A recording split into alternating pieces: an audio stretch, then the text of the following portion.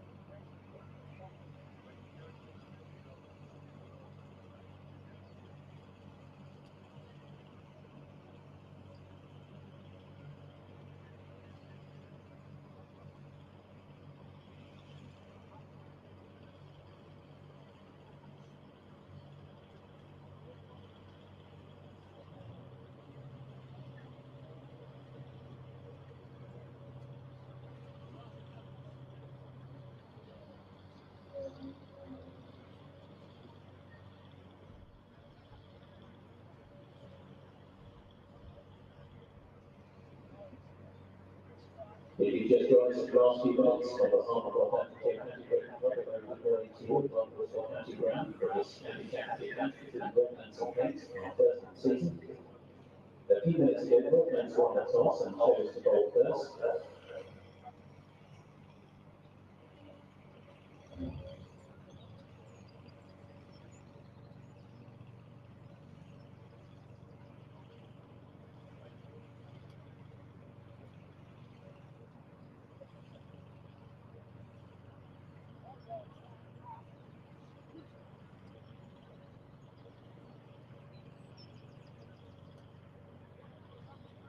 I'll go through the 11 to 11 teams for you. We'll start with Northlands.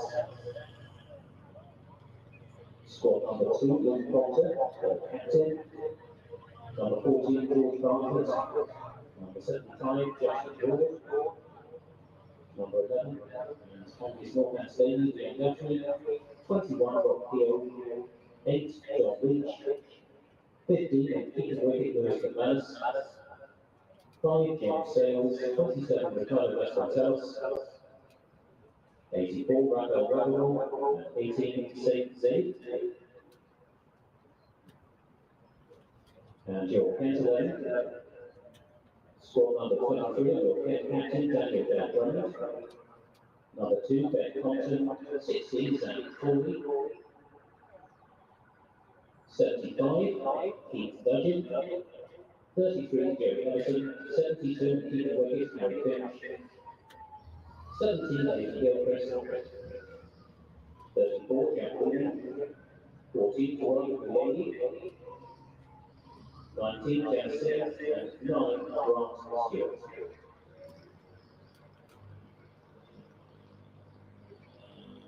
This match will get underway in 20 minutes. As the clock starts, our thanks for our match sponsor Cinch. And while we'll be on the place to start, so I should mention a little further in the feature, the county ground will be playing for live music and on the live as well, where the Stars of Dragons West End present the incredible methods of soul, including picks from all-time greats, including Stevie Wonder, James Brown, Rupert Franklin, Tina Turner and more. Tickets are now available to book on the club website.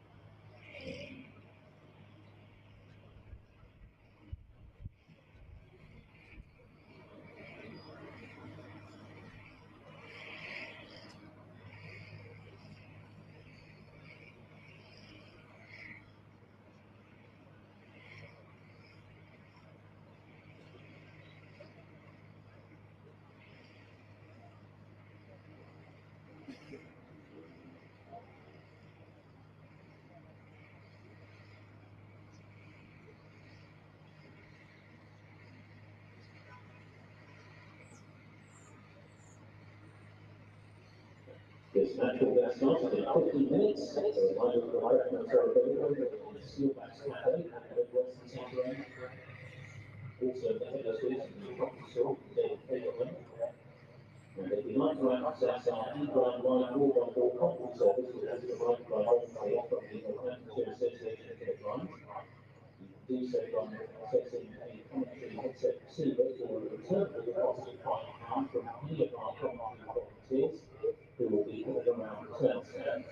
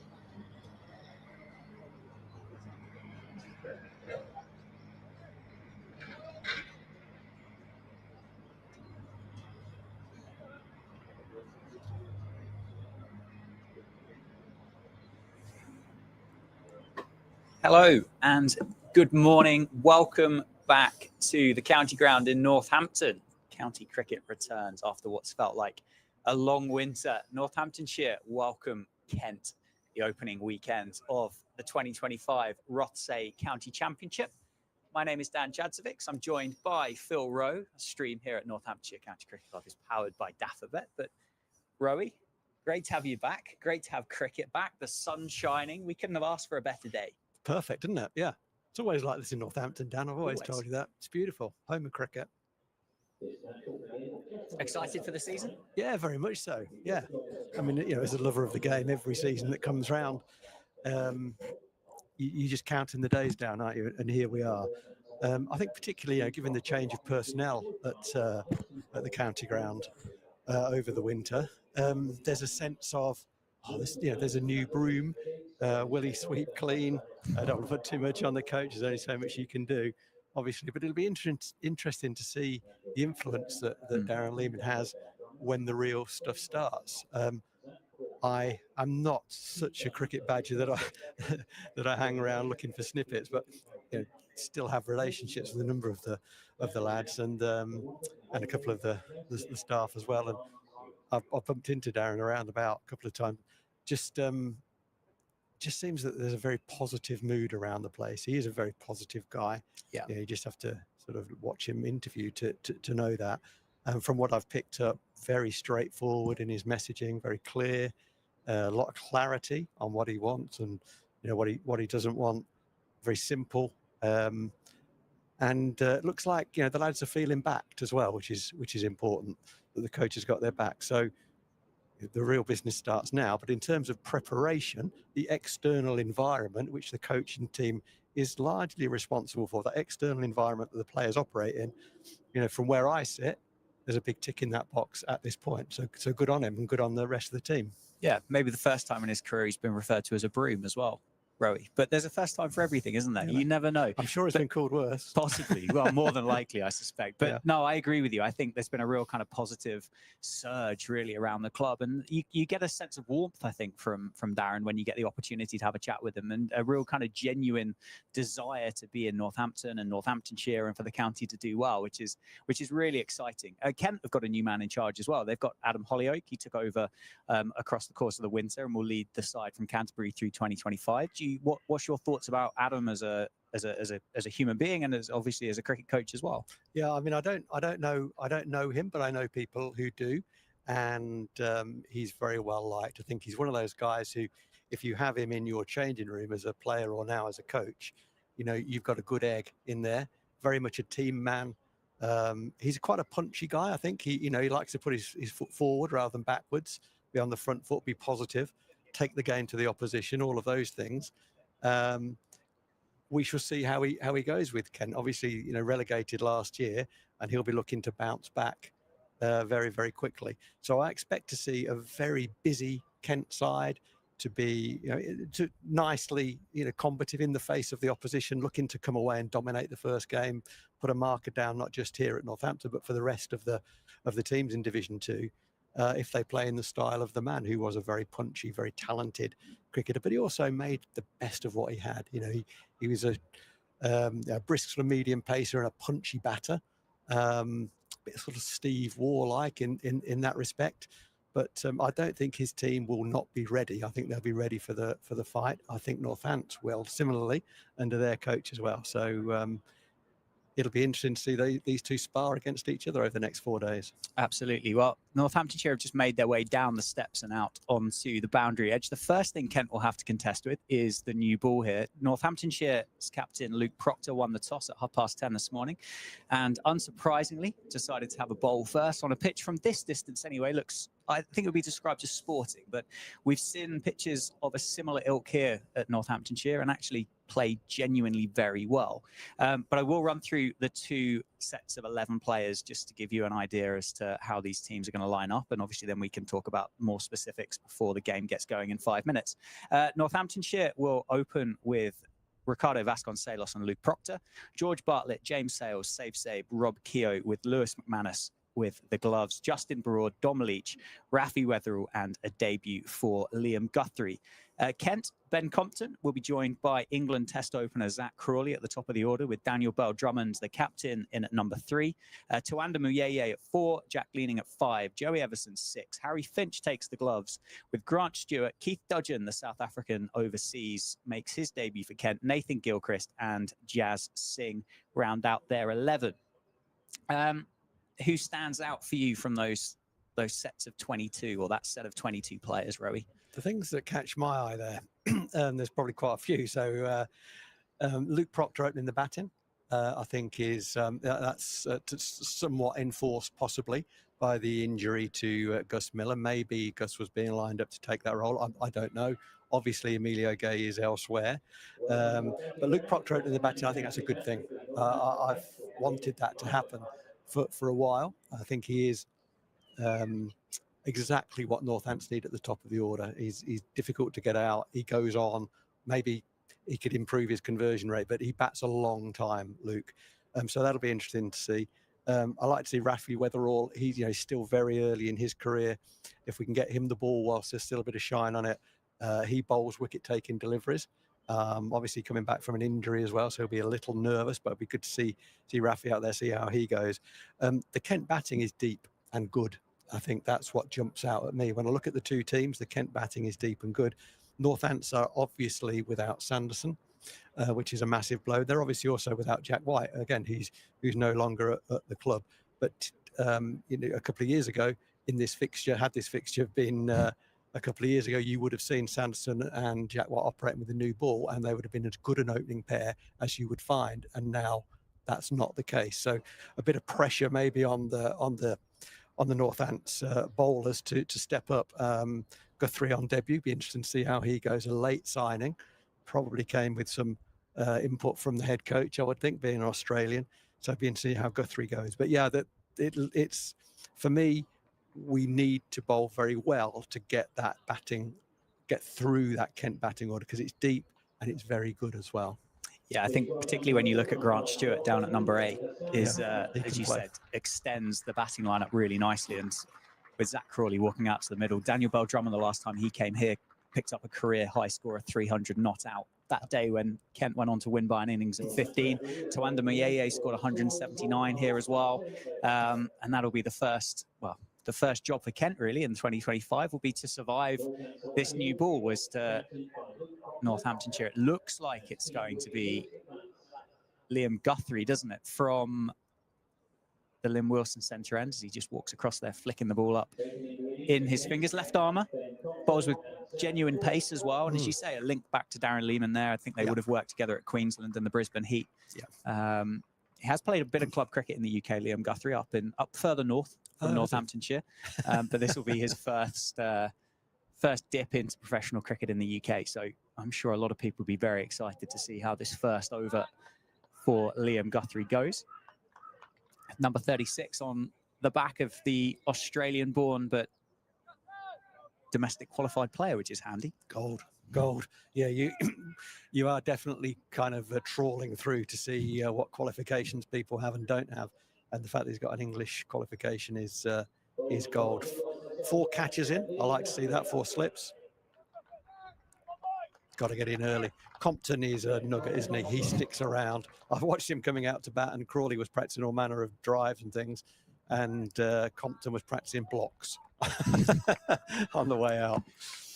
Proper cricket as the county championship returns. Yeah, it looks like it's Justin Broad at first slip, Vasconcelos at second, James Sales at third, and Safe Save at fourth to make up that slip cordon, would you say? It's a young group, isn't it, in there? Certainly is. First ball of the 2025 season then, and that is good morning. A spicy and challenging start for Ben Compton from Liam Guthrie, who turns with a smile on his face back to the end of his mark.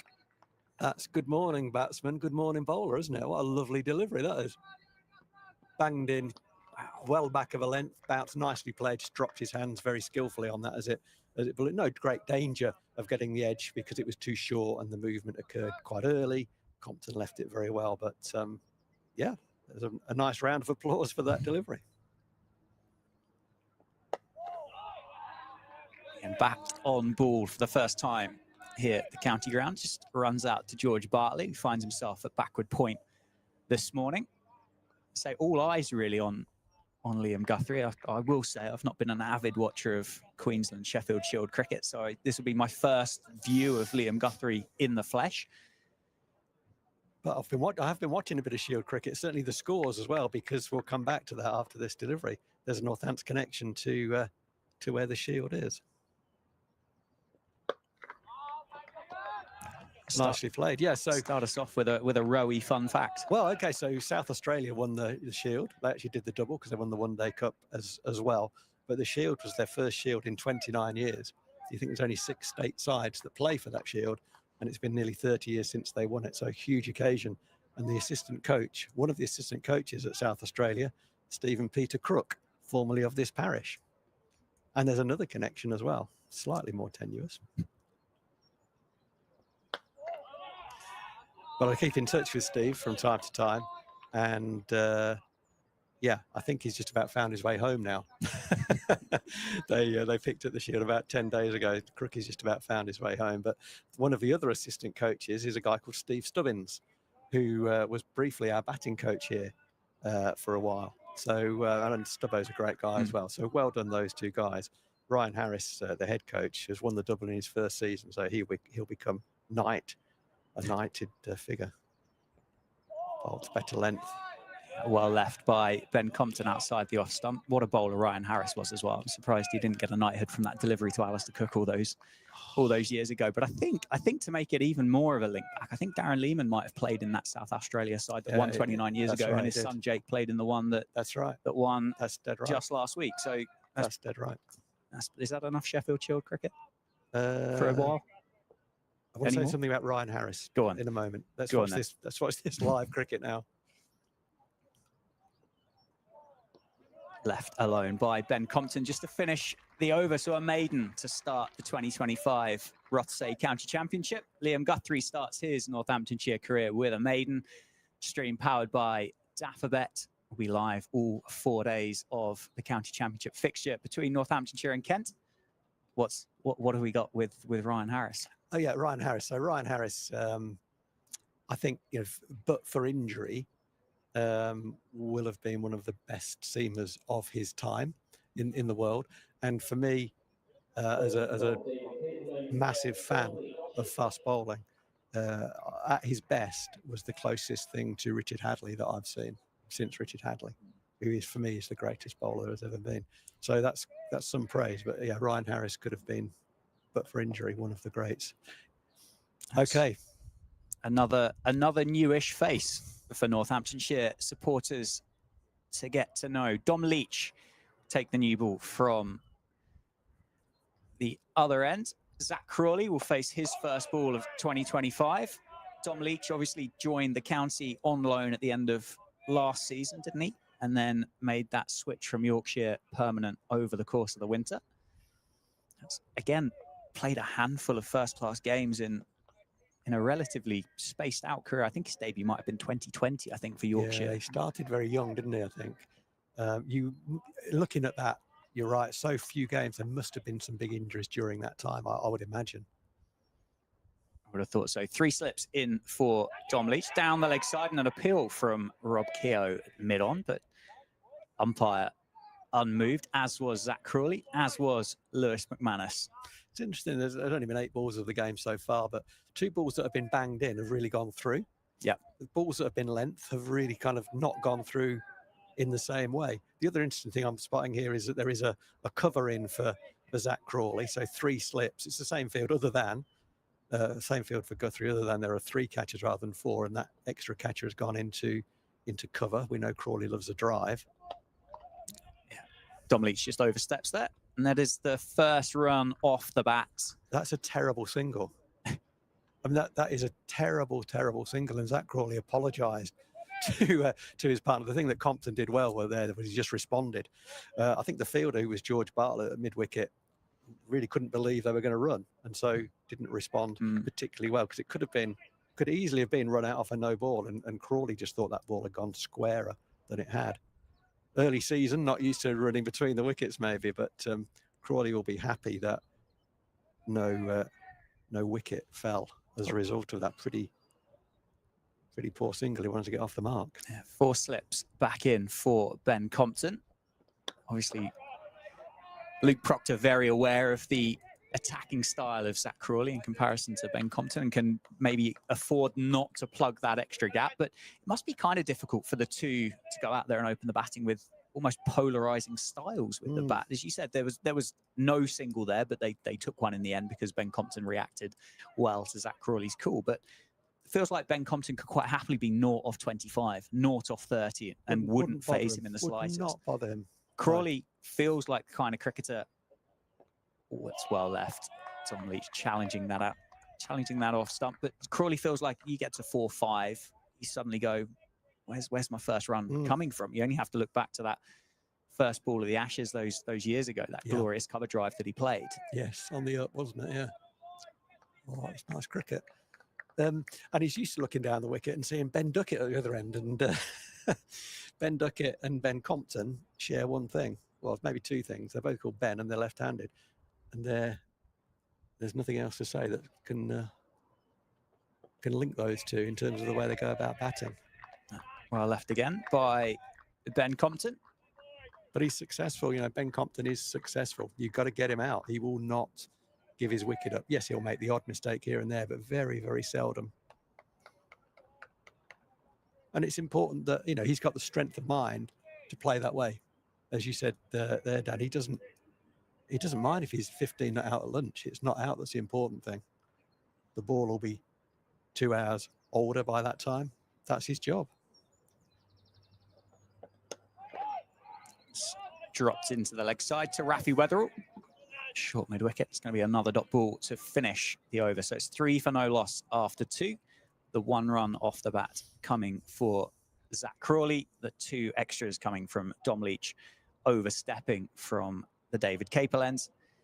But yeah, Ben Compton's built his career around that style of batting, hasn't he? And has had a really good career for that style of batting. Yeah, he has. Yeah. And you know, and good on Kent for selecting him. He's been trialing around. He had been trialing around the counties for a long time, and I don't know who is responsible for the signing at Kent, but a good signing, because it's hard sometimes for a player like Ben Compton to break through the other guys on the Kent staff and get into the first team as a trialist, and they got hold of him.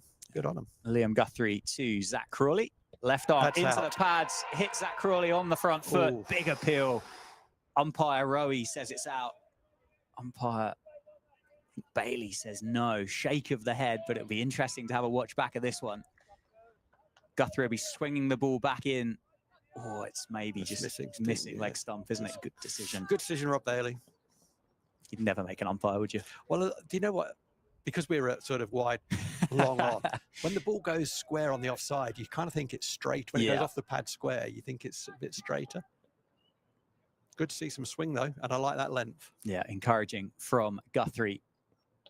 And that's short into the thigh pad this time of Zach Crawley as it drops into the offside. It's safe save, isn't it, that's moved from 4th slip into that extra cover region just to provide a bit of defence for Northamptonshire. Yeah, I'd say that's about carry. What Proc's seen from carry when the ball's been fuller. Not, you know, when it's shorter, it's not that interesting. When it's been fuller. That said, I would keep 4th slip in for Crawley, because he goes at the ball and there's pace that'll get it to 4th slip, I think.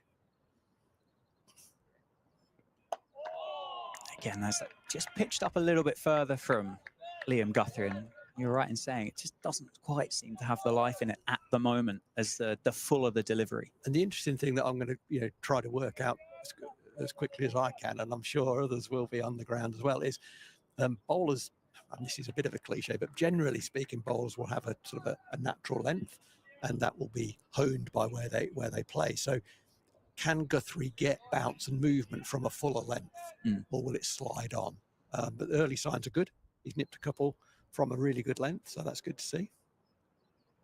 He's gone straight through Zach Crawley early doors. Liam Guthrie gets his first wicket for Northamptonshire. Kent the 3 for 1, and it's the big man. Zach Crawley goes for 1. Huge breakthrough. Castle 2 stumps out the ground, swing back into the England opener. And that's kind of what I was muttering on about in the background as he was running up to bowl is, can he get movement from a fuller length? Because in Australia, he'll have bowled a little bit shorter than that. And this is his 9th, 10th ball in this country. Oh, wow, that's beautifully bowled. That's done a lot. It's gone late as well. That's great. Let's have a look at this arm. Does he drop his arm or something here a little bit? I don't know. Just, it's a bit slingy anyway. That's a great delivery. That gets a lot of people out. I mean, to be honest, with that delivery, you either get bowled or LBW, because I don't know. You know, it went late, didn't it? And a long way. I don't know if you can get your bat back online as quickly as you need to. That was a great delivery. Well bowled. What a great start. Superb start. Fantastic start to his Northamptonshire career. Picks up the dangerous Zach Crawley. Felt like the guy that could have taken the game away quickly from Northamptonshire this morning. But yeah, it looked like it swung from the hands, pitched, then nipped back in, and then swung again, didn't it? He swung, the first ball, where there was a big appeal, first ball of the over, swung kind of from middle stump, missing leg stump. That ball swung from about 5th stump back in, didn't it? But it went quite late. Although it's deceptive when it's angled across and swings. It looked like it goes later. The thing from a batter is you can't line that ball up so well because it's going to crush your eyes. If it's straighter, you can line it up better, and you generally, if that ball starts on middle stump, you hit it square of the wicket for 4. Well, what a great delivery that was. Get it up there, use the new ball, well bowled. Daniel Bell-Drummond, the Kent captain, makes his way to the middle. The last time he batted here, he walked off with 300 not out to his name.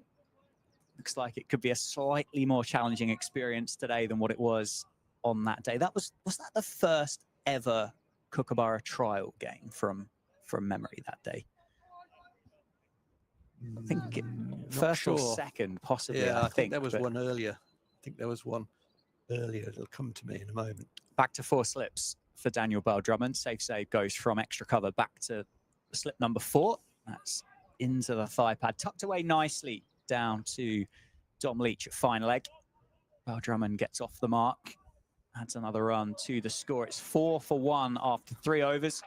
Liam Guthrie gets a round of applause from those that have made their way into the grounds this Friday morning. His first wicket for Northamptonshire. And a well-deserved replay, because this is a lovely bit of bowling. Oh, gee whiz, thanks for coming. There'll be a point at which, before the ball clattered into the stumps, that Zach Crawley knew that his number was up. Yeah. It's like, okay. What a great delivery that was. Most cricketers, when they use the word, I got a good one, not normally that good of a delivery. That one there, I think, qualifies as a very good one.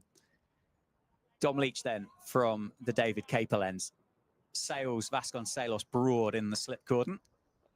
That's a short ball, which is tempted to be cut away by Bell-Drummond, but can't get it past George Bartley. Finds himself at extra cover.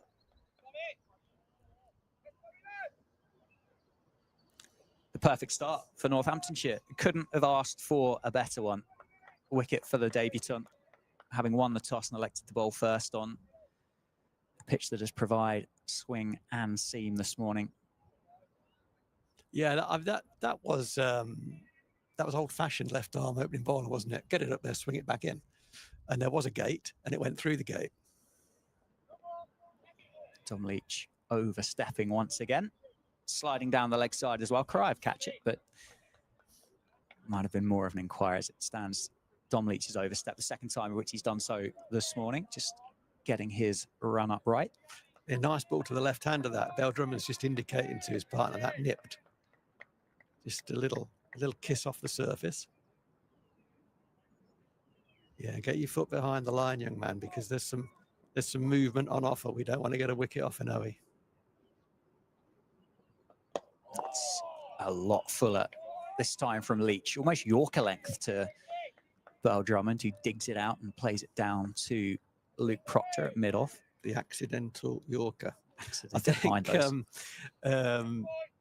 Dom Leach looks a little nervy, I would say. Probably he's hitting the crease hard, isn't he? That's probably why he's overstepped a couple of times already. He will want to impress, won't he? First game at home this season, been given the new ball. Nice. Nice shape away from the right-hander. Well, it's only his 11th first-class game. I mean, you know, and he will be nervous. New coach, new ball, new season. He will be nervous. He's quite entitled to be. He'll settle in. That was a nice delivery. Yeah. He's got Proctor at mid-off, captains at mid-off, who will give him some wise words. Yeah, and I mean not directly, but he's kind of carrying the role of Ben Sanderson in this attack today, and he doesn't need a great deal of introduction to realize how good and how quality of an operator Ben Sanderson is. Leach oversteps once again, just struggling to get that lined up this morning, isn't he? Let's have a look at him into the camera. Mid crease. That's a nice action, that. Oh, no, yeah. Looked like, from my eyes, that front foot was planted perfectly across the middle of that front line as well. But what do I know? Anyway, back into bowl. Oh, and that's a beauty from Dom Leach. McManus takes it diving down low to his right. Did you have a little nibble at that, or did he just drop his hands? The way that Daniel Bell-Drummond just took a little wander off towards square leg. I think he might have been a bit 50-50 there as to whether he dropped his hands or whether he did have a little bit of a nibble. He just held his line, didn't he? I think that's, you know, he did not follow it. Didn't twitch the bat towards the ball. Just dropped his hands on the original line of the ball. Just a little fuller, and he plays at that. It's going to be a quick single down to Luke Proctor. Another one added to the tally. Bell-Drummond moves on to 2. So Dom Leach will get 1 delivery at Ben Compton, without scoring, having faced 10 balls this morning. Slip Corden back up to 4. As you say, if Dom Leach can recreate that delivery that went down the leg side to Daniel Bell-Drummond at the start of the over, then be asking a good question of Ben Compton at the end of the 4th over. Get him driving would be my message to him. Okay, better length, line 2 straight, but get him driving. I want to see Compton driving. Yeah, end of the 4th over, 9 for 1. Ben Compton on 0, Bell-Drummond on 2. Were you quite surprised when you saw the colour of the pitch this morning? I haven't been up close to it, so we're a long way away. The sun's in the sky, so everything looks a little bit brighter, doesn't it? Yeah. I don't know how much grass is on there. Someone might tell us. And James maybe when he was around would have fed that back into us. But the ball's gone through pretty well. There's been a bit of nibble. You'd expect that at this time of year. I think that so long as the movement is consistent, players at this time of year will be pretty happy with that. So I can't see any demons in the pitch at all. And it looks, early days, looks a good cricket pitch at this stage. Yeah, Guthrie continues. Nice pitched up delivery to Bell-Drummond, trying to find that shape back into the right-hander. I've certainly seen greener pitches at Northampton. It has a tinge on it, but live, as I will always say, live grass at Northampton is no bad thing. It helps with carry, and the batters want the ball coming onto the bat, and the price of that is that the ball might deviate off the seam a little bit more. But generally, they're good pitches when they're greener here. That is very over-pitched from Liam Guthrie. Daniel Bell-Drummond doesn't miss out on those. That's the first boundary of 2025 here at the county ground. Just a nice straight drive from the Kent captain. Good shape back into the right-hander though, so that will still be encouraging. Just pushed it a little bit too full, didn't he? Yeah, and no one will worry about that. You know, I'd imagine Rory Kleinveld sitting up there and probably applauding that ball. Get it up there, give it a chance. Yes, he didn't intend to bowl a half volley. It was a half volley, and in that sense, it was a poor delivery. But the intention is good. Let's see if he's got the one that goes straight across, because that's, if he's got that one as well as the one that swings back. Almost on cue. And just kept a little bit low again, didn't it? Yeah, managed just picking that up down towards his ankles. Yeah, that's something that worth bearing in mind as the game progresses. Got a little problem with his front foot landing, I think. Guthrie, you can see that there is some dampness in the square because there's a little darker patch where Guthrie's landing. Yeah. Just looking at his studs. It's a long way from the MCG, isn't he now? Liam Guthrie. 4 slips weight. And Beau Drummond, full face of the bat, defends up to Luke Proctor. You'd think with the way that that slip cordon has been strengthened with the 4 of them in there, then he has got an absolute demon of a delivery that will go away from the right-hander. Yeah, I mean, he to operate in the cricket he's played at, he's pretty much got to have that, and he will have that. It's that combination, the one that goes across and the one that swings back. It's the combination that's the dangerous thing. Oh, that's a lovely cricket shot. Yeah, on the back foot, Beau Drummond just punches it square of the wicket past George Bartlett for his 2nd boundary of the morning. Takes himself up to 10. Score moves on to 17.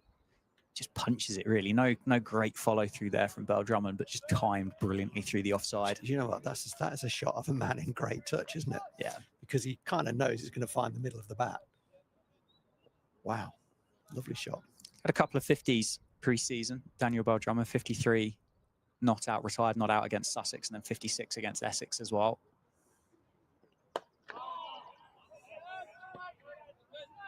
He's a really nice young man, Daniel Beau Drummond. Many years ago, when I was running the 2nd team, we would have a combined game early season, and we combined with Kent. So 6 of ours, 6 of Kent, and we generally play down in Canterbury or at Beckenham against a Yorkshire or a Warwickshire. Yep. Someone with a big squad, but against their 2nd team. And so spent some time in the same changing room as Daniel and a number of the other Kent lads. He's just a really nice guy and a super player. No surprise that he's ended up again as captain here at Kent, because he's just a quiet leader, really. Tom Leach into ball to Ben Compton. Defends on the back foot. 12 deliveries now without scoring for the Kent opener. Gee, with soft hands, play it late. Yeah, can Dom Leach just settle into this opening spell? At the moment, it's been a little bit ill-disciplined, isn't it? 3 front foot no balls. The length has been varied. The line has been a little bit varied. A bit nervy, isn't it? Look, I wouldn't mind seeing him come round the wicket. He has got the ball to nip back into the right-hander, so that'll go away from the lefty. Round the wicket might not be a bad option at some point. It's a good carry through to Lewis McManus. And the fact that Compton is such a good lever of the ball really encourages the bowler to go round the wicket, to change the angle. So the ball coming into the stumps from round the wicket, it's on line for longer, encouraging the left-hander to play at it. And there we go. That's okay. Well done, Phil. He's coming round the wicket. Nailed it. It's like you've never been away. It's almost like you're quite good at this. You say enough things, some of them are going to land. Eventually something sticks. Bit of a bluff here, maybe. Guthrie's down at fine leg, and Rafi Weatherall's just been sent out to deep backward square as well, as Dom Leach changes the angle. It oversteps once again. Looks back puzzled to the umpire. And the umpire is also going to have a little look on his follow through from round the wicket as well, because I think he's pretty tight. Oh no, actually he's fine there. He's bowled from so wide of the crease that he's actually fine. It's good shape back into Ben Compton though. Yeah. Off the surface. Looks like he's got a lot of time, doesn't he, Ben Compton, to play these deliveries so far from Dom Leach. Undefended once more. Got plenty of options, Luke Proctor, though. So if Dom doesn't settle into this spell, then there's an opportunity to switch things around quite quickly with, as you mentioned in the pre-match build-up, Rafi Weatherall returning from injury. This will be his 5th first-class game. Justin Broad as well. Luke Proctor himself, James Sales. I don't think they'll be looking at Safe Sable, Rob Keogh, particularly early, but there are plenty of options over in this. Before lunch. Yeah, like the classic. Overpitched again, well fielded by George Bartlett. Another no-e as well. How many is that? 5 now, I believe, for Dom Leach. So That's a free 10 runs on the score, isn't it, for Kent? 21 for 1. Those extras accounting for 10 of those, without them 11 for 1. Certainly Kent not striding away, but no, those 10 runs feel like quite a big portion at the moment. Well, that's dead right. It's about half, really, isn't it? Give or take. Almost exactly. Change of angle again for Dom Leach. Yeah, almost too many options in some ways. Perhaps a theme we might come back to at some point. What that says is people haven't nailed their spot on. So there are options rather than definite go-tos. But yeah, I'd be interested to see how Broad rocks up with the ball. I thought last season his bowling came on significantly. There are a few all-rounders here, aren't there? We've said a few times that there's a similarity between Broad, Sales and Gus Miller in terms of all-rounders. Sales probably ahead with the bat and Broad probably ahead with the ball. Miller mid-table with both in terms of that comparison. Ben Compton gets off the mark, just turns it into the leg side down to Liam Guthrie and quite happily settles on the single. There was a cursory glance back to see if there was two, wasn't there? But Guthrie got the ball in the air early and a nice throw into Lewis McManus on the full as well. Yes. That's a bowler that wants to keep that ball as shiny as possible. You get that on the Phil Rowe bingo card. I actually had a chat with David Ripley about many things. We spoke of many things, one of which was the wicketkeeper's position to take throws from the outfield. Oh yeah, this was a bone of contention last year for you, wasn't it? I'm not sure it was on Rips' agenda to have a chat over a coffee, but it was on mine. That's a good run. Yeah, another single taken. Luke Proctor sweeps that one up. 6 overs complete this morning. 23 for 1. Daniel Bell Drummond on 11. Ben Compton on 1. And the wicket to have fallen this morning, that of Zach Crawley. First wicket in a Northamptonshire shirt for Liam Guthrie. Yeah, so what was the feel from the expert, Dave Ripley, the expert? Well, he is the expert, isn't he? You know, he is the expert on wicket-keeping. I think he understood my point. And the point being that Lewis gets himself a little bit in no man's land when the ball trickles down to fine leg third man. There's no chance for a second run, and very often the fielder misses the keeper with the throw because he doesn't really know where he is. Okay. Yeah, so I think Rips was like, yeah, he could get a bit closer. Sounds like he's humoured you. It sounds like 15 years of my career there. Yeah, exactly. Guthrie continues from the Lynn Wilson centre end. That the ball just continuing to swing back into the right-hander of Daniel Bell Drummond. That one not quite timed, but picked up by Luke Proctor at mid-on. What are you doing, Leach? You giving him another one? Or are you saying, actually, this ball's not going to be new for that long? Yeah, I mean, looking around, it doesn't look like any of the others are going through any particular warm-ups. It looks like Luke Proctor is going to invest in Dom Leach for a longer spell. Well bowled, well played. Really nice start by Liam Guthrie. I'd be tempted, I think, just to give Dom an opportunity just to gather his thoughts, I think, and come back again pretty quick. I raised the question because I think it's a question, but I quickly know where I'm going as a captain at this stage, which is I'm giving him another over. I'm giving him a slap on the arse and say, come on. Yeah, on the backside and saying, come on. Smash that length, smash that length. As I say that, Rafi Weatherall's just starting to have a little bit of a loosen up, isn't he, at mid-wicket there? Guthrie on the money once again. The captain himself. Yeah, as we said, plenty of options available to Luke Proctor, himself being one of them. And it looks like he could be the one that's going to take over, looking at the warm-up that he's currently going through at mid-on. It wouldn't have surprised me if Proctor had taken the new ball. Because I think he's such a fine bowler, I really do. It's a fantastic county cricketer, really. He really is. He bowled well last year, didn't he? Oh, it's into the pads. It's drifting down the leg side. Half an appeal from Vasconcelos at second slip. And a leg bye signalled by the umpire. He did. I think it's he picked up that shoulder injury, didn't he, down at Somerset? That was in the summer of 23, wasn't it, I think? And I think was a little bit nervous of his body, I think, on return from that injury. And certainly towards the middle to the back end of last season, started to bowl with some real confidence again and looked a really real hit the handful. crease hard. He ran in, he was confident in his body. He has had a series of side strains as well over his career, and they take forever.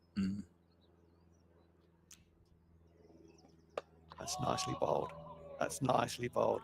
A little chuckle in the slips, because that's the first adjustment really that Ben Compton has had to make. That's how good he is at what he does. That's the first ball that he's had to make any adjustment. Now his hands followed the movement of the ball, and he'll be saying to himself, do not do that. Yeah, he still looked like he had a lot of time to play it. And it feels like a matchup that we haven't seen enough of so far this morning. I'm sure Northamptonshire would have liked to have had Guthrie bowling to the left-handed Ben Compton, that ball just swinging away.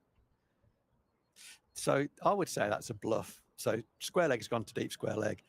Put in the mind you're going to bowl a bouncer, pitch it up, get him driving, might be slightly slow forward and nick it. As it is, it's back of a length and it's guided slowly down past backward point. Rafi Weatherall does the fielding. Just make sure that's only one run. So it's another one added to Ben Compton. Takes the score up to 25 for 1. I want him driving. You know, I'm prepared to invest 5 half volleys in Ben Compton in this session, at least, in order to get him driving, because I've got to get him out. And I think we've bowled slightly back of a length at him. Lost my money on the bet that I made with myself that Leach would get another over, because he doesn't. The Shepherd's crook has come out. Yeah, well, Luke Proctor's going to realise how important this opening hour is, isn't it? And another over there from Dom Leach. He's just struggling to get into his work at the start of this season. You let another 10 minutes drift past, and that ball gets another 10 minutes older. Luke Proctor then from the David Capel end, and that is, as you'd expect, on the money straight away. You know, my argument was confidence early season, back the bowler.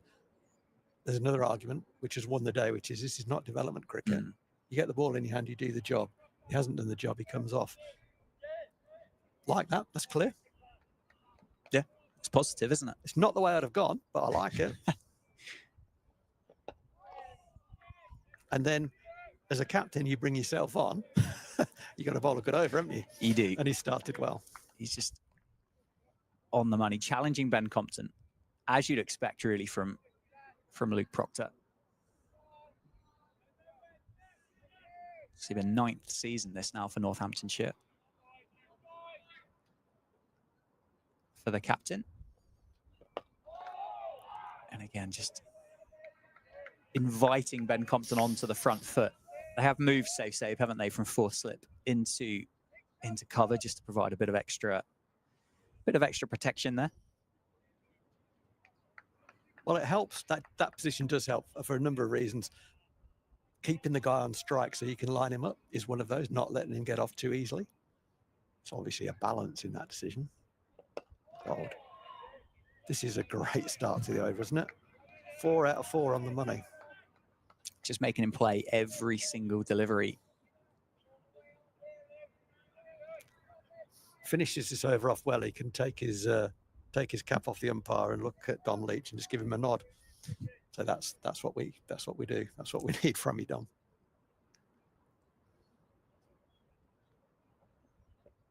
Well bowled. Wow. Well bowled. A lot of excitement, wasn't there, in the cordon? We're about to see that it's a very good leave, I suspect. Nice angled approach to the lefty. Yeah, it's a good leave.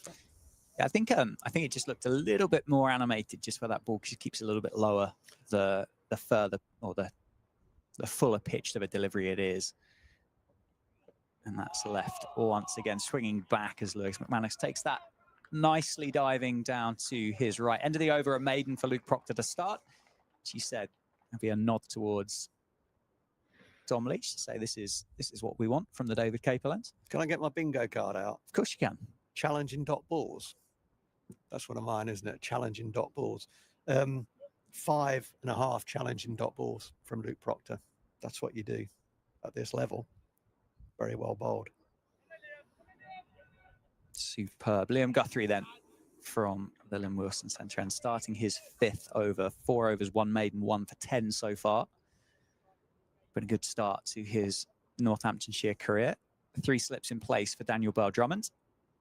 That's short and pulled away, not timed, and kind of floated really through square leg, didn't it? But just the single down to Dom Leach, who finds himself at fine leg. So this is, again, I think that's quite a nice single to give away, actually, to get Ben Compton back on strike. 100%. I wonder if that was in the bowler's mind, just give him a hit ball, okay, dragged it down a bit more than that. You generally get 1 in that kind of area. You know, sometimes I catch out, it goes for 4, but this is a good matchup. Get it up there, get it swinging. There's no man at cover, so that's open for Compton if he wants to push at the ball through there. Yeah, 4 slips back in place as well. It's defended nicely, isn't it? Top of the bounce, under the eyes. No pace off the bat at all, was there? Just absorbed it all as it almost dribbled out to George Bartlett. Just, what, 3 cut strips over from the one that we're currently playing on. He's not driven at a ball yet, has he? Not. I mean, some of so that's far. because he doesn't drive at many balls, right? Yep. So there's that. But also, we haven't quite been in that area to him as yet.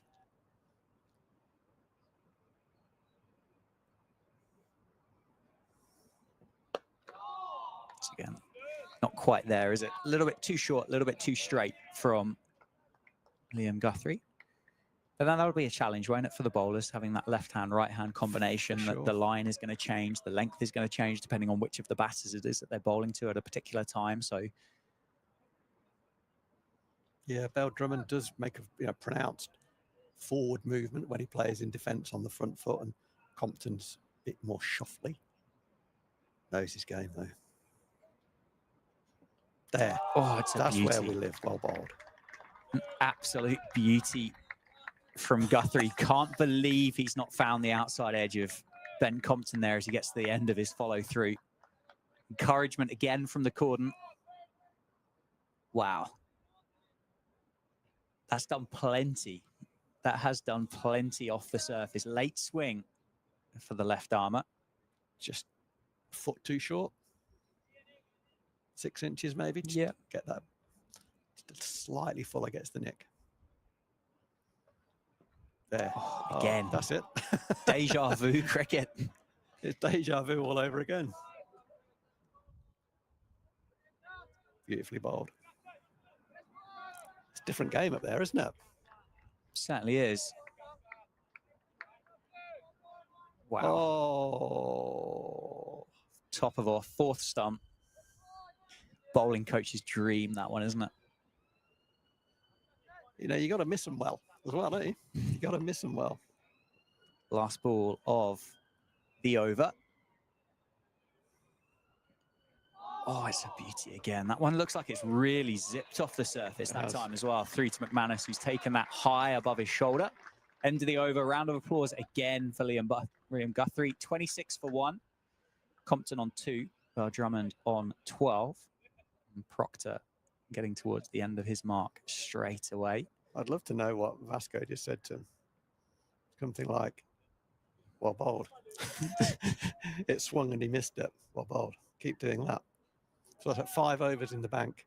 5 in the bank for Guthrie, yeah. 1 for 11, well bowled. It's a good spell, isn't it, so far? Yeah, well, I'll ask you once that spell's finished, and it will possibly be another over. It's Proctor with an absolute stonking delivery. Bell-Drummond just pushes forward. A massive appeal from safe save at backward point, wasn't there? He loved it, didn't he? Safe. That has flown through from Luke Proctor. Almost looked 15% quicker than what that first over was. He is deceptively quick. I was going to say that. He is deceptively quick. He's not quick, but he's quicker than you think. Yeah. Unless you think he's massively quick. Or bold. That's the big stride we talked about from Daniel Bell-Drummond. Yeah. Yeah, really kind of pronounced, isn't it? It is. It's a kind of anti-LBW move, that. You know, if you get hit that far forward, like DRS has changed the game as we know, but still, if you're that far forward and it hits you, and you're the captain. Yeah. Yeah. You know, I think that helps a wee bit. bowled. It does just feel like cricket's just happening a bit quicker, doesn't it, when Luke Proctor's running into bowl? The run-up's not enormous. It gets to the end of his mark quite quickly. Obviously, he was only fielding at mid-on, so I think before the end of that over had finished from Liam Guthrie, his cap was off and the jumper was at the umpire. I want to see us improve the tempo between overs. Yeah. My mate Ben Sanderson doesn't help. The slowest walker in the world. Sorry, Sando, if you're listening. It's true. Oh, it's a peel from behind the stumps. Proctor's not interested. That one nipping back in towards Drummond, with the ones before that just shaping away. You know, I want my team. This is not my team, but well, it is my team in that sense. But I want my team to be ready before the batters are ready. I want the batter to look up and see the ball and running in it. Let's play it at our pace. Little, it's a marginal thing, but those little margins add up. Down the wicket from Drummond. Yeah, back to Proctor, who picks that up well. Follow three. That's a moral victory, isn't it, to the bowler there? Yeah. Saying that's a dangerous thing. I'm coming into your space. Yeah, a bit of panic for Drummond, maybe, just to figure out how far down he was. Did he have to make his ground back? Was Proctor going to throw? Been another fantastic over, another quick over from Luke Proctor. This is the final ball of what will be the 10th over, and it's short and it's wide, and it's cut away by Daniel Drummond. That's his third boundary of the innings, timed brilliantly. Just rode the bounce, didn't he, and guided it through a pretty vacant offside. That's frustrating, that. 6-ball boundary, hate that. Proc's worst ball so far, hate that, because he's been bowling brilliantly up to that point. I wonder to what extent, though, the ball before influenced the length of that 6th ball. The 5th ball of the over, Drummond comes down the wicket. No, not clear that he was going to be aggressive in doing that, but certainly trying to get into Proctor's space. The next ball, Proctor's aware that happened, bangs it in back of a length, gets his line wrong, slaps it away for 4. Good batting. You know, if you're Adam Hollyoak there, you're saying, that's great. I love to see that. He's taken the initiative, he's come at the bowler, and he's drawn a mistake from the bowler. And Procky will be saying, what are you doing? Yeah. I know, I've played a lot of cricket. I know exactly what he's done to me there. Didn't need to respond to it. This is, again, it's the matchup that Northants want. That's driven by Ben Compton through the covers, and that will be 4, I believe. It's always tough to judge, isn't it, this time of year, as to how quick the outfield is, and it turns out the distant outfield's quite slow, but it is 4. Ben Compton picks up his first boundary of the innings, moves himself up to 6, just shape away from Guthrie. Good length. Compton, well, the drive is on, isn't it, through the offside there with those 4 slips. He accepted the invitation to play Liam Guthrie through the offside. You know, if I sit here saying get him driving, when he drives it for 4, it's not a bad ball. That's where we want to live. 6th over for Liam Guthrie. That's shorter, and that's pulled away. Great shot. That's going to be, is it going to be back-to-back 4s? There's a long chase down there. The ball might even stop. I think the ball's given up. The ball's given up on its attempt to get to the boundary. So it is just going to be 3 for Ben Compton, moves up to 9. That was a bit more of a tired delivery, wasn't it, that one from Liam Guthrie? I don't think he's bowled a great deal in pre-season. The first time he stepped foot on English soil was on Northampton's media day. Stepped straight off the aeroplane at Heathrow and straight up to the media rooms for the interviews and everything like that.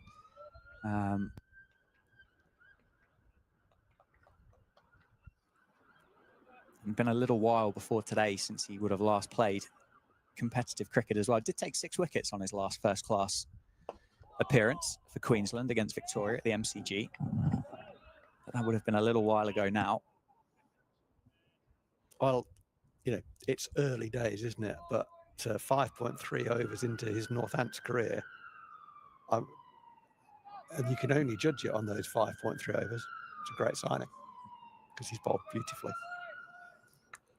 Yeah, I think he provides, well, it provides a point of difference on a number of reasons. One, I think the left arm angle is clearly a point of difference. One, nicely bowled, nicely played by Drummond, nicely fielded by Liam Guthrie. The other thing as well, I think he's a bit quicker, I think, than what we've currently had in amongst the squad. So I think on those 2 facets, I think just a good option, a good signing for Northamptonshire. Oh, look, that's a nice bit of business. Really good bit of business. It was late in the day, wasn't it? Yeah. And yeah, it looks to be a really good bit of business. That's out. A beauty. Guthrie gets his second. Bell Drummond, the captain, goes this time for 16. We've just been talking about how good of a bit of business this was to sign Liam Guthrie and bring him to Northamptonshire. And on cue, picks up his second wicket for his new county. 37 for 2 off 10.5 Kent. Great decision by Luke Proctor to bowl first this morning. And so far, things all going in the direction of the home side. Big wicket, isn't it? Getting the captain. Yeah, he didn't need to play that. He's made a mistake. Well, I mean, I say he didn't need to play that. I said that very quickly. I don't think, with hindsight, he needed to play that. But, you know, Daniel Bell Drummond will be aware that his mate got castled back through the gate, the one that swung back from outside off stump. The threat, the main threat that Guthrie has posed to Daniel Bell Drummond has been the inside of the bat. And so it's understandable why he then pushes at one that maybe on another day he might have left. The good news for Northampton is that he nicked it, carried through beautifully to Lewis McManus. He pouched it, and it's a big breakthrough in the context of the game. Liam Guthrie's rolled beautifully, probably deserves 2 wickets from his opening spell. Just what the doctor ordered. Yeah, I think there could have been chance that that might have been the end of his spell, but I dare say there could be one more from the Lynn Wilson centre end for Liam Guthrie. The new man for Kent County Cricket Club at number 4 is Tawanda Muyeye. The last time he batted here in the county championship, scored 179, which was his career best at the time. I believe it was his first class 100 in that game as well. Fantastic partnership with Daniel Bell Drummond's back in 2023. Since surpassed that, scored a double 100 against Worcester last year. I think there's a lot of people very, very excited about Tawanda Muyeye and what this season holds for him and what his wider career looks like as well. But before we go too far into detail of that, he's got 1 delivery from Liam Guthrie to survive at the end of his 6th over. It's down the leg side through to Lewis McManus. He's an exciting player, Tawanda. Yeah, he is. Yeah, he's a good young player. And what I like about him as a good young player is, yes, he's a good young player in the eyes of many good judges. Yes, he has potential, but he scores runs. You know, he's not one of these guys who's got potential, doesn't score runs. So it's kind of like, well, okay, so easy to say. He actually churns them out, and there's a currency in that. You know, there's a value in that. So good on him. A nice little ripple of applause for I'm going to call him Woody Guthrie. Yeah, I'll have to explain that one too. Please. Yeah, okay. But a nice little ripple for Woody Guthrie as he goes back to his fielding position. 2 for 18 from 6 overs, and they've been very enjoyable to watch. Woody Guthrie is an American country blues musician. Oh, sure. From the 1930s. Oh, well, now you said that, I remember it well. Luke Proctor continues from the David Capel end. I mean, he's pretty famous, right? I'm sure. Joe Strummer used to call himself Woody after Woody Guthrie. Tell me I don't have to explain who Joe Strummer is, do you? Oh my God, I do. I've got the benefit of Google here, but Joe Strummer was the front man of the Clash. Oh, don't tell me. No, I've heard of the Clash. I've heard of the Clash. We talk about the cricket instead. Well, this is a clash, isn't it? It certainly is. Good link through there. Rowie bingo again. Nice length. Compton on 9 off 36 now for the Kent opener. Safe to say I'm getting a bit excited at cover there. He was, it was about 15 yards away when Compton left that. I think he can just give himself a couple. Justin Broad loosening up. Yeah, I do wonder whether they'll give Liam Guthrie one more. That would be 7. He's bowled 6 now. I just wonder whether the pickup of that Daniel Bell Drummond wicket qualifies him for a 7th, whether he feels like he can push himself through that, or whether they're potentially a little bit more disciplined there and go, no, you were doing your 6 and that's your lot. We don't want to overwork you, particularly with the injury to Sanderson at the moment. He's obviously going to lead this attack, isn't he?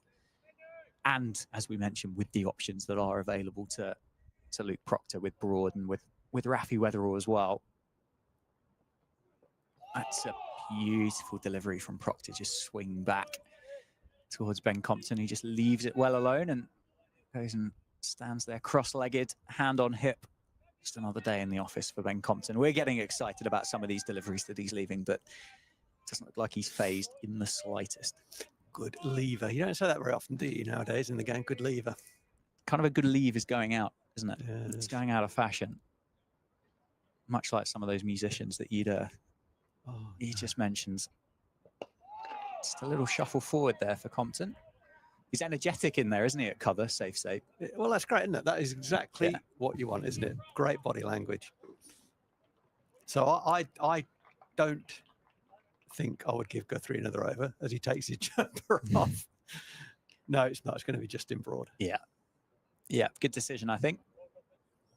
Justin Broad, still, again, another one of these Northamptonshire cricketers that's so early into his professional career, isn't he? Signed that full-time contract last summer, having signed that rookie deal beforehand. Had played some international cricket for Germany and I believe was on Surrey staff for a while. Had played at Epsom Cricket Club in the Surrey Premier League.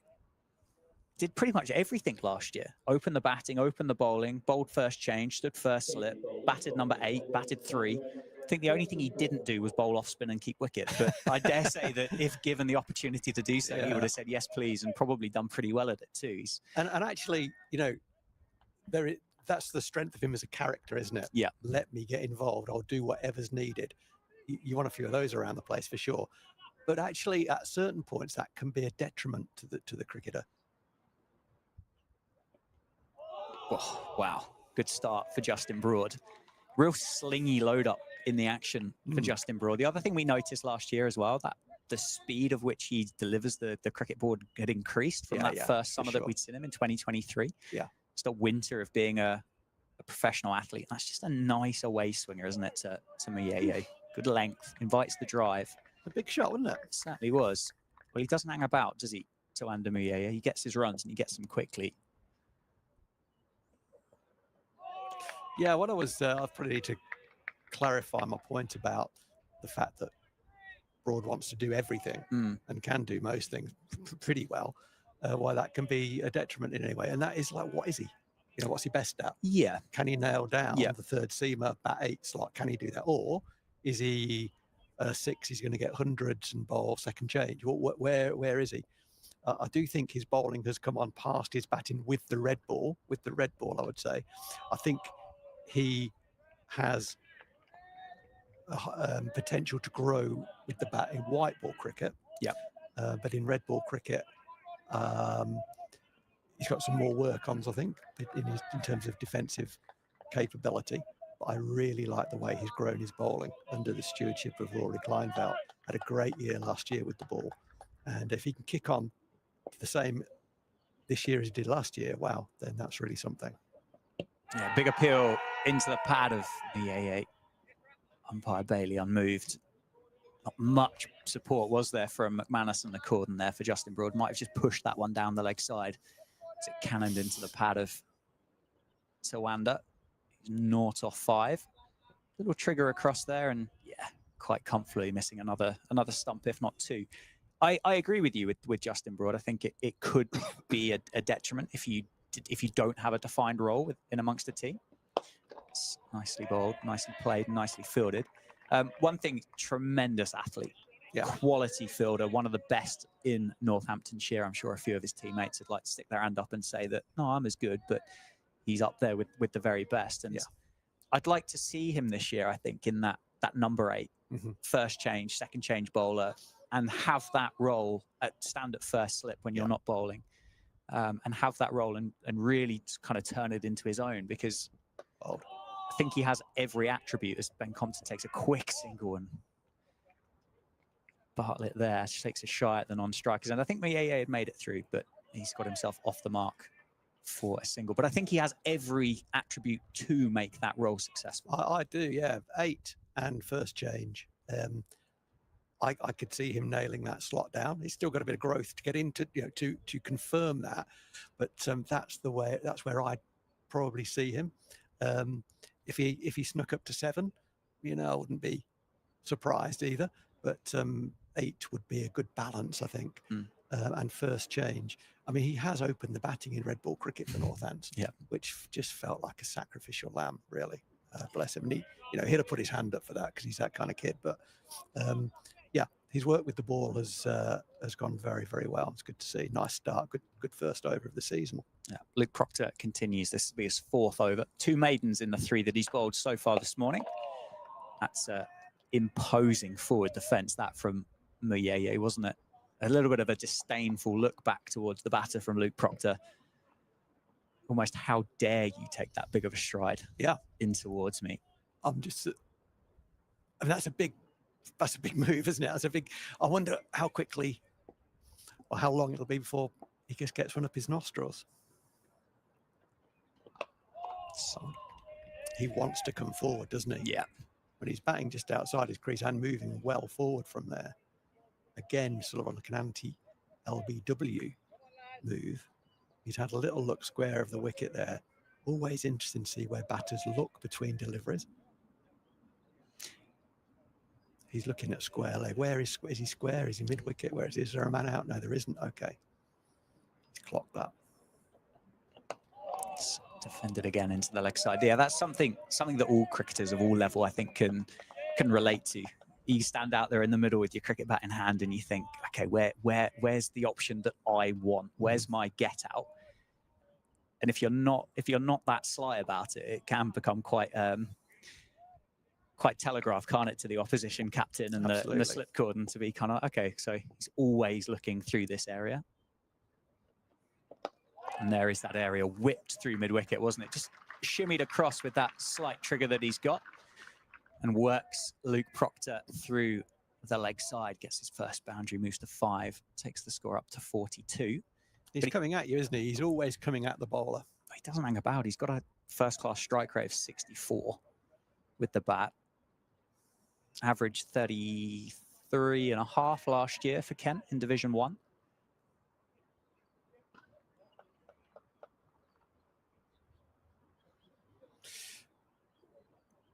Yeah, what he's doing, he takes margin away from the bowler, I would say. You know, the movements that he makes takes length away from the bowler. You've got to be that bit more accurate, as Proctor will have found there. Just erred on length, a couple of feet too long. Nicely clipped through mid-wicket. And again, through the leg side. Squarer this time, down towards the groundsman's quarters. Rafi Weatherall does the fielding. Just wasn't timed, was it, off the inside edge of the bat for Muyeye. That's a long, long way out towards that boundary today. We are pretty much, well, just slightly to the left of centre strip, aren't we, here at the county ground today? But we're not far away from the middle. But that pocket in particular is always a long way down towards the floodlight and that electronic scoreboard. I think with Muyeye, if I don't like this. Sorry, Dan. No, you carry on. Well, okay, he's gone to catch. We've taken a man from the offside into the leg side. I thought he was going into a defensive mid-wicket, but he's gone on the perch, on the catch. That's a better line. I understand why the fielder's gone there on the catch, because the ball was in the air. The 2 boundaries that Muyeye hit through the leg side were in the air. But, I mean, the key thing is the line was too straight. I want him playing into the offside more than into the leg side. So, personally, I might well have left that fielder on the offside. He timed those balls very nicely. One was a 4, the other one didn't reach, did it, actually? Just to correct myself on that. But Proctor just getting drawn in a bit too straight. And Muyeye is the modern way, isn't it? It's imposing. I'm coming at you. I'm not going to give you dot balls. You're going to have to work harder for that. You've got to be better. Yeah, and if you've got aspirations to go and play international cricket for England, you have to play cricket that way. That's the way that you show up on the radar. I don't think respectfully to a Ben Compton or a style of Ben Compton cricketer is ever going to pop up in conversation, but someone that strikes at 65 in first class cricket, then yeah, let's have a chat about them. Bit of a hit ball there, wasn't it, for he slipped on the front foot. Rob Bailey's just pointing out to him there that he slipped, and it's Guthrie had problems there, didn't he? got the Guthrie bowling left arm over the wicket. Broad came round the wicket. So they're landing in a similar spot. And I think Broad slipped a wee bit and dragged the ball down because it looked like a off-pace delivery, didn't it? It was the fact that he slipped. It did. It did. End of this over. Do you fancy should we have a little run through the other fixtures that are Around the happening? grounds? Yeah, why not? Oh, brilliant. Love that. We've had an hour of first-class cricket in 2025. It's been exciting here. We've had 2 wickets fall for Kent, having been inserted this morning by Luke Proctor. You know, there's another way of getting May out, and it's based on that ball I've just seen there, which is just hold your line length on off stump, well, not on off stump, on 4th, 5th stump, and say, you want to play some big shots, come and get me off this then, because it's not the line that's dangerous, it's the length, and there's still some movement that will continue to be like that. Oh, that's beautifully bowled again, Justin Broad. That's twice now. Rob Keogh's gone up large from mid-off. That's a great delivery, isn't it? Almost looked like it did just brush the toe of the bat on the leaf, didn't it? As it went through to Lewis McManus. Just sit in now. These next couple of balls are kind of important. Build your over. Don't let him get away. Ah, okay. Well fielded. Yeah, overpitched, but now, you know, I'm sure Proc will have his own messages, but if I'm Proctor, he's going across to Justin Broad. I'm saying, do not let him get away. Challenging dot ball or whatever language Proc wants to use there. Just hold your length, hold your length. He's coming at you. You know, no hit balls here, no easy leaves. 4th, 5th stump, smash that length. Yeah, 7 off 16 for the Kent number 4 so far, and that is over pitched, but well fielded by Rob Keogh. Just makes good grounds at mid off. Yeah, moves to 8. That is the end of the over. Yeah, so I'll start down at the utility. Don't. It's not the end of the over. Is it not? No, it's not. I apologize. I didn't want you to start and then have to stop. No, I appreciate that. I do appreciate that.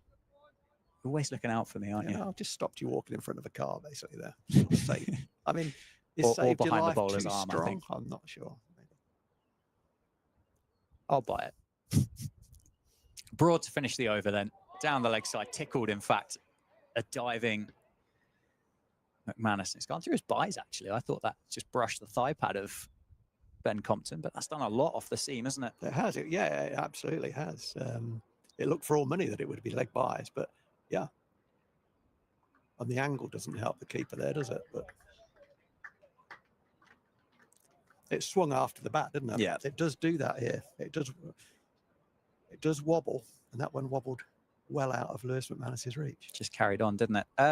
Yes, Southampton. Yorkshire versus Hampshire. Yorkshire won the toss and elected to have a bat first this morning. They're currently 56 for 3 off 14.5 overs. Adam Lyth, Finley Bean, James Wharton, the 3 wickets to fall.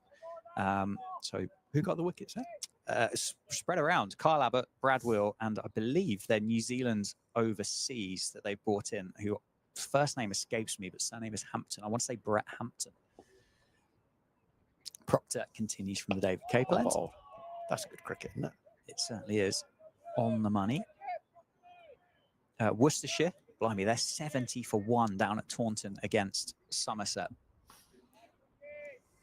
Who's got those? Roderick is 30 off 51. Jake Libby, 30 off 47. Jack Leach with an early bowl to get the wicket of Jake Libby. That is early, isn't it? It's over pitch down the leg side. Cry of catch it from somewhere out there in the outfield. Kashif Ali, the new man at the crease for Worcestershire. Had a fantastic year last year, didn't he? Gee, he really did, yeah.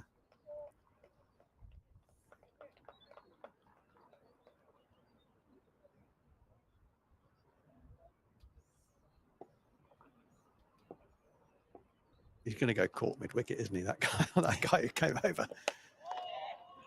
It's dropped, isn't it, into that gap in the offside now. It's safe save, isn't it, that's moved in there as that catching mid-wicket. Yeah. Was George Bartlett at the end of that over beforehand, but he fancy safe save as a slightly more reliable pair of hands than George Bartlett. Sussex have had a tough start to their return to Division 1. First time in 10 years, 50 for 3. at Edgbaston, having been put in by Warwickshire this morning. Ethan Bamber, he's moved, hasn't he, from Middlesex up to Warwickshire, and he's picked up all 3 wickets. Daniel Hughes, Tom Haynes, and Tom Alsop, 19, 17, and 0 respectively for those. So tough start for Sussex. That's a great start for Bamber, isn't it?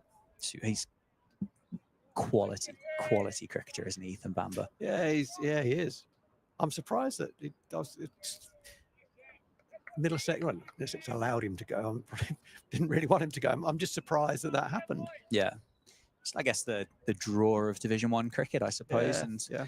Certainly feels this year in Division 2 that all 8 of the counties, I think, in Division 2 have got a real good conversation and opportunity to gain promotion to Division 1. But I suppose if you get guaranteed it with a move to Warwickshire, it's a good leave, good delivery from Luke Proctor, then you're going to be tempted, aren't you? Yeah. And fair comment. Similar to Jack White from Northamptonshire, and similar to Emilio Gay as well, who've moved to Durham and Yorkshire, respectively. You get that opportunity to go and play very true. Division 1 cricket. It must be very tempting. Essex, 56 for no loss off 15. Paul Walter, 50 off 58.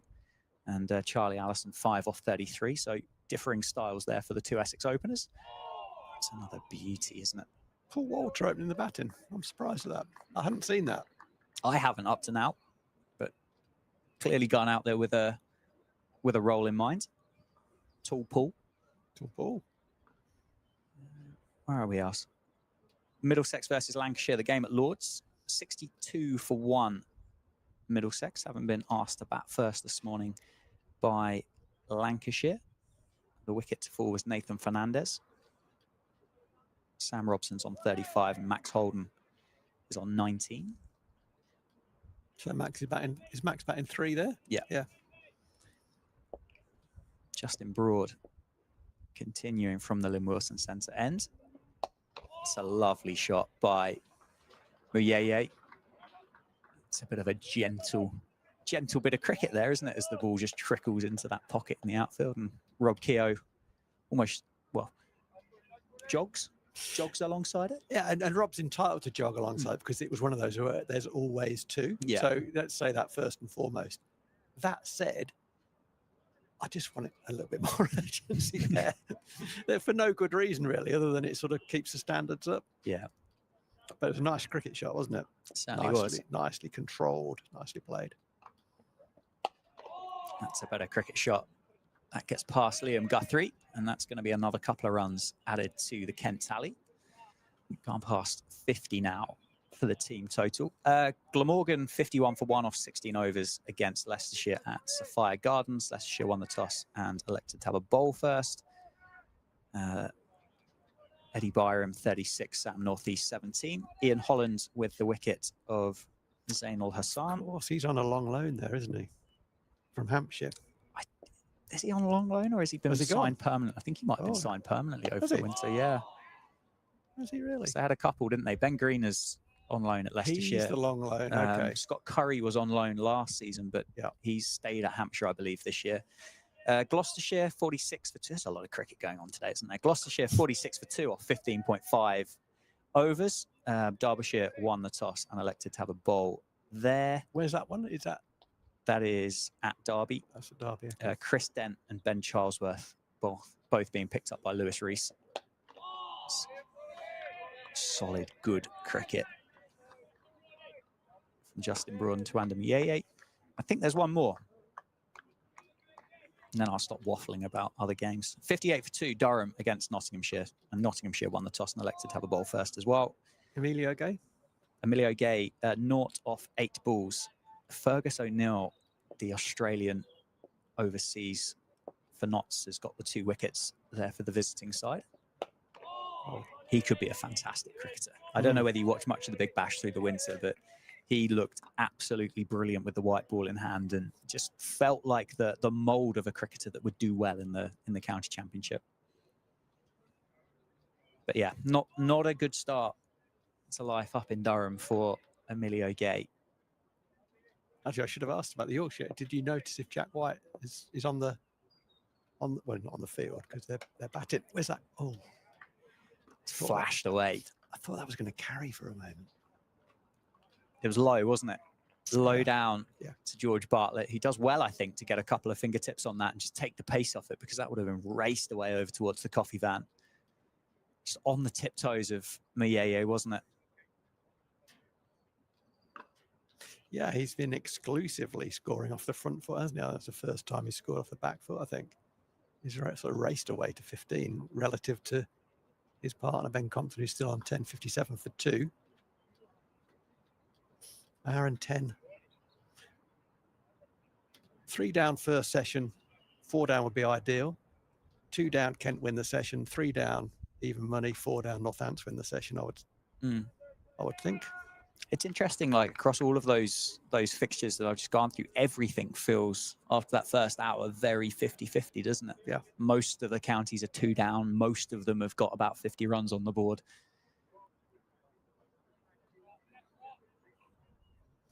Proctor round the wicket. He's good round the wicket to Compton. Oh, Proc.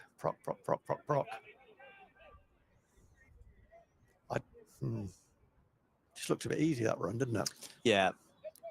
Hand of apology offered to Dom Leach there, wasn't there, from Luke Proctor.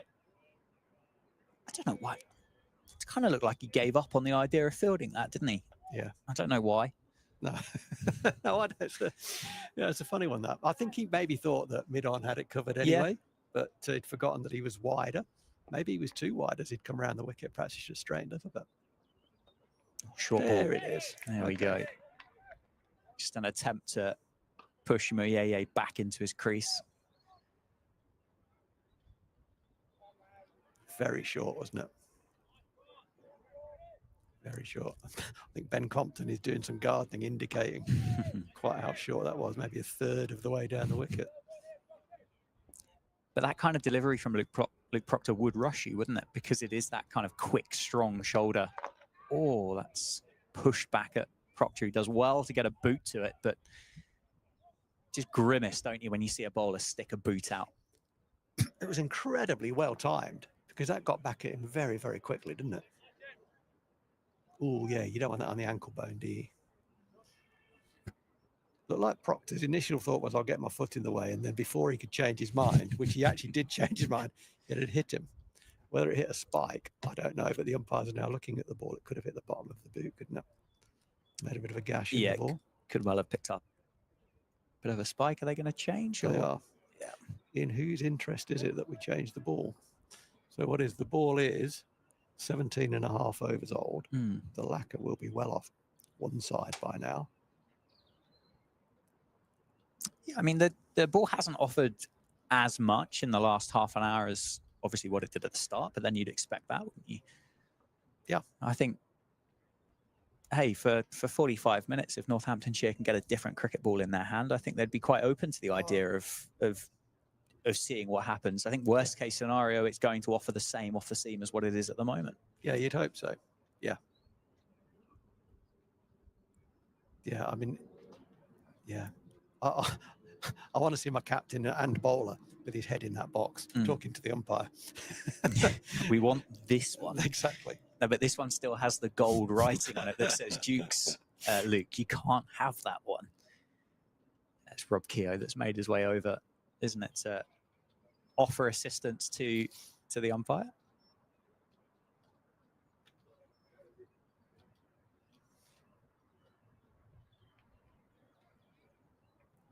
Brief pause in play. Stream at Northamptonshire County Cricket Club is powered by Daffabet, and after an hour and 15 minutes of cricket on the opening day of the 2025 County Championship, Kent are 59 for 2, having been asked to bat first this morning by Luke Proctor. 2 wickets to fall, that of Zach Crawley, Liam Guthrie's first wicket in a Northamptonshire shirt, made 1 off 7, and then Daniel Bell Drummond, the captain, was caught well by Lewis McManus behind the stumps for 16. This partnership just building. Ben Compton on 11 off 45 for Ben Compton, and Tawanda Mayeye 16 off 28. So we're back in to the action, and Luke Proctor's back on the money again. All eyes on the screen then, Rowie, to see whether this ball offers any more than the previous rendition. Absolutely. Saw Vasconcelos having a good look at the the changed ball just to see, is it as good as the last one? Feels like a big year for Ricardo Vasconcelos, doesn't it? It does. It's a real opportunity to kick on. One of the senior players in this squad now. Mm. Well played. Well played. Very well played. Yeah, I obviously worked a little bit with Vasco when we got him over, and very quickly you could see what a talent he possesses. So skillful, lovely hands, all of the shots, pretty much all the time he needs as well. Therefore, it surprised me somewhat that he hasn't kicked on to the degree that we thought he would, and many judges thought that he would. It's going to be one more to Ben Compton. And I guess, you know, maybe I could sum up that sort of review of where Vasco is by comparing him with Mieye and saying, yeah, he, in the eyes of good judges, Mieye is a really good player, got a high ceiling, to use that phrase, et cetera, but churns them out. And yeah, Vasco, maybe if he could sort of reduce his errors by about 10%, just plays the wrong shot at times, just reduce his errors by 10%, then I think he will start to really believe in himself a little bit more and turn those good starts into match-winning contributions, because his record isn't as good as a player as he is to date. Yeah, I mean, cricket and batting in particular is such a mental game, isn't it? So if that confidence is fluctuating slightly, Justin Broad continues from the Lynn Wilson centre end. But last year for Vasconcelos, and yes, he missed the start of the season, didn't he? And I believe there might have been an injury at a point in the middle of the season as well. But came away with an average of 54.5 last year with 200 to 250s, high score of 182. But I think it's those years before that, isn't it? That exactly. average of 19, 25, 36. Yeah. But if last year is anything to go by, then hopefully as a full season for Vasconcelos, then we can really reap the reward for that from Northamptonshire. Yeah, I've been away a few years now, so this may well not be quite accurate. Well, from where I sit and knowing Vasco a wee bit and watching his dismissals home and away, I just want him to trust his defence a wee bit more. You know, you look at someone like Ben Compton, they're very different players, but one thing Ben Compton has in his armour is he backs his defence. He knows he doesn't make that many mistakes. And it's an underrated and an under-talked about, I think, part of batting is fewer mistakes than you make, the more runs you generally get, you know? It's not all about this shot, that shot, the other shot. It's actually, do you make mistakes? Vasco, yeah, all batters, particularly top order batters, all batters will get balls that get them out when they get anyone out, and that's the game. So you've got to limit the amount of times that you make a mistake to bring about your own downfall. Yeah, and as you said, that's certainly something that Ben Compton does particularly well. There might have been a first little glimmer of frustration there from Ben Compton as he misses out on that half volley down the leg side. Goes through to McManus. There was just a little wave of the bat, wasn't there? But when you limit yourself to scoring options as he does, and that's the way he plays, then balls on your pads, you know, bread and butter, aren't they? Yeah. On the leg side again, the big appeal. Has it been given and taken? It's not. That was well, McManus seemed convinced, didn't he? Vasconcelos was convinced. Broad was convinced. Compton unmoved.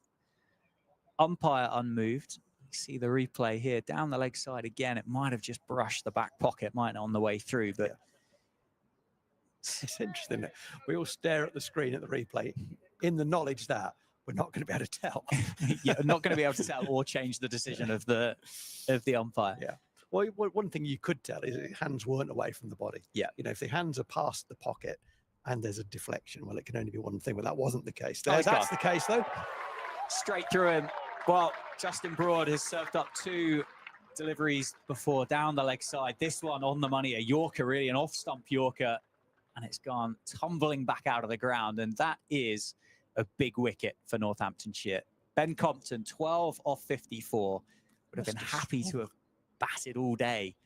That must have swung late away from him, I think. If it hasn't, he's just missed a straight ball. Broad demolishes the castle of Ben Compton. The way that Compton looked back down the wicket, Dan, looked to me as though the ball went away from him.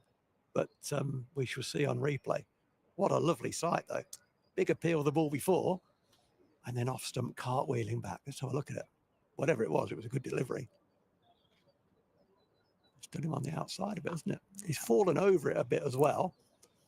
Not quite perfectly straight, was it? But I don't think it did a great deal. Rowie, I think he's fallen over that a bit. You know, as he finishes his shot, both feet are outside off stump. His head has gone outside the line of his body, so he's looking back into the ball, and his bat is therefore has to come across the ball. If that makes any sense to anyone listening, his head has fallen across to the offside. The bat then comes back in to try to meet the ball and is coming effectively across the back of the ball. If that ball just moves slightly away, you're going to miss it. And that's what happened. We might get a better line on it from here. Oh, you see where he's finished there? Yeah. Well outside off stump. He tumbled across. I mean, you wouldn't call it the textbook setup, would you? No. But there was the half volley down the leg side that I mentioned. Was there a glimmer of frustration from Compton there? And obviously you said, well, if you limit yourself, then there are your freebies. The next one, again, down the leg side. A big appeal, which I'm sure wouldn't have phased him in the slightest, but another one maybe that he's played at and he's gone, I've missed out again. And then, again, Broad gets that straight the third time around, and she said he's overcompensated, he's overbalanced, he's fallen outside it. Change of bowling from the David Capel end. That's cut away as Dom Leach returns into the attack. The new man for Kent is Jack Leaning. He joins Tawanda Muyeye in the middle, and Dom Leach starts with, well, a loose one outside off stump. Oh, dear. Feel for him. Started with a bit of nerve this morning, didn't he? Bowled a number of no balls and wasn't quite at the races, really. Bowled 3 overs, got taken off. Luke Proctor replaced him. He's been given the ball to captain, said, I'll get you back on as soon as I can. He's got him back on, started with a short, wide ball. Still 3 slips in place, though. Chasing wickets as that one goes straighter and is worked through the leg side. Rob Keogh gives chase, but I think the ball's going to win. Back-to-back boundaries for Tawanda Muyeye as Dom Leach continues just to find his radar. And of all of the batters in this Kent lineup, Tawanda Muyeye is not the guy that you want to be bowling to whilst you're trying to find your radar. You also, I mean, and I understand why you say that, but also you know he's going to come at you, so that gives you an opportunity. It depends, on your personality a bit. Do you take the ball and think, oh, I'd rather be bowling at the new guy, or do you take the ball and I want to get this guy out? It depends on your makeup, doesn't it, and how you're feeling about life. Yeah, absolutely. Changing the field as well. Justin Broad has gone from a third slip to more of a gully, isn't it?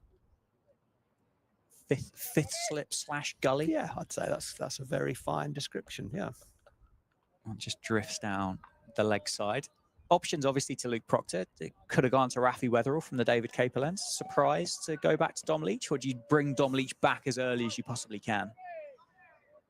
I think it's a confidence thing, isn't it? Let's get him back on. I told him I'd get him back on.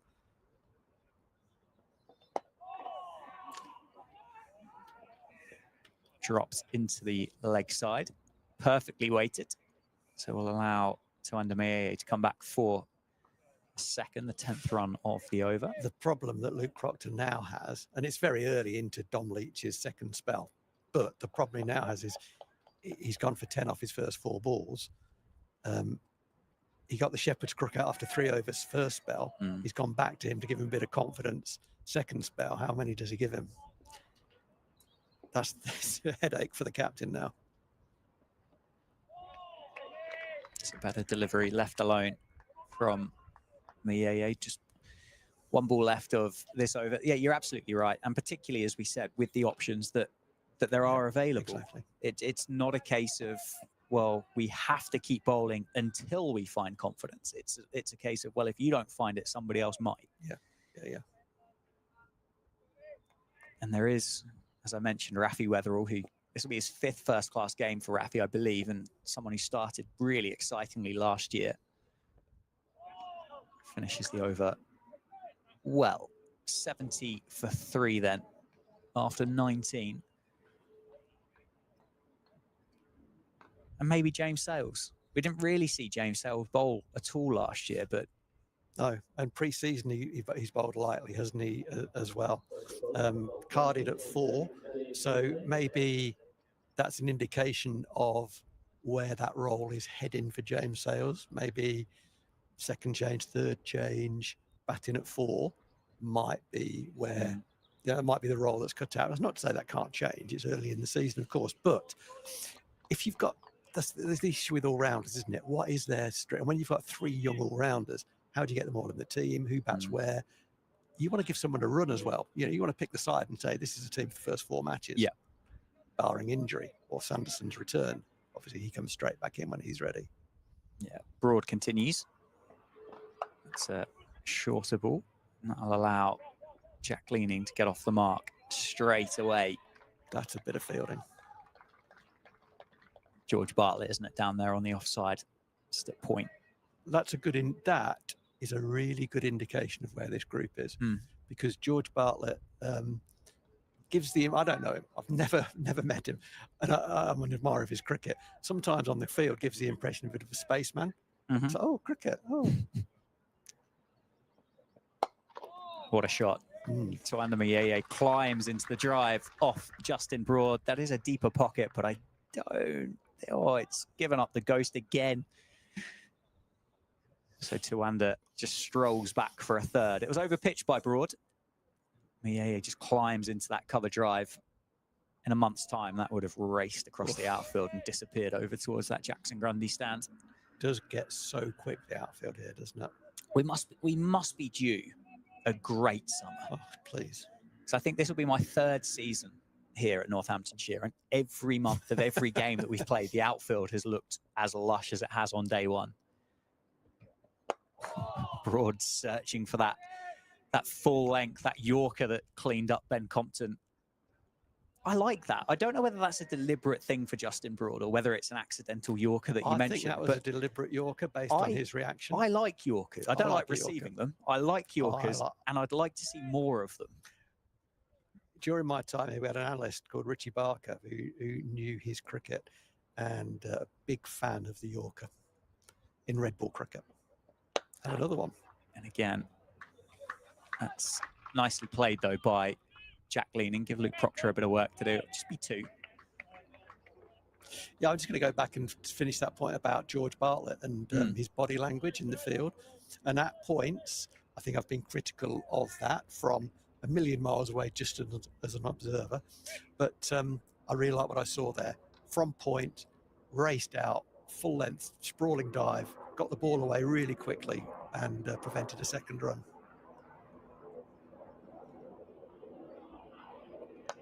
Again, Yorker again from Broad, timed nicely through the leg side by Leaning.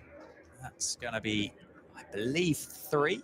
It is, as Proctor does the fielding once again. I think, so I spoke with George and I filmed with him as well a couple of weeks ago. Seemed really enthused by this year. It's obviously his 2nd season now at Northamptonshire.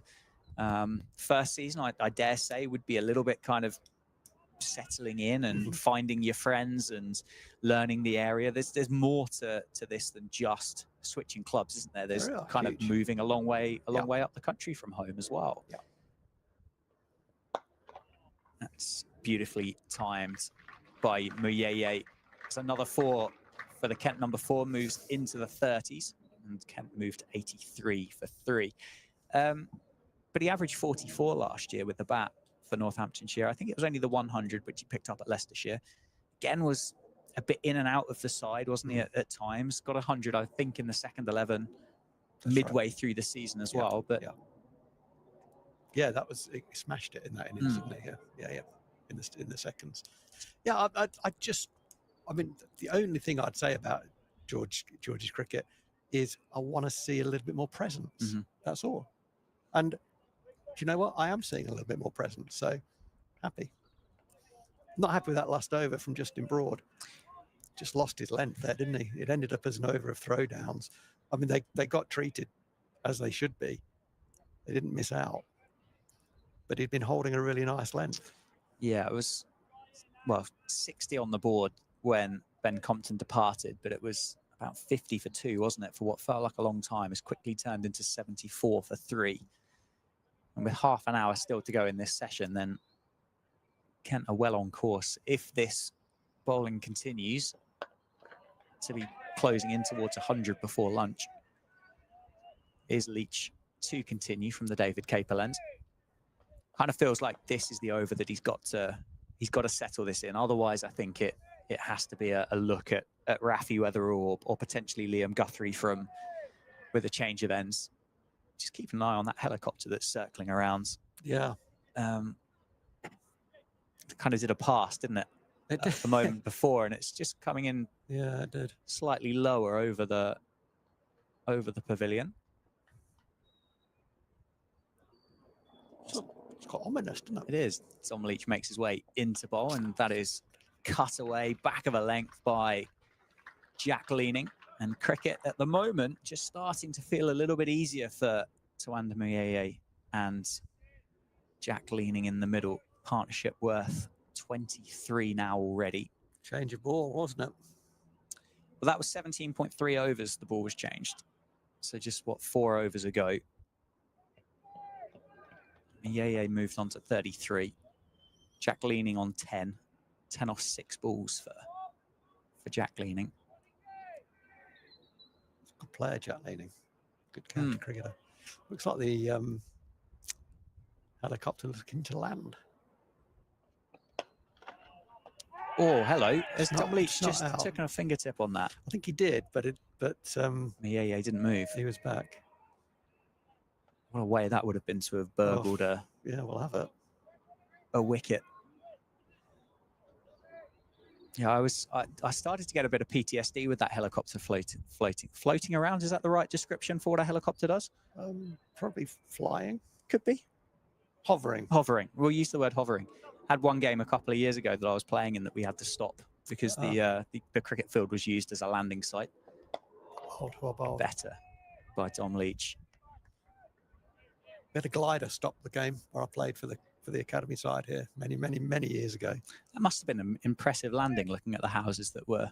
It wasn't here. It was at Wellingborough School. Oh, okay. Yeah. Slightly Slightly more space to. Yeah.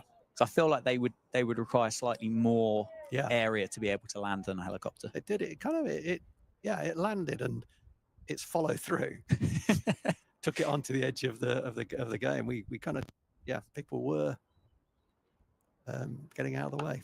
Oh, wow. What a cricket shot that is by Jack Leaning. That, I reckon, has got to be the best boundary of the day. Yeah, he does play that shot so well.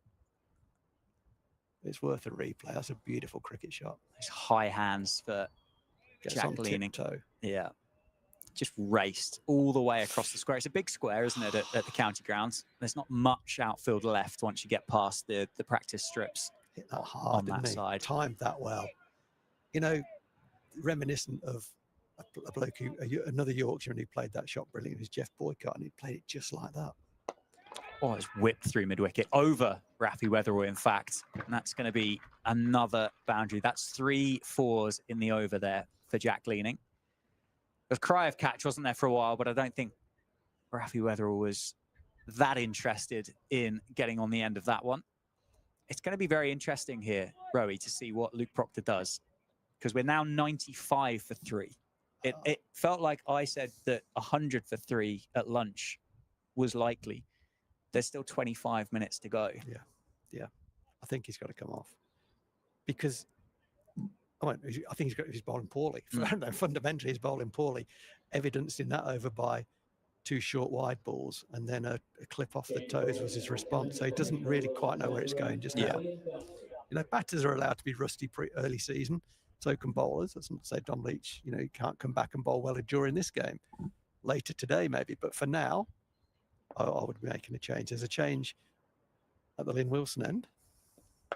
Yeah, it's Guthrie back replacing Justin Broad. That was another change that I felt had to be made as well on the back of those last 10 balls of Justin Broad's. even the two leading up to the wicket that he picked up that radar was going slightly awry, wasn't it? But Guthrie's back, 6 overs, 1 maiden, 2 for 18 in that first spell for the Australian. Just allows Luke Proctor just to put a bit more control back on the field as well, doesn't it? Control is the word that's absolutely the word on my mind. That field was just starting to spread, wasn't it? There was players turning up on boundary ropes and offering that protection, protecting the boundary. Mm-hmm. And at 3 down on a pitch that's offered enough for the Northamptonshire bowlers on the opening day of the county championship, the body language of having the field spread like that is not the way to go, I don't think. Rafi Weatherall is having a stretch as well at mid-wicket, so dare say it could be a double change here.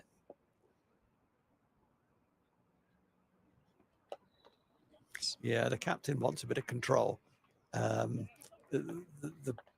problem with that, in terms of the available options at this specific point in time, is that the captain probably is the most likely to bring that control, and he's not ready to come back just yet. Rafi Weatherall is a wicket-taking bowler generally, very, very early in his career. Probably doesn't give the same level of control as Proctor. So, yeah, it's not ideal. He's back up. Well, yeah, he's been let down a little by his bowlers. Where's that gone? That's gone for 4 through. Wide gully, wasn't it? Yeah, just flashed away, wasn't it, by Muyeye? Yeah, I mean, Dom Leach has gone at, what's that, 7 and over? Yeah. Yeah, 7.2 and over. 100 up for Kent as well.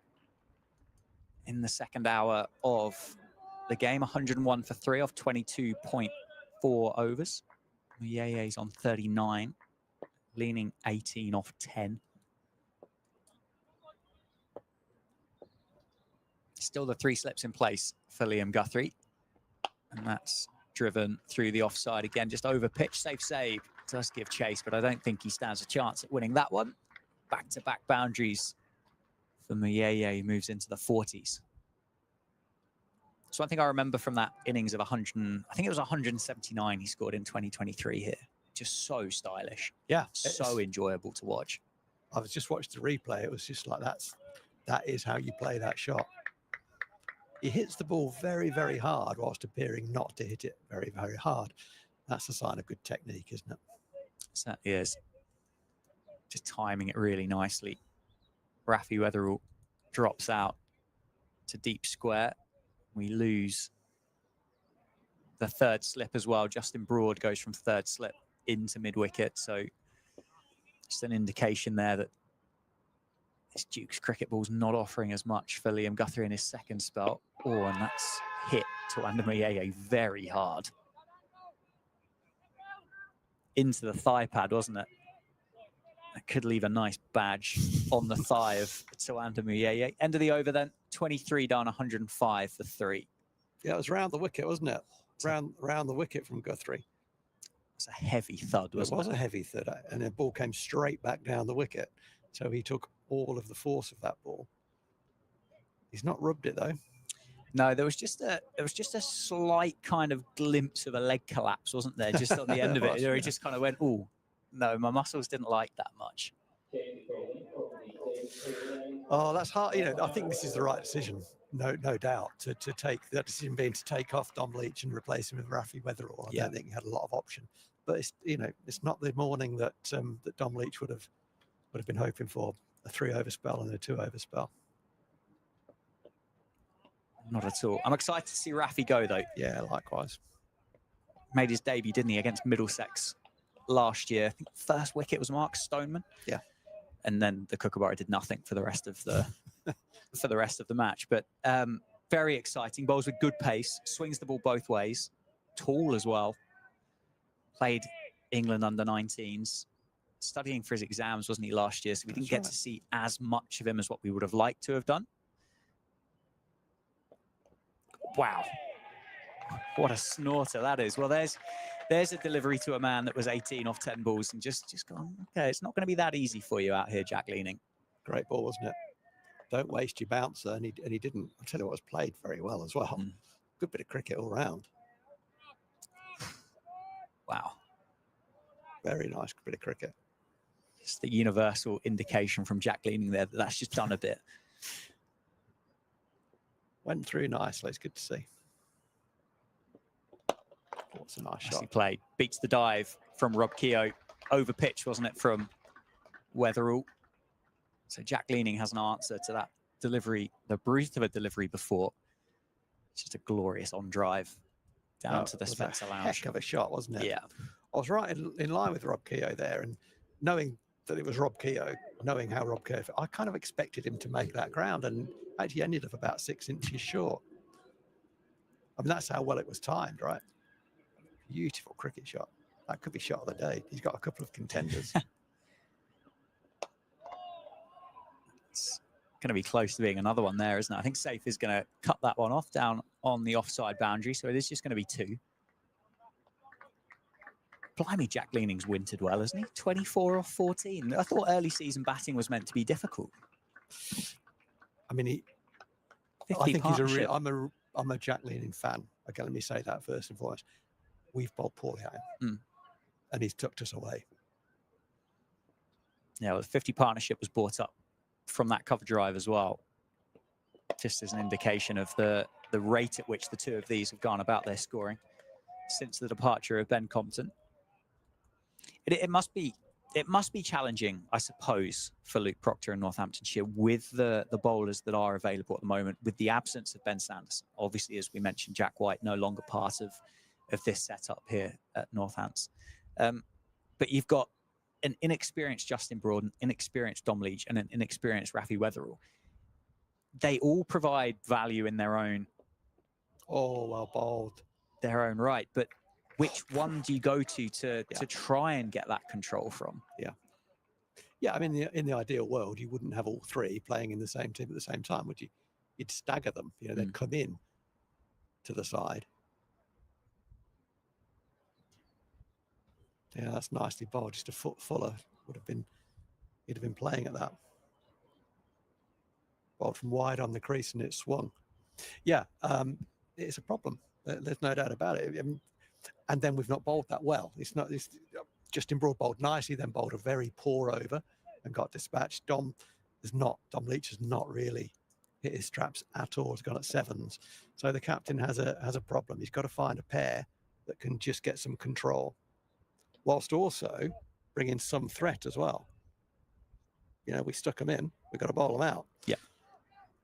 But currently, you know, the rate's well over 4 and over. He's got to get that back below 3.5 by the end of the day.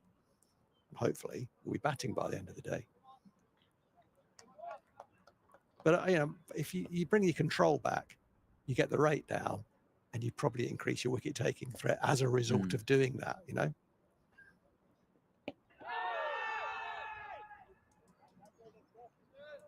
Half an appeal there, wasn't there, from the cordon as it swings back into the pads of Tuanda Muyeye. It's interesting to see, you know, Guthrie going round the wicket. He's saying, okay, maybe this ball's not swinging quite as much as the other ball that we had earlier on, as a ball change.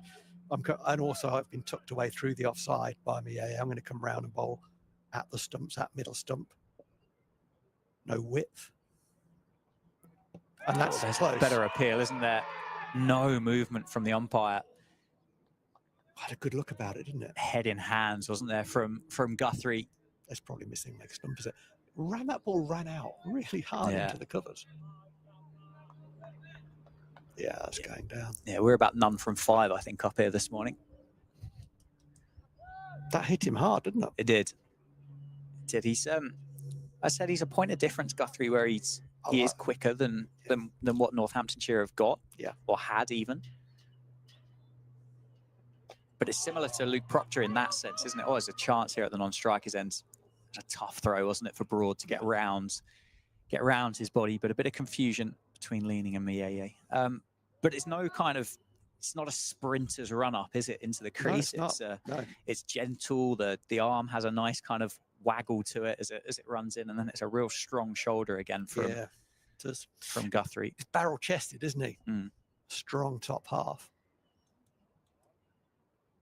He's got the ball. The ball is swinging back in from round the wicket. So he's achieving what he wants to achieve, which is cutting out width. It does make LBW difficult if the ball's swinging from round the wicket that way, because if it hits them in front, it might be missing leg stump.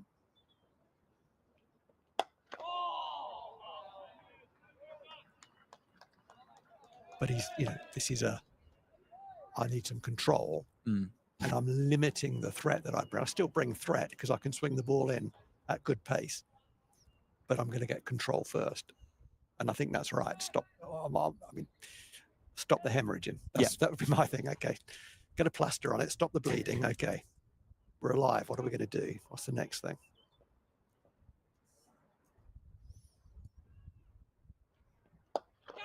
Oh, another day. A diving Justin Broad at mid-wicket. Gone through there in the air. Broad just far enough away. It's going to be another 4 for Jack Leaning. 28 off 18. 25 overs. I mean, it's timing the ball so beautifully. That almost led to his downfall there. I don't think he was trying to get that aerial. He just came off the bat at a rate of knots. There's a fielder out on the leg side boundary just in front of square leg. And the ball crossed the boundary rope just past the bowl of Stumps. But it had no chance of cutting it off, so well was it timed. But it nearly carried to Justin Broad at mid-wicket. Yeah, and if there was a man in the Northamptonshire lineup that you thought could pick up a catch from a bit of a half chance, then Justin Broad would be one of those. Rafi Weatherall then from the David Capel end, 2 slips and a gully in place, and Mayeye covers that one up really nicely. Big forward defence.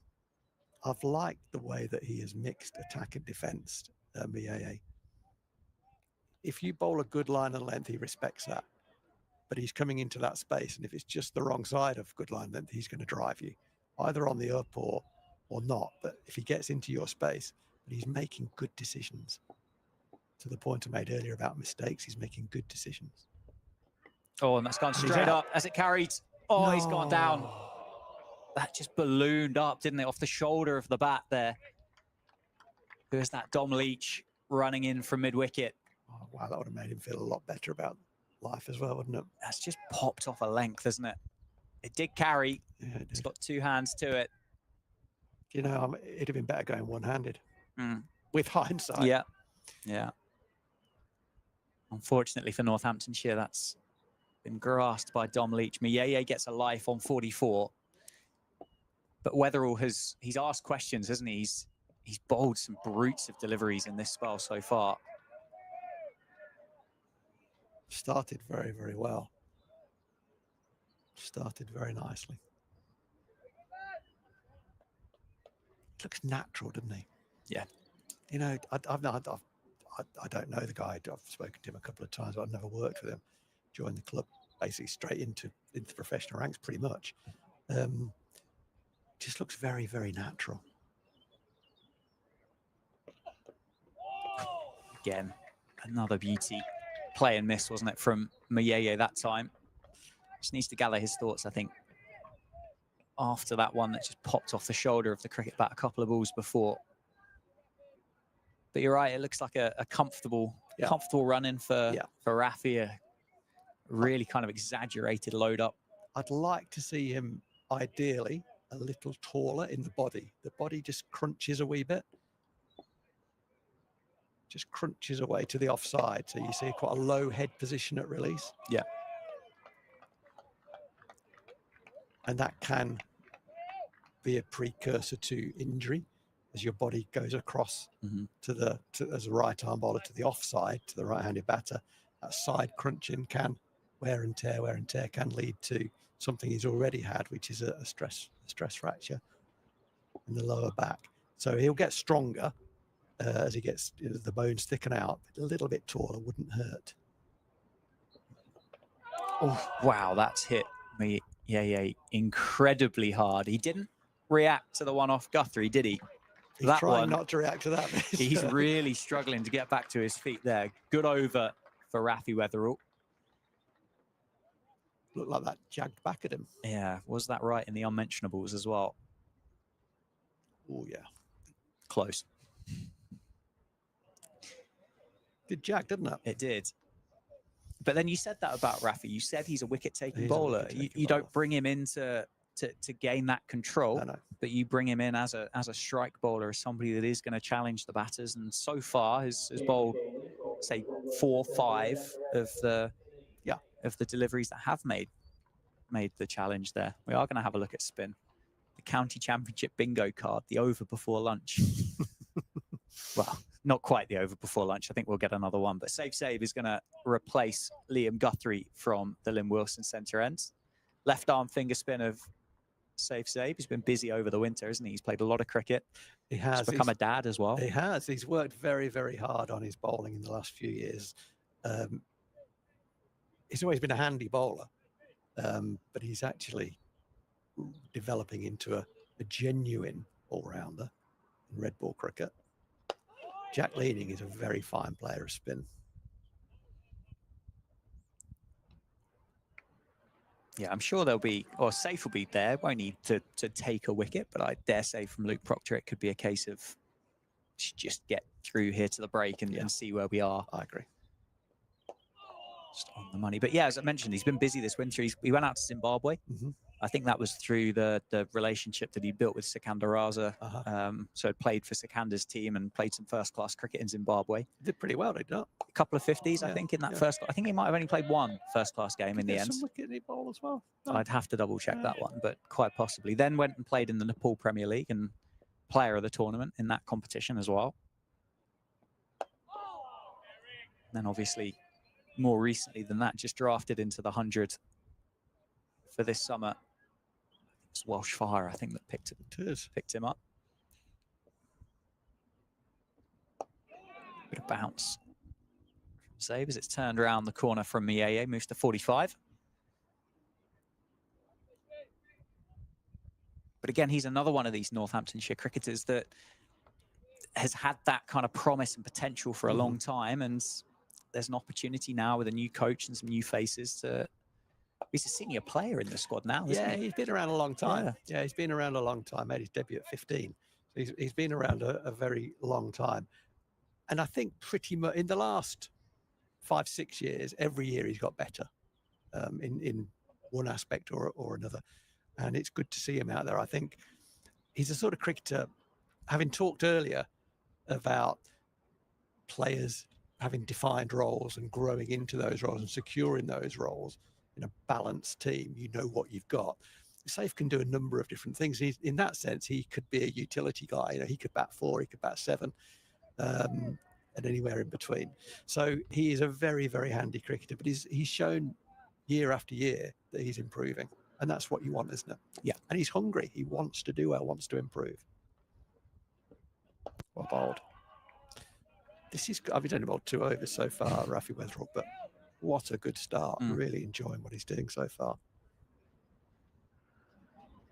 Yeah, it's as we mentioned, it's a bit of an unknown with the 3 of those seamers that are as early in their career as they are. But with the benefit of hindsight, if that really is a true thing to say or not, but what could have been if Rafi had been the bowler with the new ball from the David Capel end this morning?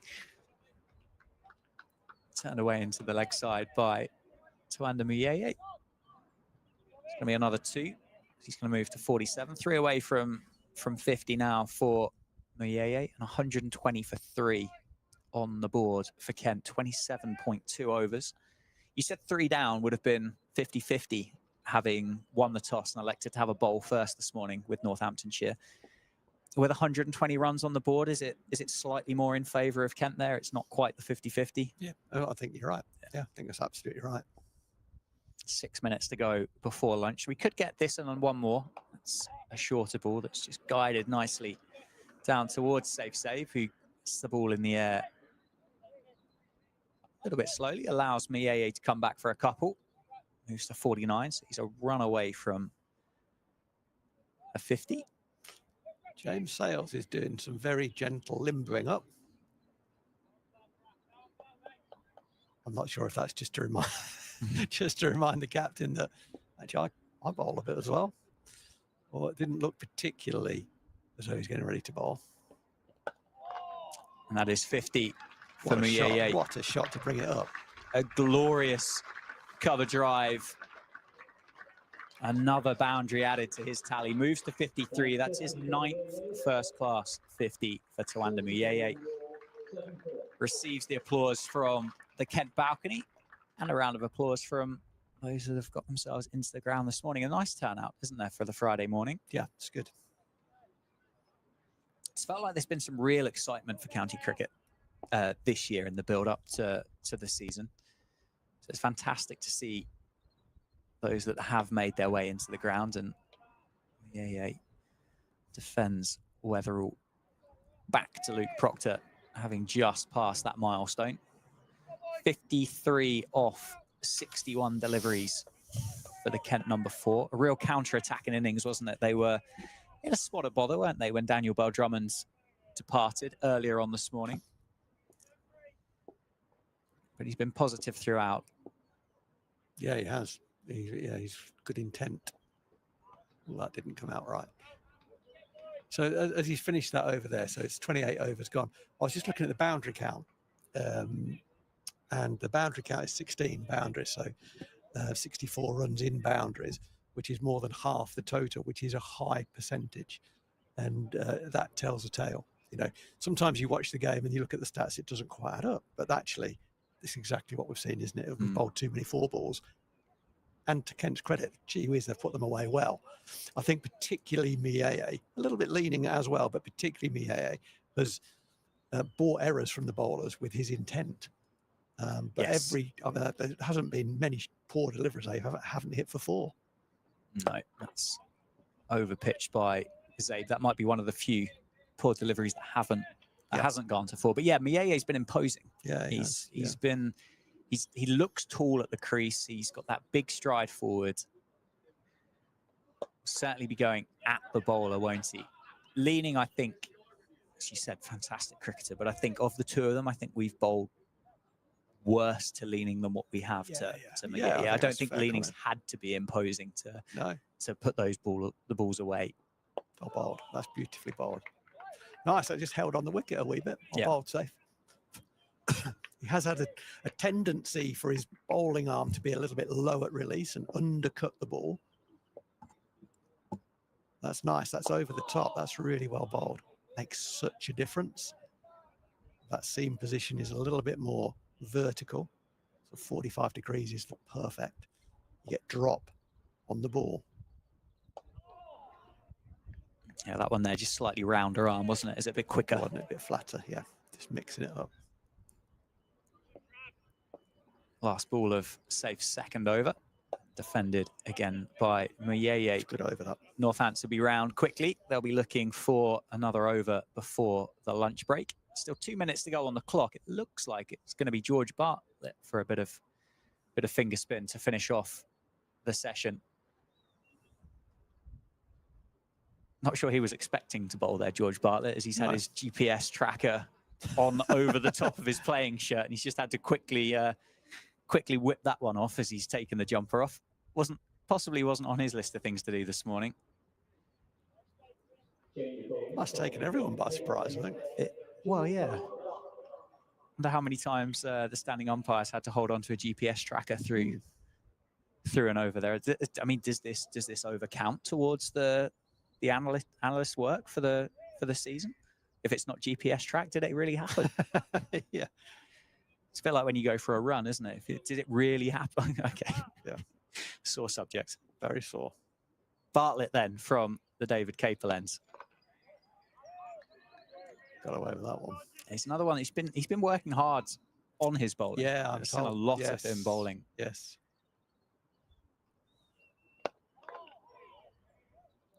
So Leaning just runs that one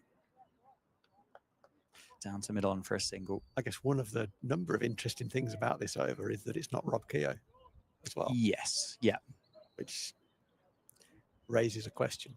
You'd say the fact that Safe bowled first would mean that Rob's not in a position to bowl as yet. Well, that's nicely bowled, young man. And then clearly if George Bartlett comes on just to finish the session off, I mean, it'd be a fantastic time to pick up your first-class wicket, George Bartlett. But you might struggle from out there. Can Northamptonshire take one more with them? If they get 4, would it be Northamptonshire's session? I think it would, particularly, you know, it'll obviously be one of these two Yeah. who are batting very, very well.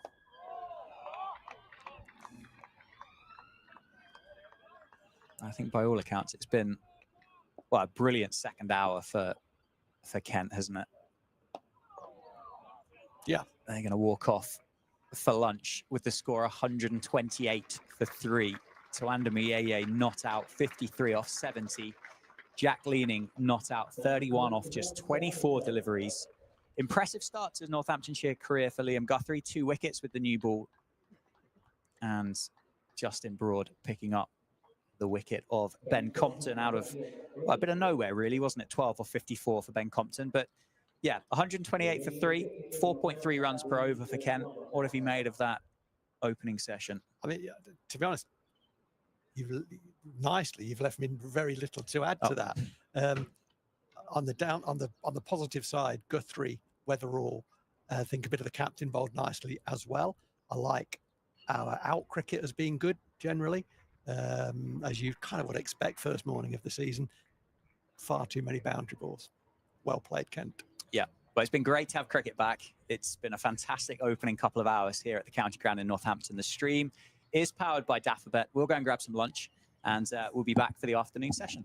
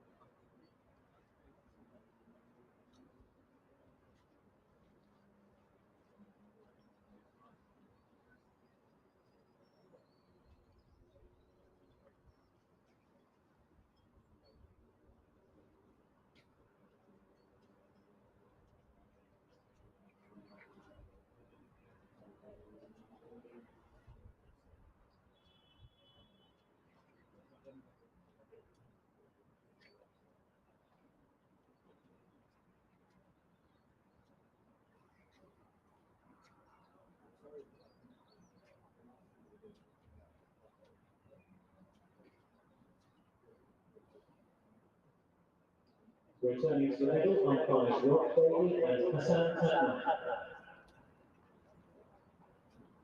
Your match referee is well known. Your scorers, Lord Hart and Terry Kelly.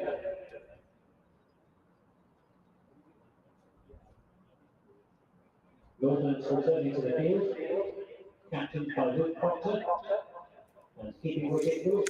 Good afternoon. Welcome back to the county ground in Northampton. The afternoon session just about to get underway as the players make their way out to the middle. As you can see on screen there, Kent made 128 for 3 in the morning session, having been asked to bat first by captain Luke Proctor this morning. Early breakthroughs, or 2 early breakthroughs for Liam Guthrie on his debut for Northamptonshire, picked up the wickets of Daniel Bell-Drummond and Zach Crawley, but a good partnership between Tawanda Muyeye and Jack Leaning has seen the visitors reach that total of 128 for 3. The stream at Northamptonshire is powered by Daffabet. My name is Dan Jadzovic. I'm joined by Phil Rowe. It's been great to see cricket back, and if you're a Kent supporter, it's been a fantastic morning to watch county championship cricket, I think. Yeah, there's been something for everyone, hasn't there? But in particular for Kent, the ball has offered some movement consistently. Just basically, Northants as a group haven't got it in the right place frequently enough, and when they've erred, they have been tucked into by Muyeye and Leaning, particularly those two, brilliantly. Hence, they're scoring pretty quickly. Yeah, well, it's going to be Guthrie to open the bowling for the afternoon session from the Lynn Wilson centre end. Starts with a short ball. I don't know if short does that justice, actually. That was a short ball, which has been signalled wide by the umpire. What's that, a loosener, just to make sure everything still works after the lunch break. But he was incredibly impressive with that new ball this morning. Yeah, he bowled very, very well, didn't he? 8 overs, 2 for 34. Could have had one or two more. Yeah, I thought he bowled very well. I thought he bowled very intelligently as well. He responded to the conditions very well. It's got Jack Leaning in his sights. That one there just almost shoots through a bit low, doesn't it? And Leaning has a bit of a stare back down the pitch just to inspect as to where that did pitch. But he's looked good, Jack Leaning, 31 off 25. He has the disadvantage of almost having to start again, doesn't he, on the other side of that 40-minute break. Oh, absolutely. And when he started for the first time, when he came in to bat, he got a number of balls that were in his area, in his scoring areas. Boy, he put them away well. But that does settle you down. Solid defence, well fielded by Guthrie. One thing that's really quite noticeable about Jack Leaning is just how high his hands are. It feels like a very modern way to play cricket, but this looks quite pronounced in comparison to his peers. Yeah, it reminds me very much of Johnny Bairstow. Yeah, that's just too crossed my mind. Yeah, and they would have played a lot of cricket together through the junior ranks at Yorkshire. Yeah, he's a player that I do admire. He started very well. First start. Northants will be hoping to get him out before he gets back in again. Played a couple of shots off the back foot, square drives through the offside that did remind me very much of Jeff Boycott. Just played them perfectly as Boycott did. Would have played slightly less with Jeff Boycott than what he would have done with Johnny Bairstow, though. Yeah, a little bit less. But no, he's been impressive to watch, but overshadowed by Tawanda Muyeye, the Kent batter, currently the non-strikers ends. He's 53 not out. Has looked absolutely brilliant. He came to the crease when Kent were 37 for 2 when the captain Daniel Bell-Drummond departed, the second of Liam Guthrie's wickets this morning, and it felt like a counter-attacking innings, but it didn't feel like a premeditated counter-attacking innings. It just felt like that's the natural way that Tawanda Muyeye plays. He's got a career strike rate of 65, currently striking at 75 in this innings. It just looked so good. Short ball again, and that's over the crossbar for Lewis McManus. So that's going to be 5 wides, signalled by the umpire. So again, a bit of ill discipline for Northamptonshire at the start of this session. We gave away 10 extras, didn't we, in the first 5 overs with the 5 front foot no balls from Dom Leach. There's 5 extra to the tally. No, sorry, 7 extras to the tally with the wide that was bowled earlier in this over. It's not the dream start, is it? After lunch, they'd have had a a sit down, a chat amongst the bowling group. The captain would have been heavily involved in that, and we've come out, we've looked a little bit scruffy already. One just drifts down the leg side. Good take by McManus. It's a very inexperienced Northamptonshire attack. I think, you know, you have to say that. To be fair to the guys, you have to say that. Where they're all playing, what is sixth match? I think Dom Leach has played a handful of games. Justin Broad is learning how to bowl at this level. So a lot of inexperience out there. And it, you know, unfortunately, it showed at times. Hence the run rate is as it is. But let's not take away as well full credit to the way Kent have played. Yep. Because they have, particularly Mieye. I mean, Leaning has picked up some boundaries off some poor balls. He's played very well, very attractive shots. But Mieye is, as you said, he's just imposing at the crease. Yeah. You know, takes length away from the bowler, and the bowlers haven't really been able to respond to that in any consistent way. Yeah, I mean, you mentioned about the inexperience of the three that you mentioned. The most experienced player in this lineup, Luke Proctor, is going to open the bowling from the David Capel end. But Liam Guthrie himself, with the nature of the way that Australian cricket is set up, or domestic Australian cricket, this is only his 19th first-class game of cricket. Right. He picked up 50 wickets in the 18 that he played before that, at an average of 37. But it's hardly like he's a stalwart that's had overs and overs and overs under his belt. Still going to be learning his trade. It'd be the first time that he would have bowled in these conditions, potentially with the Dukes as well. With the Dukes ball, yeah, absolutely. Which is a huge thing. And he's bowled, you know, he has bowled very, very well. He has been the pick of the bowlers. I think Proc's done a good job. 6.1 overs now, 2 maidens, 0 for 14. Yeah. He's been there or thereabouts. And he brings that experience, that level of control that the others have struggled to achieve so far. Oh, as he bowls a no ball. Yeah, but again, look at that front foot defence by Tuanda Mieye. It's a huge stride forward, isn't it? I mean, it just sends such a message, this. Proctor wants to land the ball there. Mieye is saying, well bowled, but I've got that covered. And actually, it's gone right back past you to mid-off. It does send a message. Oh, that's into the thigh pad. He's been hit a couple of times there, hasn't he?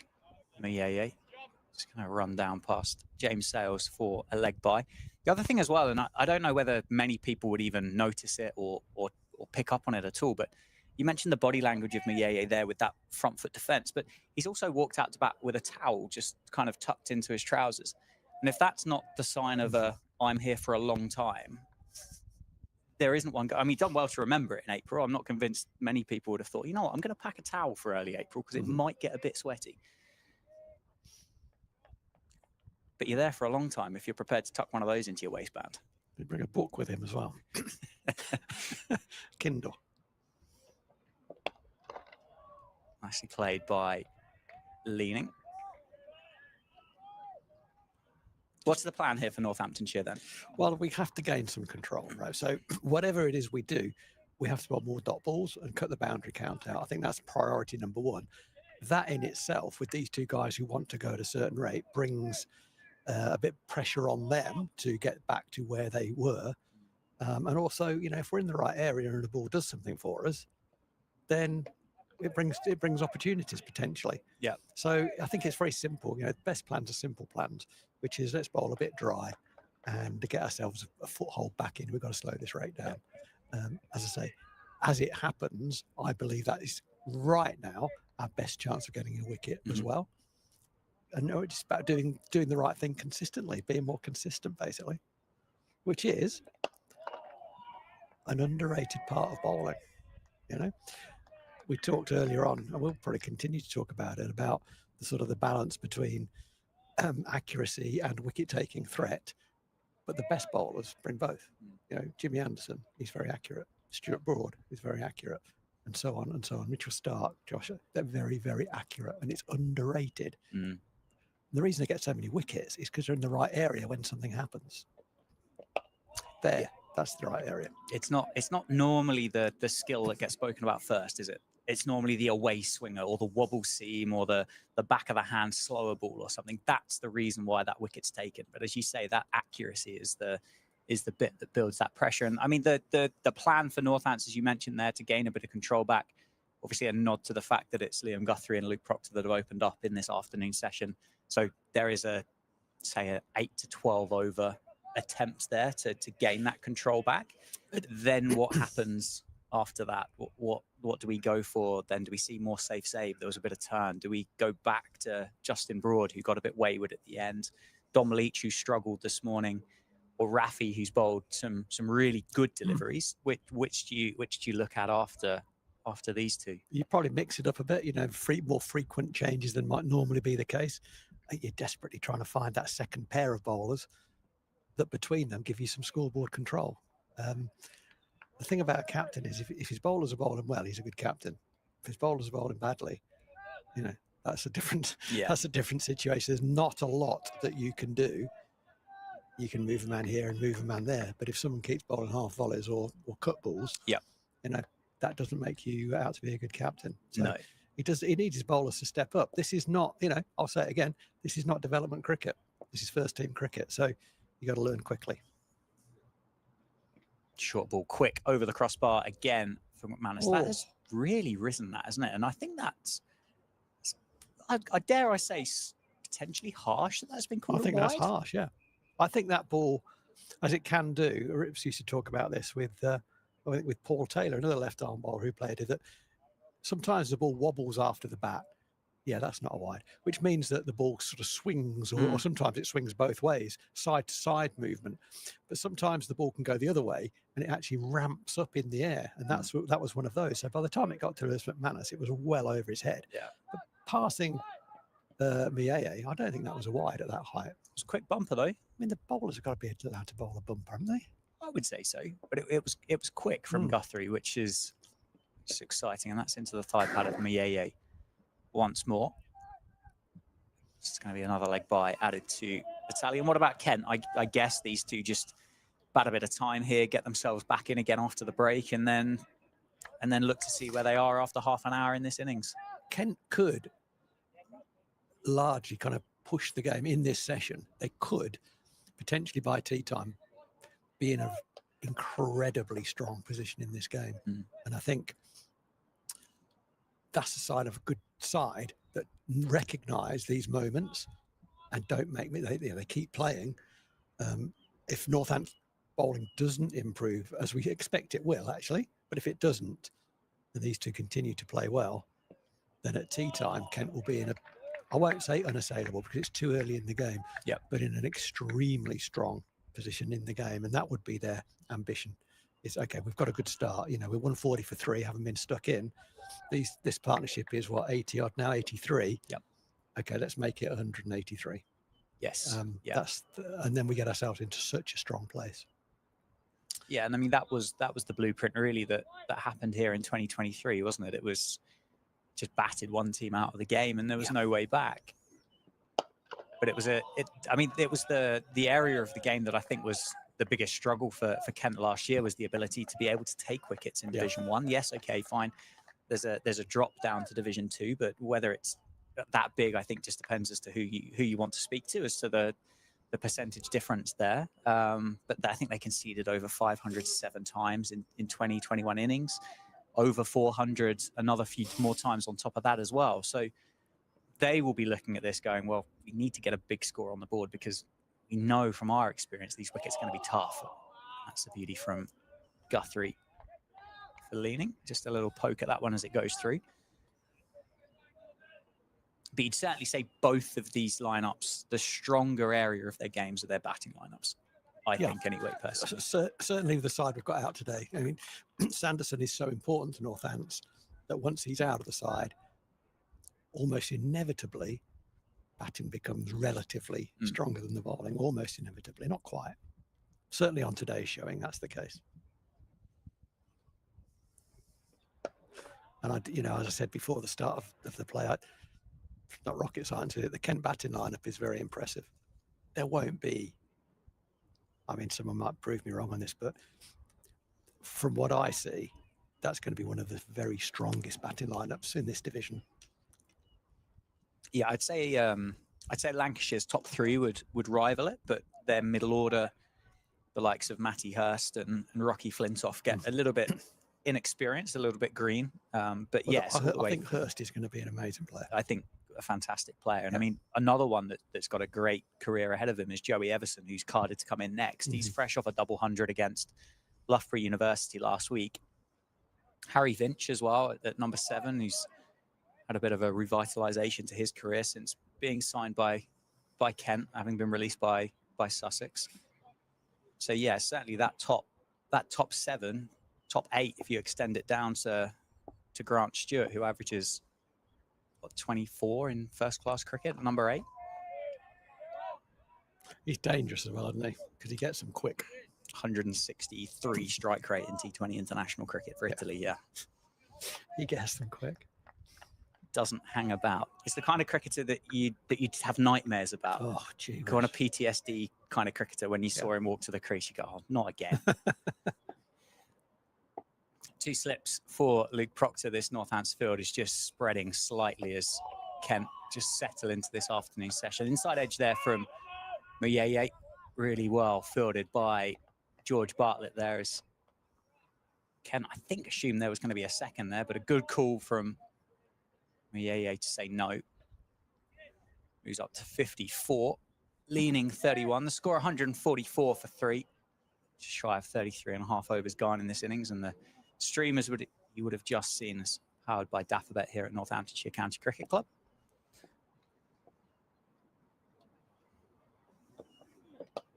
It's nicely played into the leg side. There will be a fielder down there to tidy that one up. Liam Guthrie, whilst taking a break between overs. I think I said in the morning session, I think you kind of, I don't know whether you agreed politely or whether you agreed because it was sincere, but the Division 2 this year does feel incredibly competitive. There doesn't feel like a clear kind of outrunner like there was with a Durham a couple of years ago. And there doesn't really feel like a county that's cut adrift, if that makes sense now. It's gone straight up in the air. Dom Leach is underneath it. Can he get there? He can't. It falls just in front of the man. And Muyeye adds another couple of runs. It's been a couple of those. I don't know whether the ball's just holding in the pitch slightly for Muyeye, but just mistimed it and gone straight up over mid-on. Leach there just circling underneath it and couldn't quite gather his direction to get an opportunity for the catch there. Dropped maybe, I don't know, 4 or 5 foot in front of him, I think, in the end. It raced onto the batter, didn't it? It was quicker than he thought. Pulled away. That will just be a single. But the counties have made some good signings. Leicestershire have brought in Sean Masood and Logan Van Beek, and Derbyshire have brought in Caleb Jewell at the top of the order. And Blair Tickner's back for them with the ball as well. The Sean Masood going to Leicester was an interesting one. Well, with Peter Hanscom as well. That did surprise me. I thought there'd be perhaps some bigger clubs maybe looking to sign him, because he churns them out, right? He churns them out. Yeah, it was an interesting. We commentated on him here, didn't we, when he captained Yorkshire in that? Was it a one-day? No, it wasn't. It was the 4-day game, wasn't it? Yeah. That I think raised a few eyebrows in the commentary box. I think we were a little bit perplexed by some of the captaincy decisions there, but 148 for 3 off 34 overs. So already 20 runs have been added since lunch. That tells you a little bit, doesn't it? I mean, if I say nothing's happened, I don't mean that literally, obviously. So, something's happened, but we've just kind of leaked 20 runs there. Yeah, well, unfortunately, 10 of those came straight over the top of Lewis McManus, didn't they, from the Liam Guthrie short balls. That's out. It's gone down. That's Sales, isn't it, at first slip? Went late. He went late. Just carried it. It's certainly carried. He's quite wide there because he's got a good dive in there. Are we on the slip and a half? Not quite. Conversation. I think he just went late. He went behind him in that case. That's what must have happened. That's the chance, though, isn't it? They've not offered many in this partnership. Jack Leaning gets put down. Yeah, to be fair to Lewis McManus, he does not flinch. when you see first slip go late to his left, very, very often the keeper has made a turn or a flit, or his gloves have moved in some way that would indicate to first slip he's coming. But that wasn't the case there. Lewis stood stock still. It was first slip's catch, and I think he just got there late. It did get there quickly. It went at pace, didn't it? It was about shoulder height and rising. Yep. So I think it just did him for a bit of pace. Should have caught it, but it did him for pace. Slightly off pace delivery, that one, I think. That's a blow, isn't it? Yeah, that's just taken the wind out of the sails there slightly, isn't it, for Northamptonshire? And I think, as you said, that off-pace delivery from Guthrie as the follow-up might have been a bit of a response to that. But genuine edge, good opportunity for James Sales there at first slip. Was he at first slip? Certainly not all of last year, was he? Because Emilio would have occupied that space for a lot of last season. But towards the end of 2024. Interestingly, I caught a little clip of Darren Lehman interview. I think it might have been filmed yesterday. I don't know whether you did it. I didn't know. Oh, okay. So I think I saw this. I've seen the same one. And he said, and it's interesting. You know, he talked about catching, or specifically talked about drops. I hope we catch more catches than we did, or don't drop as many as we did last year. He wasn't here last year, so that has been talked about as a big thing because we did drop an enormous amount of catches. We've dropped 2 today already. One was a more difficult chance to Leach at mid-wicket, running in at mid-wicket off a leading edge that was dropping on him. He got both hands to it. Another day that sticks. There's no such thing as an easy slip catch, and that wasn't easy at all. But at this level, you kind of expect that to have been taken. He's a very, very good catcher, James Sales, as well. So he'll be disappointed with that. I think, as you say, if that was a one-off, but as it's felt like a theme since 2023 at least, it's I think that's where it just takes that little bit more impetus out of the Sales than what it would do normally. And Liam Guthrie's new here, but he would have been involved in those team meetings, and they would have been spoken about. I think Graham White, isn't it, that leads the fielding element of the coaching here at Northamptonshire. And again, he's in the training sessions, he's been vocal about getting the basics right and setting those standards. And as you said, unfortunately, there's 2, and they could be incredibly important. Mieye was dropped on 44, so he's gone on to add 14 to his tally so far. Leaning dropped on 30, wasn't it? He's now gone on to 32. Leaning averages over 50 against Northamptonshire in his career. He's not scored a first-class 100 against Northants yet, but he does average over 50 with the bat against the county. Yeah, he's one of those that you just see too much of from a Northamptonshire perspective. Yeah. Good player, though. He's a good player, that kid. Oh, that's beautifully bowled. Wow. There's a huge appeal, really. Well, not even an appeal, more of a celebration from McManus and Sales and Vasconcelos from behind the stumps. Proctor, I think, was a bit more of a inquiry, wasn't it? But it was not out.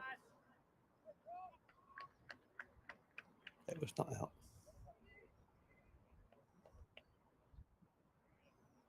Shake of the head from the umpire. Bowler not hugely interested. That's left well alone. Maybe just trying to pry one out there on the back of the drop catch that had happened the over before. Been good, Proc, hasn't he? He has been good. You know, talked up his bowling before he contributed in this innings, and 8.2 overs currently, 0 for 21. Bowled very well. Oh, so again, that's a genuine play and miss, isn't it, from Mieye that time around? That's jagged out. I'd like to see that again. Oh, great, we're going to see it again. Brilliant. Because I think he was a bit wider on the crease. It looked like an increased angle. Oh, maybe just past mid-crease. Oh, that's gone like a leg break. Beautifully bowled. Yeah, it deserves a wicket. Great bit of business by Northamptonshire as well to pen him down for another contract as well. It was quite late, wasn't it, at the end of 2024 that Luke Proctor signed that deal. And again, it's the outside edge of Mieye, who is just finding this a little bit more challenging at the moment against Luke Proctor. It's that one, the over before, wasn't there? The pull shot that went straight up, just evaded Don Leach. Oh my goodness, that's an absolute jaffer. mid-on, and since then, Proctor's just had the number of Tuanda Muyeye for this short period of play. That's a better leave, but possibly a shorter length delivery from Proctor. Proc's action lends itself to the ball going away from the right-hander after it pitches. If he can just get one to just nip half as much the other way, smashes into its pad, and then everyone's jumping up and down. He does get a good stride in though, BAA, so it's not easy to be given out LBW if he does miss one. But that one smashes into the middle of the bat. Yeah, good over, wasn't it? A nice round of applause. So that's his third maiden, 9 overs, 3 maidens. And that's experience, isn't it? I mean, it's more than experience, it's ability as well, but it's experience of knowing what's required at this stage. Just going to hit that length, hit that length. That's the game. What Proctor hasn't been able to do is find someone at the other end to do it anywhere near equally as well. Yeah, he's missing his Ben Sanderson, isn't he? He's missing his Ben Sanderson and his Jack White, yeah. But certainly Ben Sanderson, he's probably a couple of games away, I think, from coming back. Down the leg side, Guthrie just struggling with this radar in this third spell of his this afternoon. Yeah, I spoke with Ben over the winter and basically had a bit of a, I think, keyhole kind of operation on his knee. Kind of essentially described it as a bit of an MOT type situation for a bit of a clear out. Yeah, just to kind of tidy things up. And had hoped to be good and ready to go for the opening round of fixtures, but unfortunately, obviously, hasn't been able to do so. Did bowl, didn't he, against against Durham? He did not a lot, but yeah, he did bowl. Yeah, warm-up game.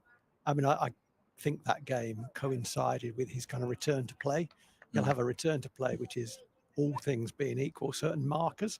There'll be physical markers that the physio will be looking after, and there'll be workloads as well, which will go sort of alongside that. So I suspect that he was just ticking off workloads on his way back to full fitness.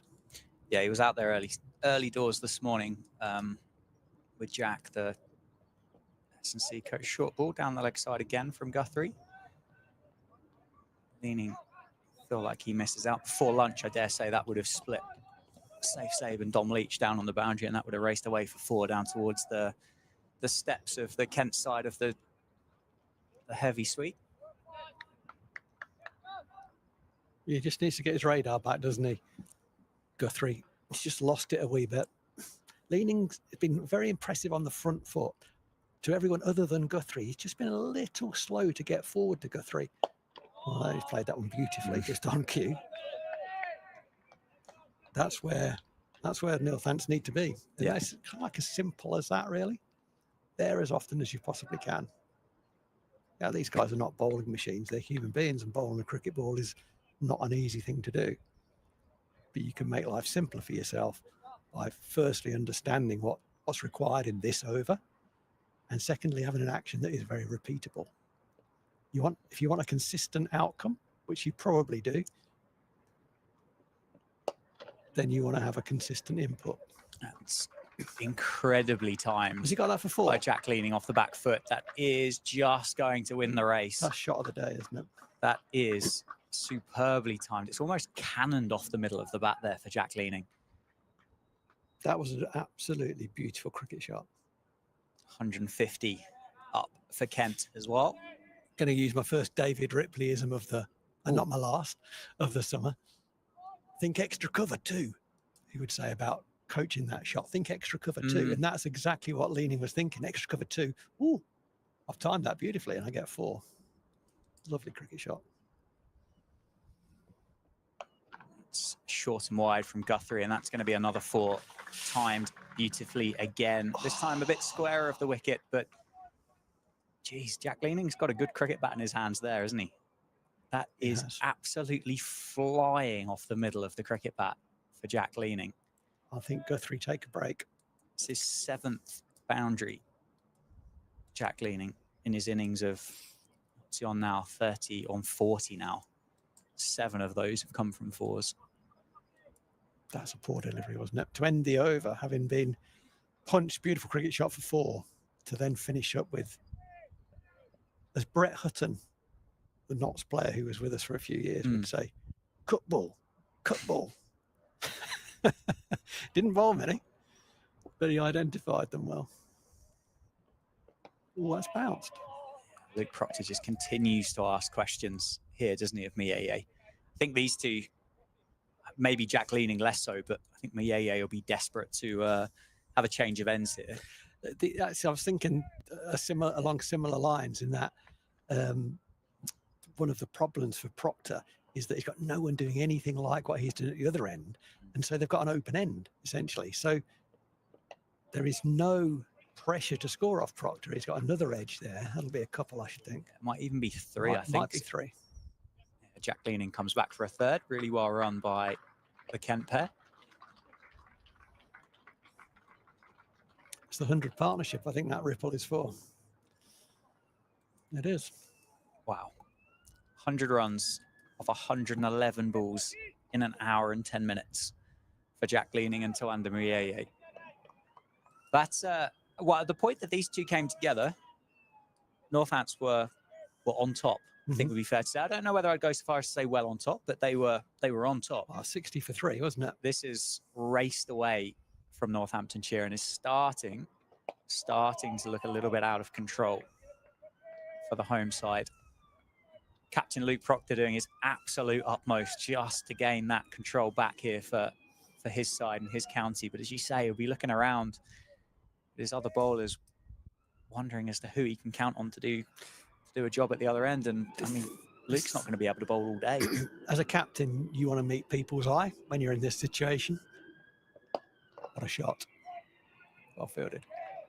What I mean by that is you don't want to look around the field thinking about your bowling options and find 9 blokes looking at their shoes suddenly wanting to tie their laces. You want people who've got their head up, looking you in the eye and saying, oh, give me the ball. Yeah.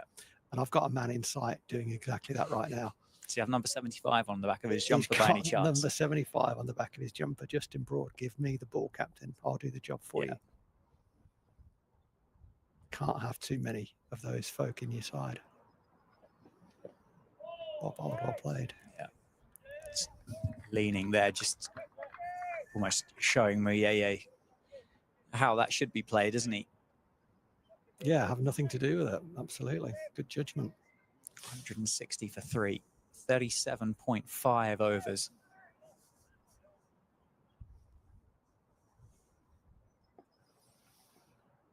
A little thin one is what we need. A little thin snick. Crash, it hits the middle of the back. Out to George Bartlett. So yeah, 160 for 3 off 38 overs. Tawanda Mieye, 61 off 88. Jack Leaning, 40 off 55. That 100 partnership brought up during that over. Now just off 115 balls. An hour and 10 minutes. Played well, haven't they? They've played very, very well. So we are going to get a change. No surprise. Guthrie looked like he was ready to take his jumper. He's done that. And Justin Broad looks like he was ready to take the ball. And he has done that, or he's just about to. So he's going to bowl from the Lynn Wilson end. It'll be his 6th over. He's bowled 5 overs, 1 maiden, 1 for 22. Bowled some good stuff, bowled a very poor 5th over. His other 4 overs were decent. He's got 2 slips, a ring of 3 on the offside, 2 on the leg side, 2 out on the leg side, deep square, fine leg. Starts with a very full ball. And that was essentially the story of his 5th over, was over length deliveries, the majority of which were hit and missed fielders and went for boundaries or accumulated runs. So he bowled a very poor 5th over. He just lost his length. But up till then, he bowled very well, and he did get the big scalp in the context of 4-day cricket with Ben Compton along the way. But he has lost it. I don't claim to be even remotely qualified as a cricket psychologist, but we've spoken about how willing Justin Broad is to take on these roles. If that conversation in the dressing room is get it up there, give it chance. Others who might be less forthcoming with other roles might go, oh, well, I'm just going to go back to my natural length and try and hide it. does Justin Broad, with the character that he is, go, well, I'm just going to push this further forward because I've been told to? Well, I mean, that's a huge and very important conversation about bowling. Is, are you willing to get driven to get the edge? There's a huge thing there, and there's so many bowlers over the history of the game that people would say, really unlucky bowler. No, just not brave enough. Just bowled a foot too short. I actually think Justin Broad has got problems with his time of his action. He's releasing too early. The ball's going longer, because when it gets there, it's got nothing on it, really. That last ball was a good comeback. That was back of a length, bowled it into the pitch. That's better again. So if he has to bowl an over of safe length balls in order to, great, do that. You know, to the extent that if I was at mid-on, he's actually come back nicely now, but having bowled a couple of floaties, the first 2 balls of his 6th over, I might have said to him, bowl a couple cross-seamers, just get some more purchase on the ball so you can feel it in your fingers, because his release wasn't good, but he's actually coming back well. That's beautifully pulled for 4 through wide mid-on. At that pace against this guy, you can't get away with that length. That was that was dispatched, wasn't it? Yeah. He's looked uncomfortable at times, didn't he, against Luke Proctor at the other end at the start of this session, but that pull shot there off the front foot just looked like he had all the time in the world. There's so much space in that leg side. It's just safe out there patrolling the boundary. He's almost a deep square leg, almost kind of put that cricket ball wherever you wanted, really, the time that he had to play that. Oh, a mistake. That was an error from the batter. I mean, maybe 6 ball of the over. He's looking to run that down to third man to keep the strike. He's got no right to be playing that shot. It's not the line of the ball. It's a wide ball. It was the length of the ball that still had some danger about it. And another day snicks it. But he didn't snick it. So it's 164 for 3. This partnership worth 104. Threatens. It's a long, long way to go, but threatens to take the game away from Northamptonshire, who are struggling to find a bowling partnership that works for them. Certainly the captain has stood up to the test so far. 10 overs, 3 maidens, 0 for 24. But as batting is about partnerships, so is bowling. Northants haven't found that partnership to date. Yeah, the ball is now into its 40s as well, isn't it? So there isn't going to be as much purchase out there. And from what we've seen so far, you'd say Guthrie falls in that category as that strike bowler again, as opposed to the control giver. And obviously, if the ball isn't doing as much, then that strike bowler becomes slightly less effective, as we have seen in that second spell.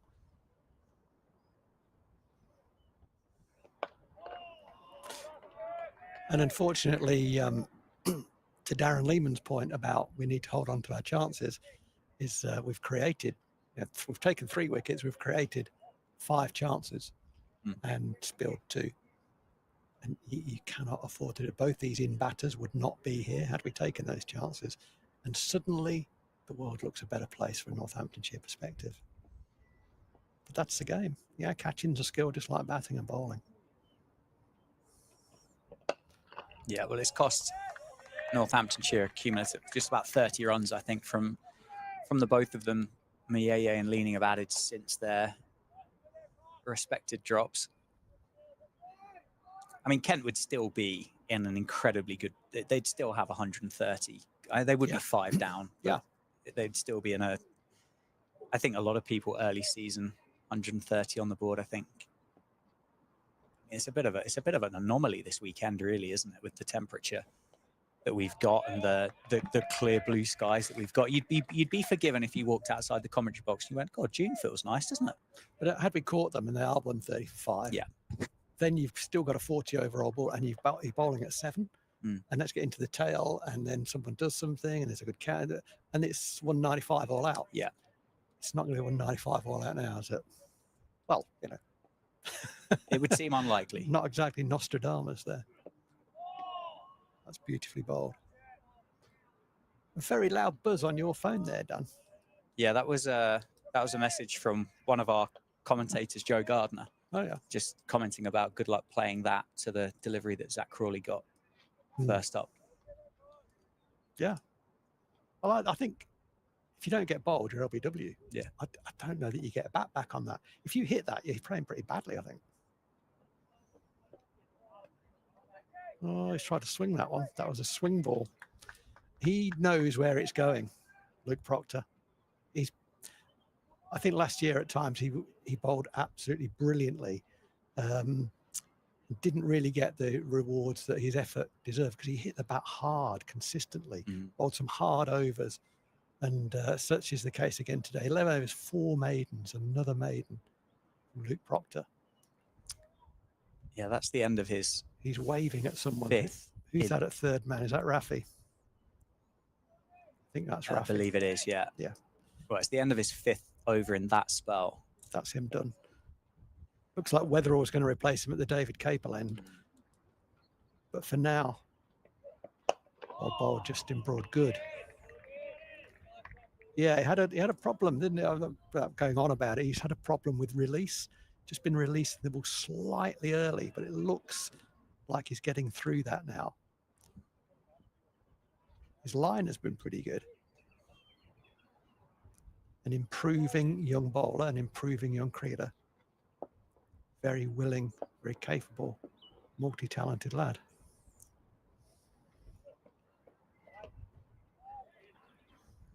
That's nipped, isn't it? Yeah, as you say, this is his 18th first-class game for Justin Broad. 21 wickets in these 18 matches in the build-up to that one. 22 if you include the one of Ben Compton today. That incredible spell, that 7 for 33 against Gloucestershire last summer. That's his one and only 5-wicket haul. An economy rate of just over 4 and a strike rate of 48.5. So you expect those numbers to come down as the for sure as the career develops. But for sure, 7 for 33 proves that there's a lot about Justin Broad. Well, what he's bringing to the team with the ball, he's just going north and north and north. He really is bowling his way into being a very clearly a permanent member of this team. Now he's got it right. Look at that go through. That's beautiful bowling, isn't it? Ball's carried nicely, hasn't it, for the most part? It's been good. Yeah, it's just been those ones that have just been pitched or pushed a bit fuller, isn't it? The ones that have just kept a little bit low. But anything on and around that good length and shorter has really carried through nicely. I mean, short, as we saw from Liam Guthrie, it's got plenty of life about it, hasn't it? It's a good pitch so far. Good early season pitch. Really pleased with it. It's greenish, but that's no problem. Or leading edge. Controlled it well. There's 12, for those who want to know these things, there's 12 mil of grass on there. It's obviously all live grass. You can see from the colour of it. So 12 mil is quite a lot. Might raise some eyebrows, but that's a good thing at Northampton, so long as the surface is hard.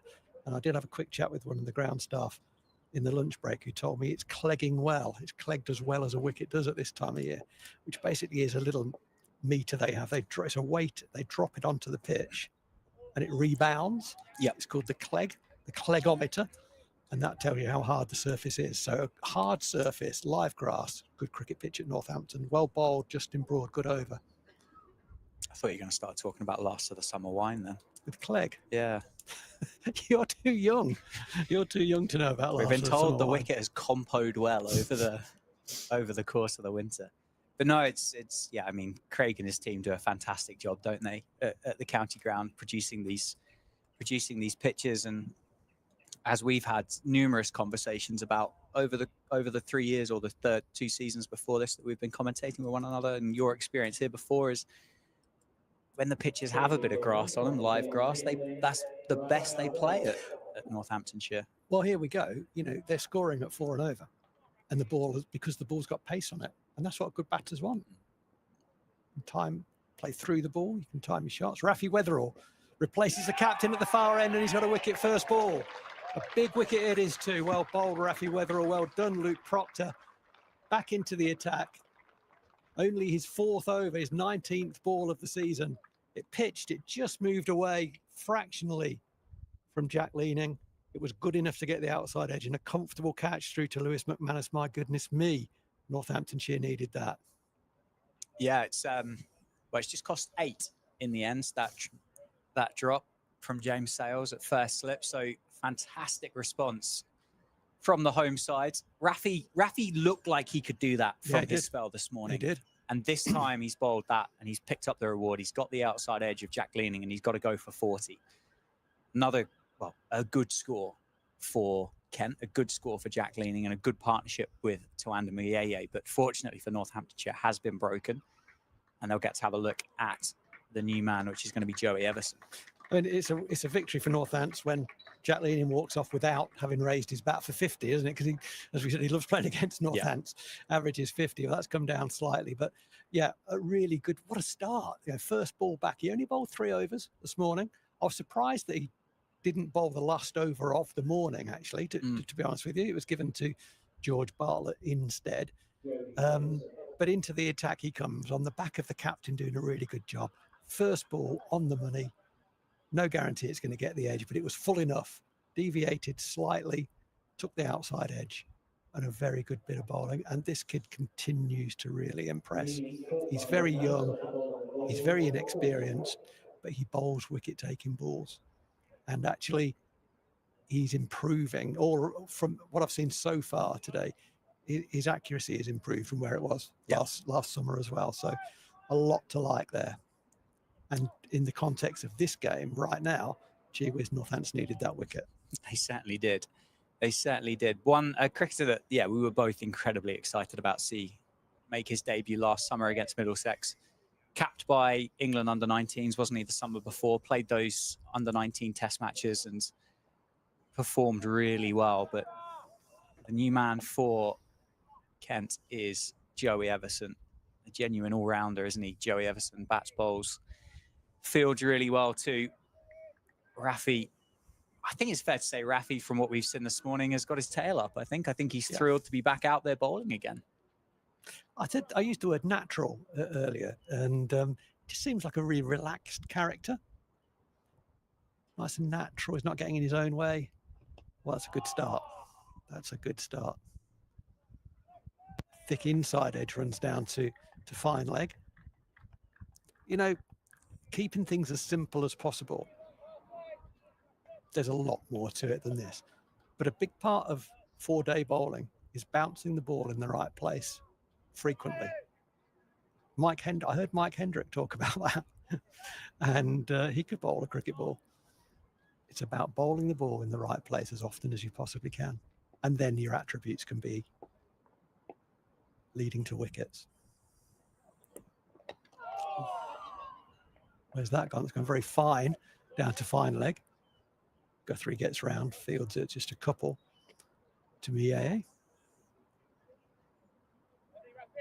But suddenly there's a bit more noise out there from a Northamptonshire perspective. If Northampton can pick up Muyeye now, say before he gets to 75, the score will be about 175 for 5, and Northampton are back in with a shout of getting a first innings total they'd have been hoping for, in around the 200s, low 200s.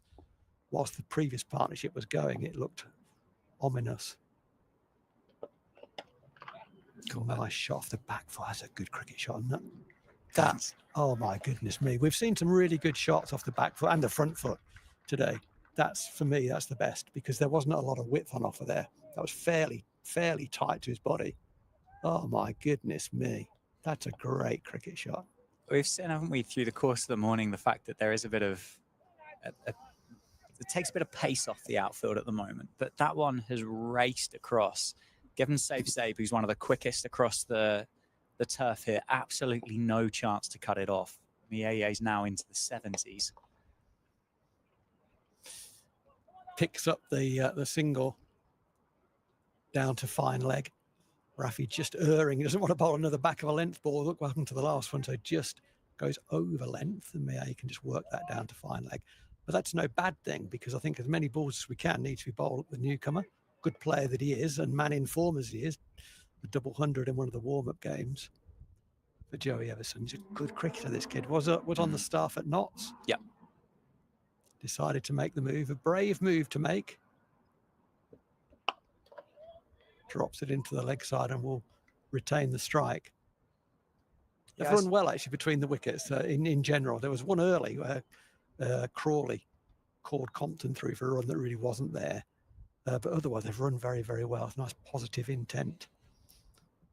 Yeah, I believe it was 2022 that Joey Everson made the move from Nottinghamshire down to Kent. I suppose he would have been competing with the likes of Lyndon James and Steve Mullaney at that point still would have been playing and in that similar kind of role. And then obviously the all-rounders with the spin bowling as well with Liam Patterson, White. So he'd make the move to pursue first team opportunities. Yeah, I think he would. I've not spoken to him about it, but I assume he was thinking, look, I feel I'm ready for first team cricket. I am blocked. Not a bad place to play your cricket, and it's been a good move for him. Yeah, it's a good player. Well bowled Rafi Weatherall, 4 overs, 1 maiden, 1 for 23. Anything offline has been punished, but he has bowled some challenging and wicket-taking balls. And all of a sudden, it's clicking for Justin Broad. Good to see. This is where kind of, strength of mind, strength of character can really work in your favour. His 5th over of the day was very poor. He was just bowling floaty throwdowns and got severely punished. He got taken off. He comes back. His first 2 balls were floaty throwdowns. Since then, he's bowled very well. Get on the floor. Oh, far end. There's a run out. No. Oh, gee whiz. That's a terrible bit of commentary from me. In between all of that, there was a run out. The terrible bit of commentary suited a generally terrible bit of cricket there, didn't it? I did it in keeping with the running. I said they've run well. That's what I was saying. So we'll pick the bones out of that. Sort of pushed on drive from Everson. He knew it was going to beat the bowler. But as often happens, the non-striker doesn't know that, so he has to wait. He waits his ground, sees where's the ball going. Proctor gets across really quickly. I don't know where Luke Proctor was throwing that ball, but I guarantee he wasn't throwing it to the bowler who was on his knees in the middle of the wicket. It just happened to go straight into Justin Broad's hands, who then all Justin Broad had to do was get the ball in the air to Lewis McManus, who had got up to the stumps. He didn't do that. He threw the stumps down on the half volley. It could have been an absolute calamity.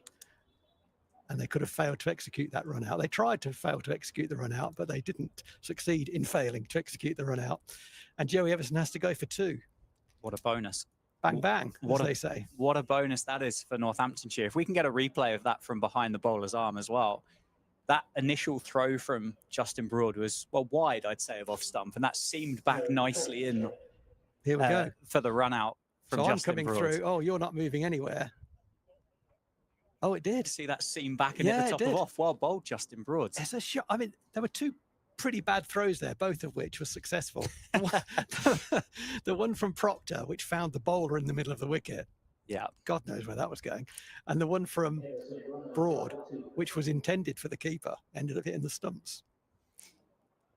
Yeah. Yeah. Well, what a calamitous bit of cricket there.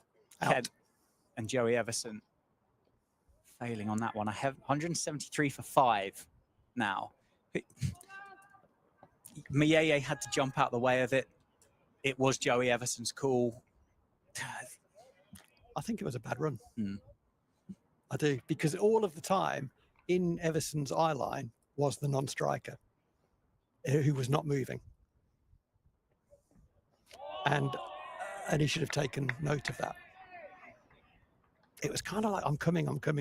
Here we go again. Look, if you see, he sees the bat to jump out and he can see that he's not moved. Yeah, I think that's on Everson for me. For that reason, for that reason that the non-striker firstly had to make his ground in case the bowler flicked it onto the stumps. And then by that time, the ball was in the fielder's hands. Oh, well bowled. Well bowled, didn't push it, soft hands, the ball goes down. So Finch gets off the mark with a streaky boundary through 4th slip, nicely bowled. Yeah, there'll be other views on that. I'm sure that you may say this, you may say, look, if Mieye had run the minute the call was made, he'd have got in, but he couldn't. Well, his feet were off the ground when the call was made, whether it was close to Justin Broad or not. Yeah. He was taking evasive action, wasn't he, of the shot that Everson had just played. Well, the game has turned, and it's now fairly even from where it was. 2 quick wickets, one a very nice piece of bowling by the young Rafi Weatherall, and the other one, a poor bit of cricket really from Joey Everson in terms of the run out. It's not just a case of you getting in, you've both got to get in to complete the run. Last ball of this over from Justin Broad, a little bit fuller. Do you want to drive that, Harry Finch? No, I don't. Thank you very much. So 177 for 5. If Northants can add a couple to that before it gets to 200, they'll believe that they're really right back in this game, and will be right back in the game as well. Yeah, it's certainly just, it's got a beautiful way, this game, of just ebbing and flowing, isn't it, across the course of the 4 days of county cricket. And it's done exactly that over probably the last 2 hours, really. You'd say it was Northamptonshire's first hour and 15 minutes. Then Kent, for want of a better word, and I don't think there is one, dominated for the next hour and 15. And then Northants have just rolled back into this game. It feels like just that David Capel end is just asking so many questions of the batters. Yeah. Weatherall continuing on Luke Proctor's work from the start of this afternoon session. He's asked questions, hasn't he? He's only bowled 25 balls now, but on most of those deliveries, he has challenged the technique and the concentration of the batter.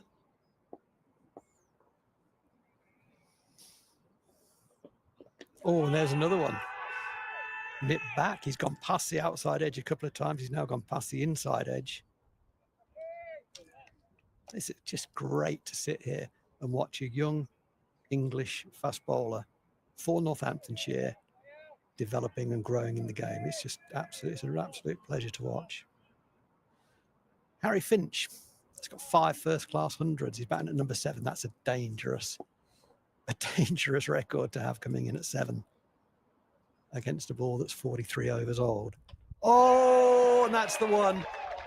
We've said all along that Rafi Weatherall bowls wicket-taking deliveries, and there he is again.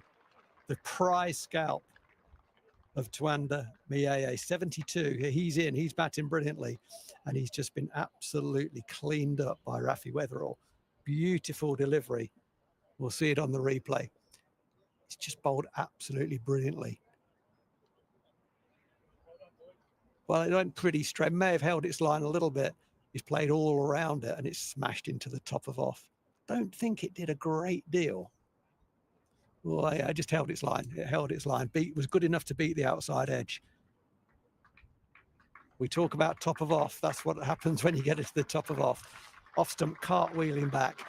And we talked quite a lot today already. And guess what? We're going to talk about it for the rest of the summer as well, about the importance of accuracy. If he bowls that ball on 5th stump, we go, well, yeah, good ball. Beats the outside edge. And we move on.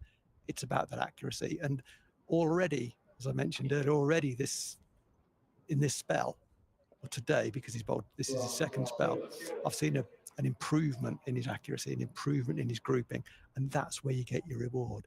Bounce the ball in the right area frequently enough.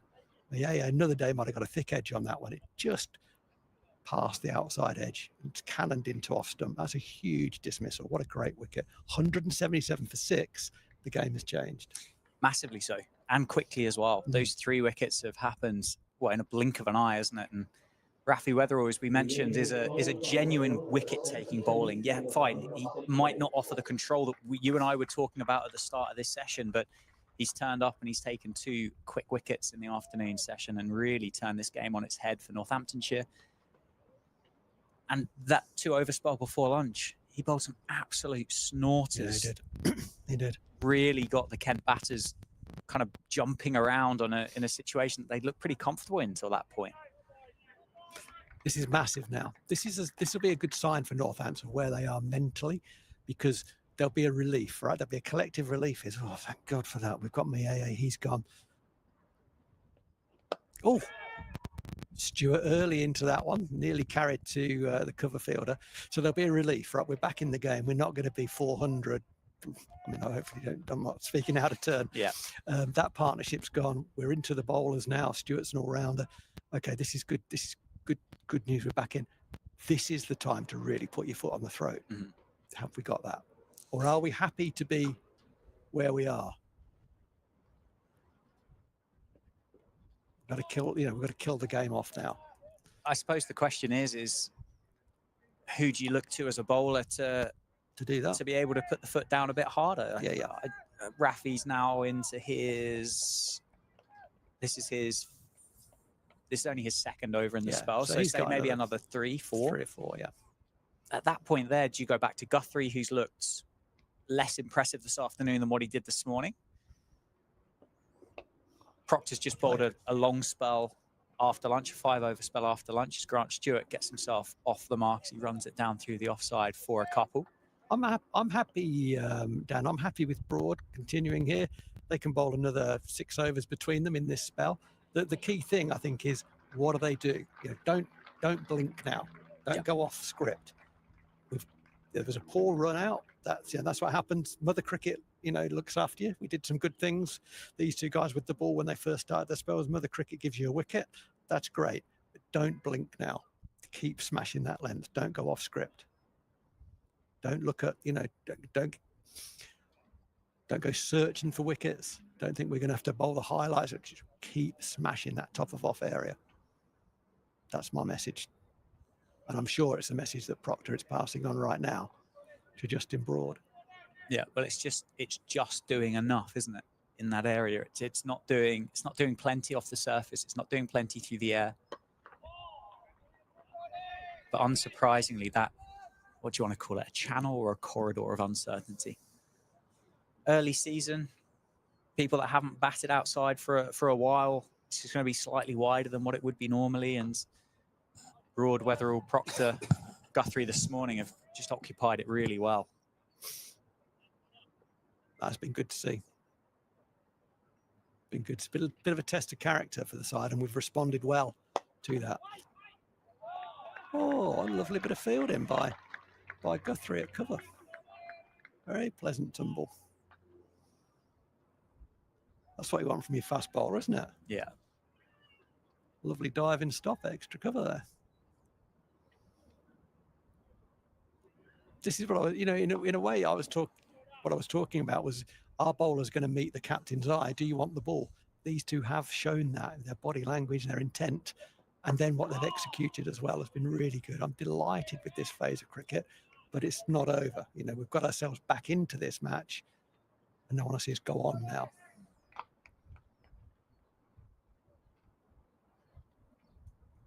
But a good response. Captain will be feeling a lot happier.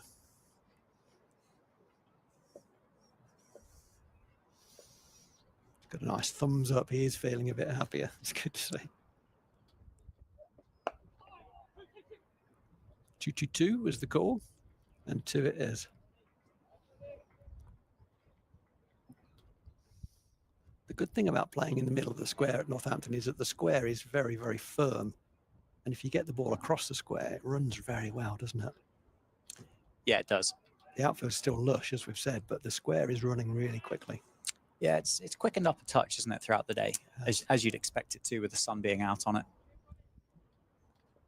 But it's certainly got enough friction in it outside there to take that pace off the ball, although Jack Leaning would tell you otherwise.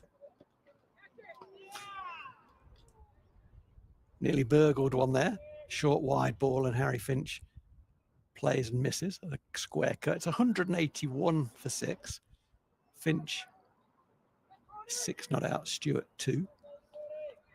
Grant Stewart in at number 8 for Kent. We were saying earlier on that he is a dangerous man, likes to put bat to ball and can do so very effectively. Northampton will want to wrap this innings up. There's a way to go before we get to that point. Well bowled, well left. Another decent over from Justin Broad, 9 overs now bowled by him, 1 for 32. He's bowled well in this partnership of bowling with Rafi Weatherall. I guess Northants won't know a lot about the batting of Keith Dudgeon. I suspect not. I know suspect a lot of nothing people about- watching the live stream won't know a great deal about Keith Dudgeon's batting prowess in first-class cricket. I think these two, in particular in the middle, are more than capable. Harry Finch has Absolutely. averaged 32 since joining Kent with a couple of first-class hundreds. Grant Stewart, as you've said, has the ability to score runs and score runs quickly. I can have a look at some numbers for Keith Dudgeon, though, if you'd like. Let's have a look at him. That'd be great. Weatherall continues from the David Capel end and continues to bowl brilliantly. That ball has pitched on off stump. It's held its line, has hit off stump very hard. And that is the end of the dangerous Stewart, just for two. Grant Stewart has got to go. He indicated as he walked off to his partner, Harry Finch, geez, that was a good one. That pitched and left me. And we'll see on the replay that it did exactly that. He has been so good in this spell, Rafi Weatherall, picking up 3 wickets in very quick succession. This being the latest of them. Another clean bowled. Yeah, it's just held its line nicely. Very similar dismissal to Mieye, actually. Just does enough. Oh, that's nice, yeah. And you'll okay, cut the replay. As he walks off, Grant Stewart indicated Harry Finch, that one just pitched and left. It just held its line enough, doesn't need to do too much, and it's full enough, brave enough of length, so that if it does miss the outside edge, if it beats the edge, then it hits the stumps, doesn't go over the stumps. Very, very well bowled. It's been very good, hasn't he, Rafi Weatherall? Superb, absolutely superb. Just exactly what Northamptonshire needed. She said that, as I said earlier, the benefit of hindsight. Should Rafi have taken that new ball this morning from the David Capel end? We'll never know. Decision was obviously to go with Dom Leach, but Rafi certainly, well, by performance, told Luke Proctor that I think you should be giving me the new ball first next time. There's an argument for that. There's a difference bowling with the new ball as well. Maybe, I mean, who knows? Maybe he doesn't control it as well. Maybe this batch of balls swings later, and sometimes they do. What he's done very, very well is he has been very, very accurate, very tight on line, so that if there's any movement either way, he's challenging the inside and the outside edge. And he has bowled beautifully. So we do get to see Keith Dudgeon, even before I've had a chance to look his numbers up. Here he is.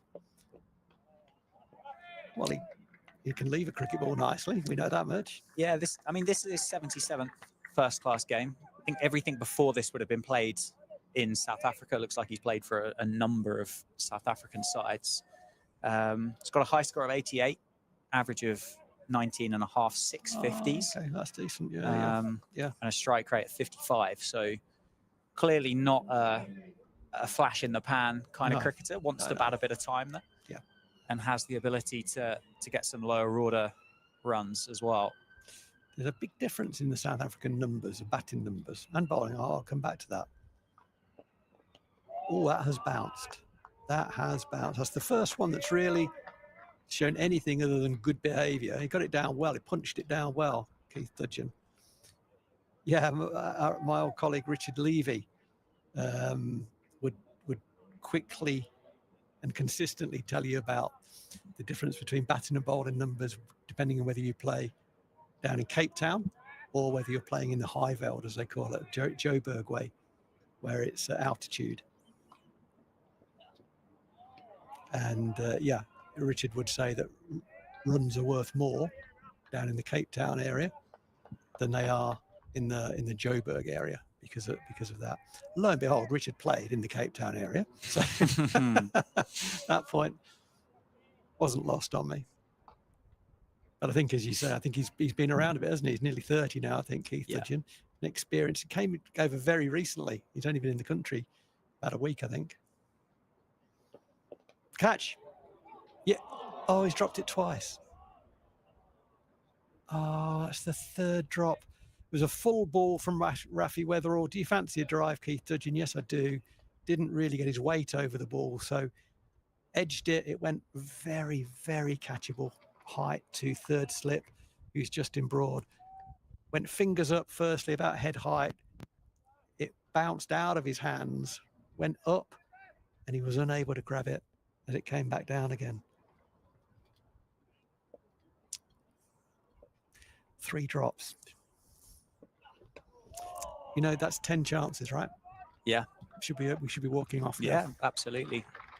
Absolutely. Fantastic over, though. Get another fantastic over. Well bowled, Rafi Weatherall. I think we've got one.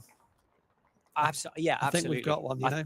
We were both excited, weren't we, last season? Fantastic that he's gone and got those university qualifications that he needed. And yeah, good for him. Shame that the stress fracture happened at the point that it did in the season, because otherwise I'm sure we would have seen more of Rafi Weatherall last year as well. But I remember the wicket to Stoneman, I think, was an absolute jaffer of a delivery first up. And we thought, wow, this is going to be exciting. Can Broad make amends after that drop catch? Goes over pitched. Harry Finch digs that Yorker out. Yeah, 3 drop catches. 3 drop catches so far. They've added 36 to the board. The AA added 28 and Leaning added 8 before being eventually dismissed. Dudgeon feels like he could be the more painful of those 3 drops with those numbers that I spoke about earlier. Those first-class 50s that he's got to his name. Psychologically as well. 180 for 8. That could have been.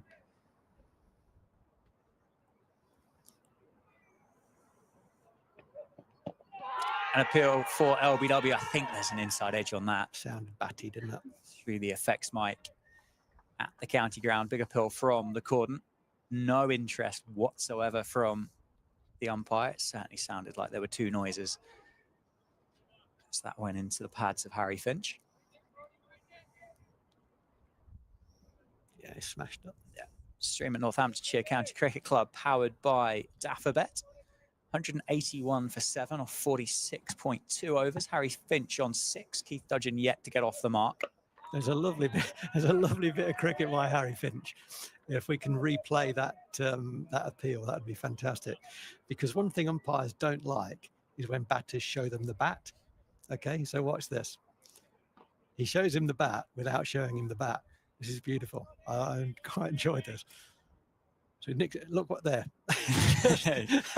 Quick. Just I haven't showed you that. No, that's quite nice. Encouraging though from Justin Broad.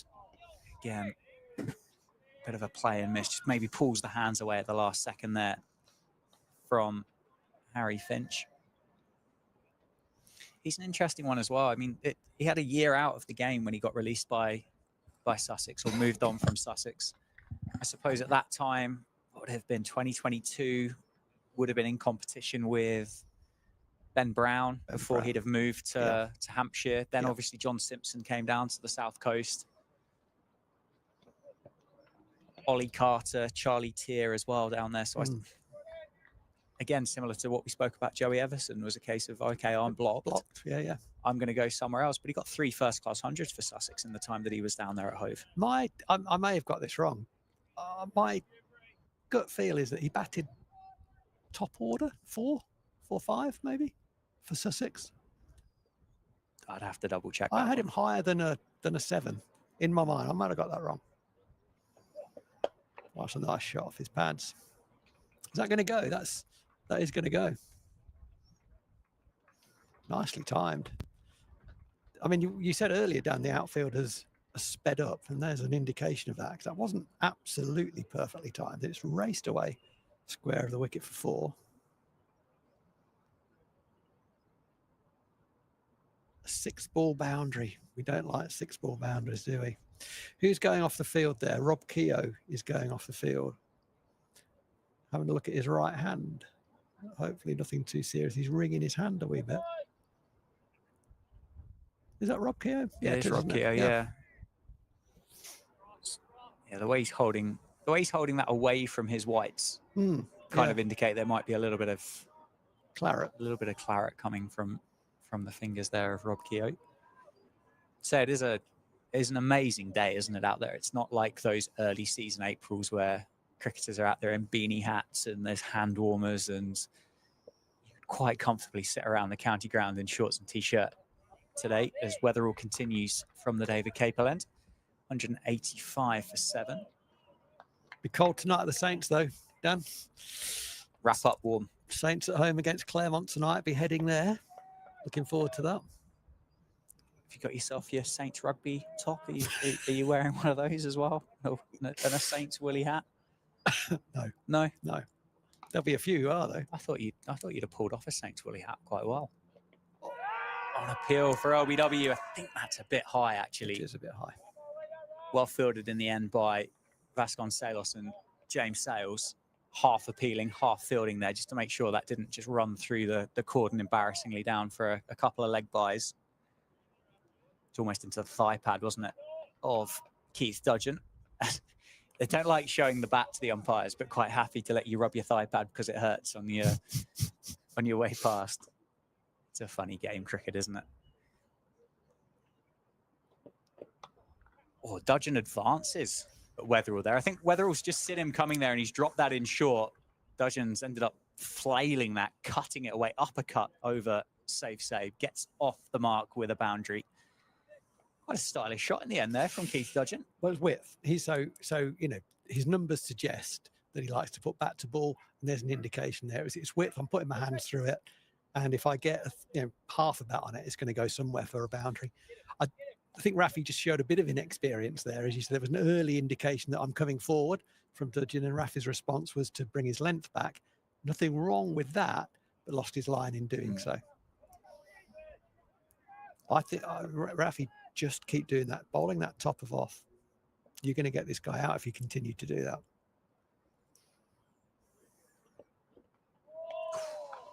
Big flashy drive from Dudgeon there. That was all hands really, wasn't it, from the big South African.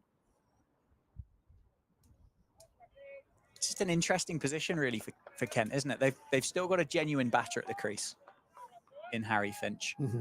Clearly, they're quite happy with Keith Dudgeon with the bat in hand. They're not looking to marshal any form of strike or anything just yet. Oh, it's a beauty again, isn't it? Rafi Weatherall has bowled, well, I'd say the spell of his career so far. It's been absolutely brilliant. Whatever deal he's got, add to it. Make it longer. Make it longer, yeah, double it. And then add a couple more on top of it. 3.5 overs, 1 maiden, 3 for 15 in this afternoon session for Rafi Weatherall. Now finish it off well. Finish this over well, Rafi. Oh, just like that'll do. Just a little, actually a little back of a hand. Nice cricket there. Dudgeon just looks at Rafi Weatherall and shrugs his shoulders. Oh, mate, that's too good for me. And it was. It was a little bit on the safe side lengthwise. I had exchange with a guy who works in the development area here, Luke Sharples, works incredibly hard in the development area here.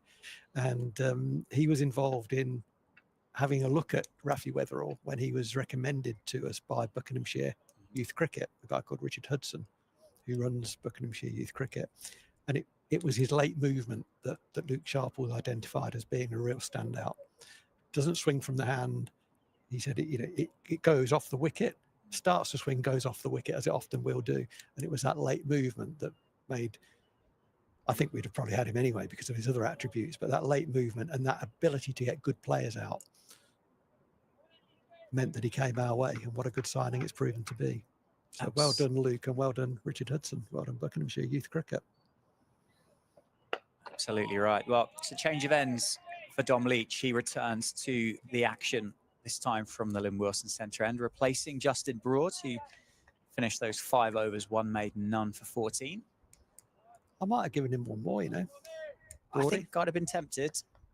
Dom Leach so far, 5 overs, no maidens, none for 36. Should be a little bit more pressure off Dom Leach now, 7 down for Kent, bowling at the number 7 and 9 respectively. Half an appeal from behind the stumps, but I think there was much going for that one on line and height. Otherwise, absolutely beautiful delivery, worth a big appeal.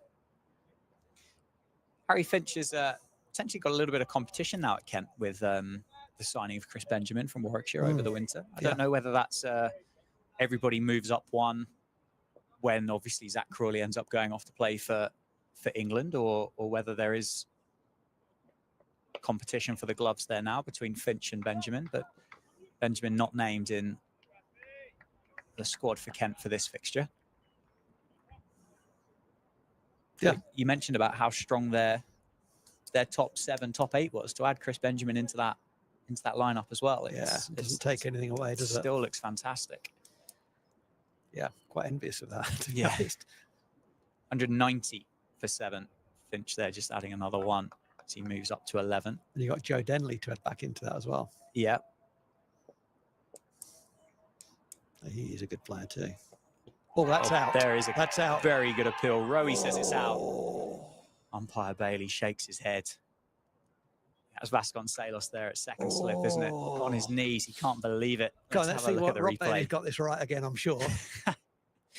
Not missing another set. It's the best of the lot so far today, isn't it, I think? What do you think? Has he got himself just outside the line on impact there, Dudgeon? Oh, okay. Just. Maybe. Umpire's cool. Yeah. Good appeal, though. Good start to this spell from Dom Leach. He's asked a lot more questions. That's gone through with good pace as well as Dudgeon defends it into the leg side. Yeah. I mean, Rob Bailey, good umpire. He will be consistent on that, Rob Bailey. That's one of his main things. Is I'm not sure whether that's hit him in line or whether it's just outside. I'm not sure. I give it a not out. You don't mind that as a player. No. That's exactly what you want. So long as he's consistent, and he is. So that's good umpiring. That's why he's one of the very best around. Absolutely right. Can Dom Leach get out of this over? Goes with a short ball. It's just going to be 1 more added to the score by Dudgeon. So Finch and Dudgeon will change ends, which I dare say Rafi Weather will be quite excited about. Yeah, when you're bowling at someone like Keith Dudgeon, who is a bat on ball player, that's why he bats where he bats, right? Otherwise, he'd be higher. But he can strike a cricket ball. Clearly, his numbers show that, and we've already seen that to a degree. What the inexperienced bowler will do will be to go off script and to try to find funky ways to get him out. Incorrect. The reason he bats where he bats is because his defence won't be good enough. He can't do it for long periods. Keep challenging off stump. Do not go off script. Yeah, so far during this spell, that's exactly what Rafi has done. Runs into bowl his 6th over, goes full, and a big appeal for LBW. I think Dudgeon might have just squeezed that one. Half an appeal in the end, wasn't there, from behind the stumps. I think Rafi knew there wasn't much going for that one. Still 47 overs left in the day. What's a good score here for both? Obviously, Kent, the easy answer here is to go, well, as many as you can possibly get. But 191 for 7, first innings score of 250. Would you, having been put in as well? That was the number I had at this stage. From here, yeah, 250. I think they'd probably... It wouldn't be unanimous that Kent would buy that, but I think there'd be enough hands go up in the Kent dressing room that 250 would be agreed on. Yeah, there'll be players who'd want more than that, and the 2 in would probably vote for more than that. But I would have thought 250. Northampton's perspective, 215. Yeah, 220, which would be a great result considering where they had got to at one stage. What was it, 160? For 3, something like that at one stage. Yeah, 164 for 3 as Jack Leaning departed. He's bowling with good pace as well, isn't he, Rafi? Well, yeah, he's certainly not. Yeah, he's not express, but he has enough pace about him. You know, it's not an area that you're concerned about in terms of him continuing to develop in the game. I mean, he's only a baby, right? So he's probably not going to get any slower at this stage for the next 8-9 years. Probably only going to get quicker, marginally, or bowled, or fielded. Really well picked up by Rothesay, but backward point. Should be batting, shouldn't we? Absolutely should be. Should be batting by now. And they were 3 relatively regulation chances as well, weren't they? I think the toughest one probably was, slip catches are always hard, but I think the toughest one probably was the one to Leach at mid-wicket where he was running in. Yeah, that's one of those catches that obviously you and I can only really speak from an amateur perspective, but you've been in that situation and you're running towards it and you feel like you're never going to get there. And then all of a sudden in that final kind of fraction of the game, everything just speeds up, doesn't it? Yeah. Because you're a bit closer or a bit further away than what you thought as the ball just drops that final few feet to the ground. But yeah, got 2 hands to it. And had he had bowled well this morning, I think there's a great chance that he holds on to that and the wicket's taken. Nicely played by Harry Finch, just into the leg side, takes the single. Certainly these wickets have just slowed Kent down a lot, haven't they? That control that we spoke about that Northampton needed after lunch, they've been able to get that, and Luke Proctor's been backed up well by Rafi Weatherall and Justin Broad. Captain Proctor and Weatherall just having conversation there, whether there's one more. Give him one more. Rob Keogh returns to the field, which is good to see. I'm just looking at his right hand, see if he's got any bandage or strapping or anything. I can't see because his hand's down his trousers, so I can't see. It's not the optimum time of year to walk back out with your fingers taped up, is it? It feels like a long way to the end of September. Up till that point. Anyway, he's back. That's the main thing. He's back. He's on the field. Wicket ends and finger tape are the things that develop over the course of the season in first-class cricket. Well bowled by Dom Leach. I haven't seen a lot of Harry Finch's cricket, and he looks very busy at the crease, which can be a compliment. In this, I'm just wondering whether his movements are always solid. You know, has he got a good base to hit off? There's a bit of movement after contact. He makes contact with the ball, and there's been movement after contact a few times. It suggests a lack of balance. He's obviously a good player. He's got 5 first-class hundreds. Well fielded, extra cover. Man Guthrie again, isn't it? Tumbling away. Yeah, I mean, Harry Finch played a couple of under-19 test matches for England. As you said, 5 first-class hundreds to his name as well, an average of 30 since he signed for Kent. Yeah, and if he bats 7 throughout, that's, you know, yeah, all right. No, he's certainly been a bit up and down, but as I say, with that role at Sussex and with the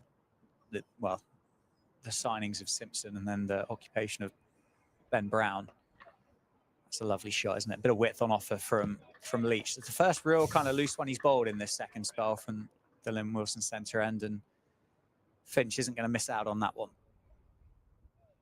It's a release, isn't it? It's a release ball.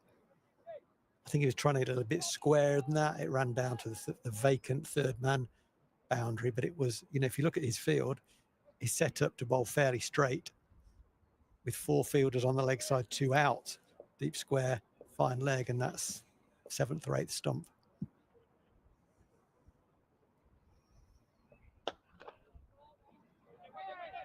Oh, well fielded, Rob Keogh.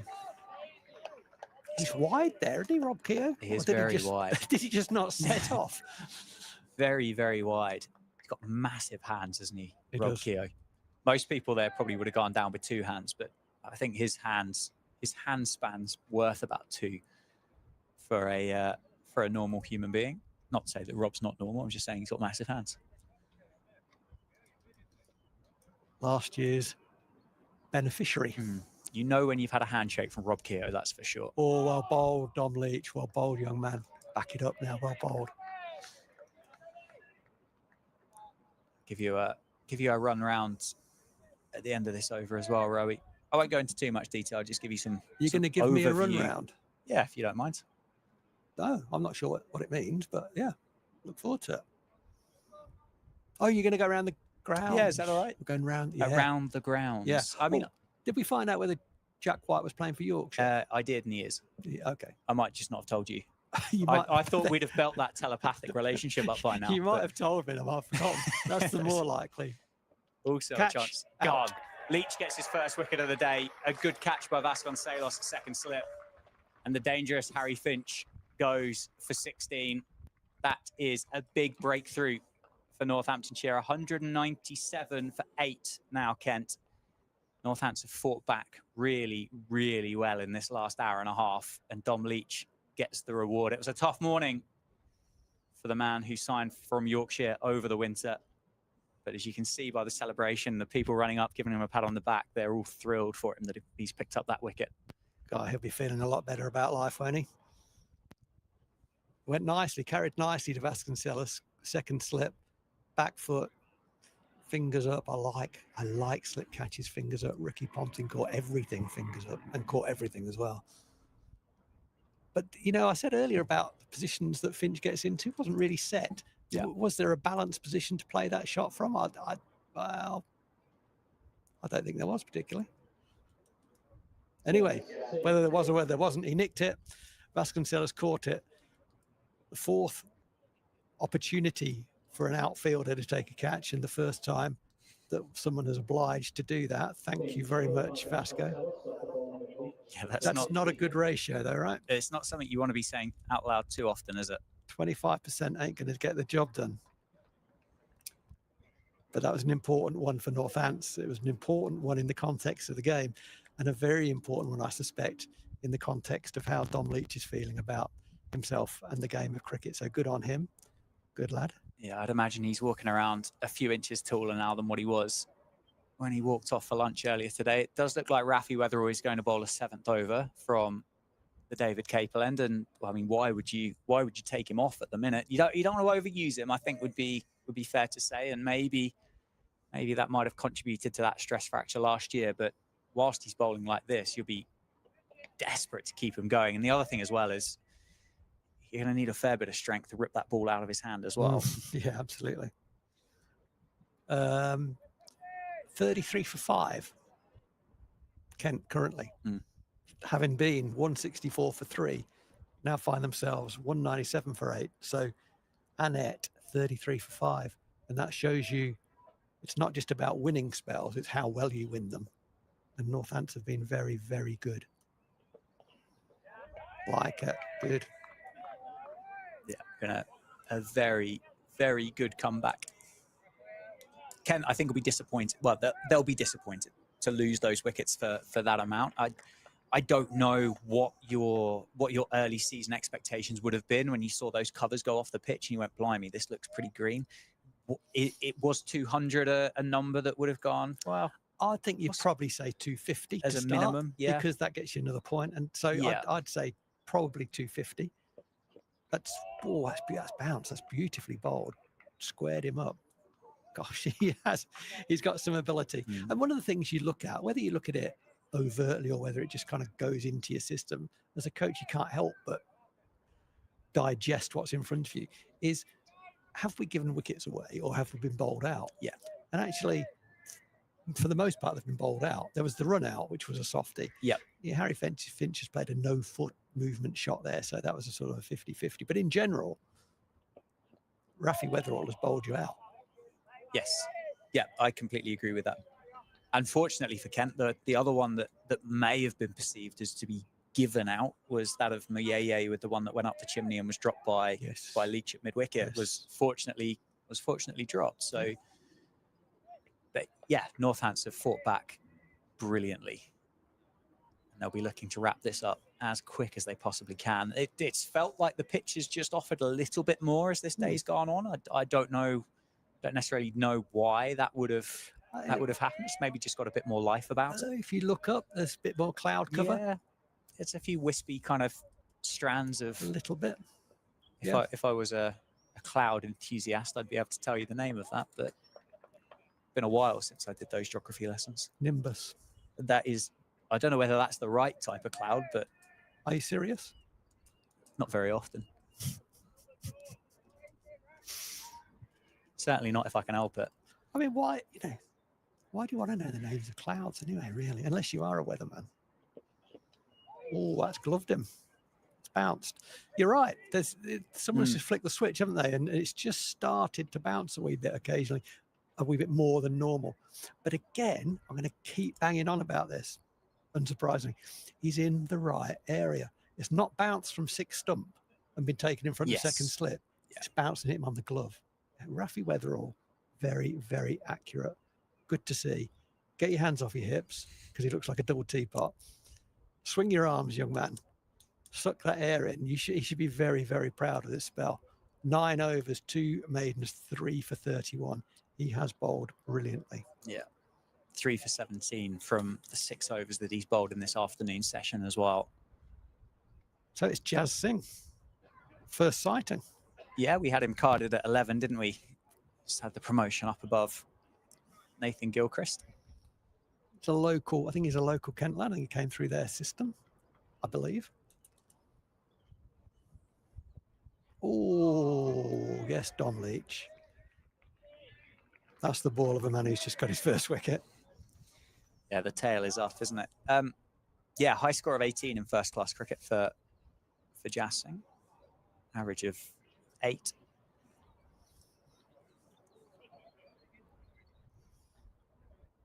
Picked up a few wickets in pre-season, a couple against Essex, 17 first class wickets in his career so far. How many matches? Is that about 10? 8? Yeah, 11.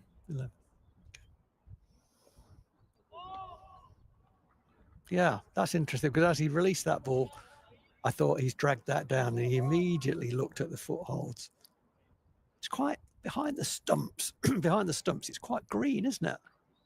You know, like... Yes. Yeah, quite noticeably brighter, isn't it? It is. And that obviously indicates moisture and a longer leaf. As the groundsmen say, they call it leaf, we call it grass. Technical term. No difference to talking about clouds, is it? Very similar.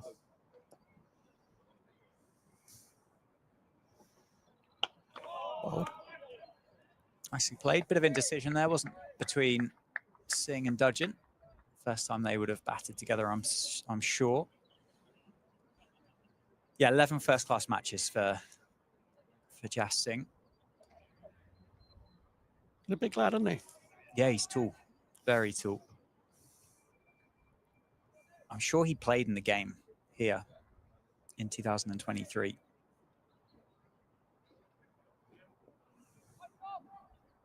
No, 22 he played. Played here at the county grounds. Is that right?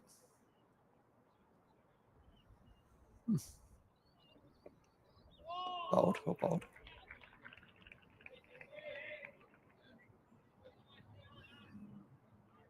This could be an important spell for Dom Leach, couldn't it? You know, if he happens to get the last 2 wickets, for example, finishes with 3 for, bowls nicely. Yep. You know, he'll forget this morning far more quickly. And sometimes, to use a Ted Lassoism, it's good to be a bit of a goldfish and just forget things. And obviously finishing on a high helps you to forget what went before it. What's well played.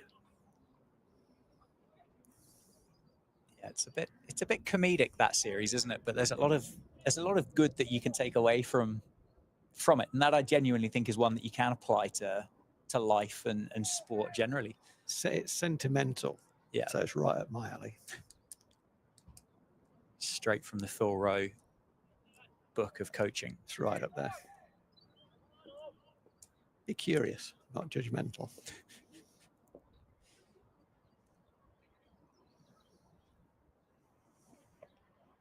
It's a beauty from Leach. Well, there's a curious look from Jazz Singh as he looks down and says, my God, I thought I was in great shape there.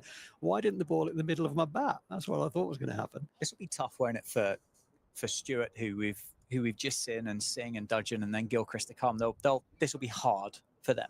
Mm-hmm. But they'll also be licking their lips at the opportunity to go out there and bowl on this.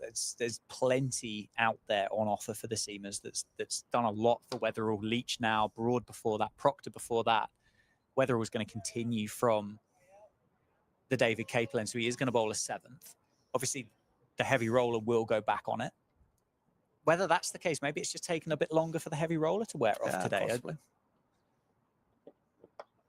Oh, Q ended. There was an issue with the roller, wasn't there?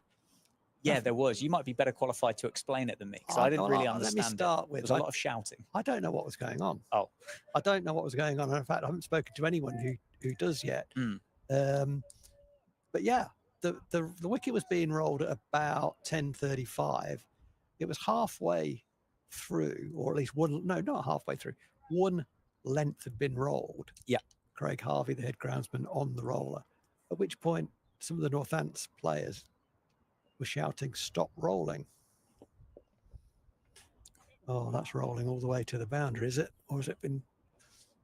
No, it's going to be cut off. That's good. Just a couple of leg byes, I think. And they were passing on essentially a message that was coming from the umpires, who were shouting from the balcony, "Stop rolling."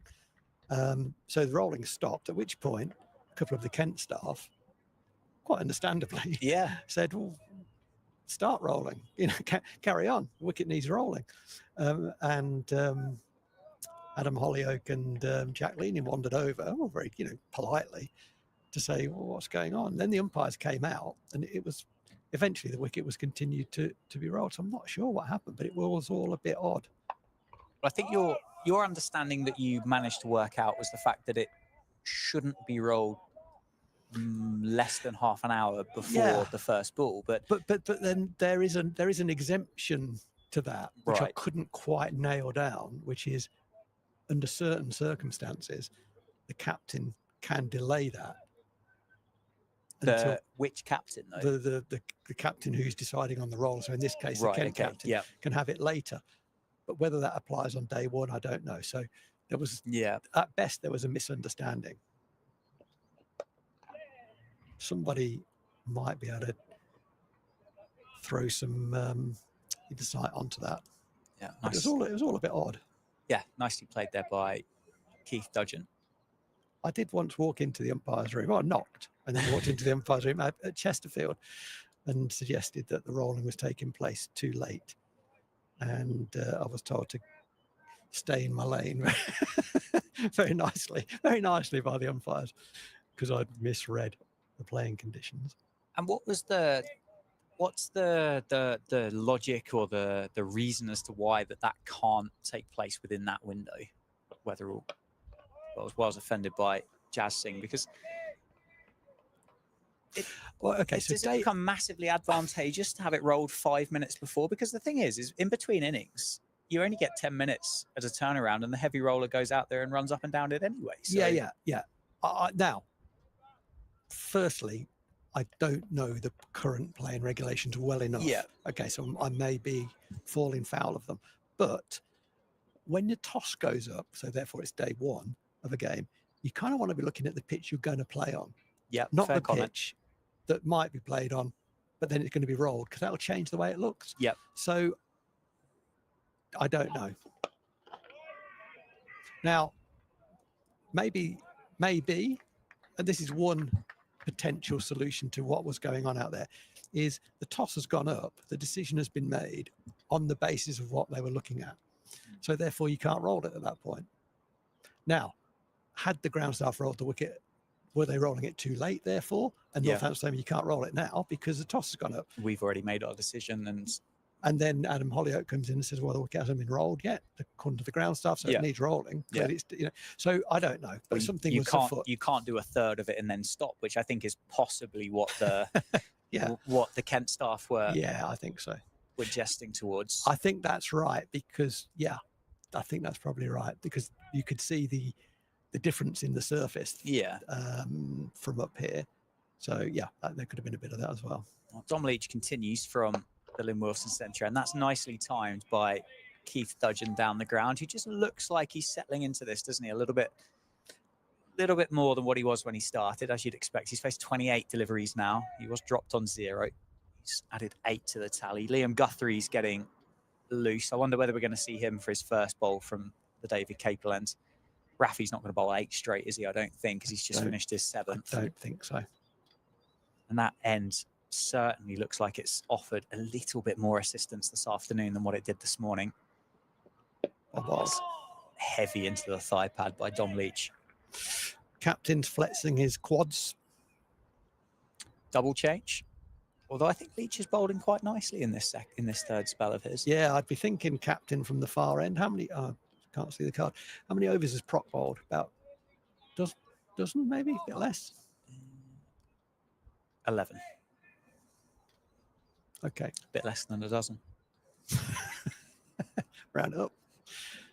Yeah, we're into the tail. Who are the best knockers over of a tail?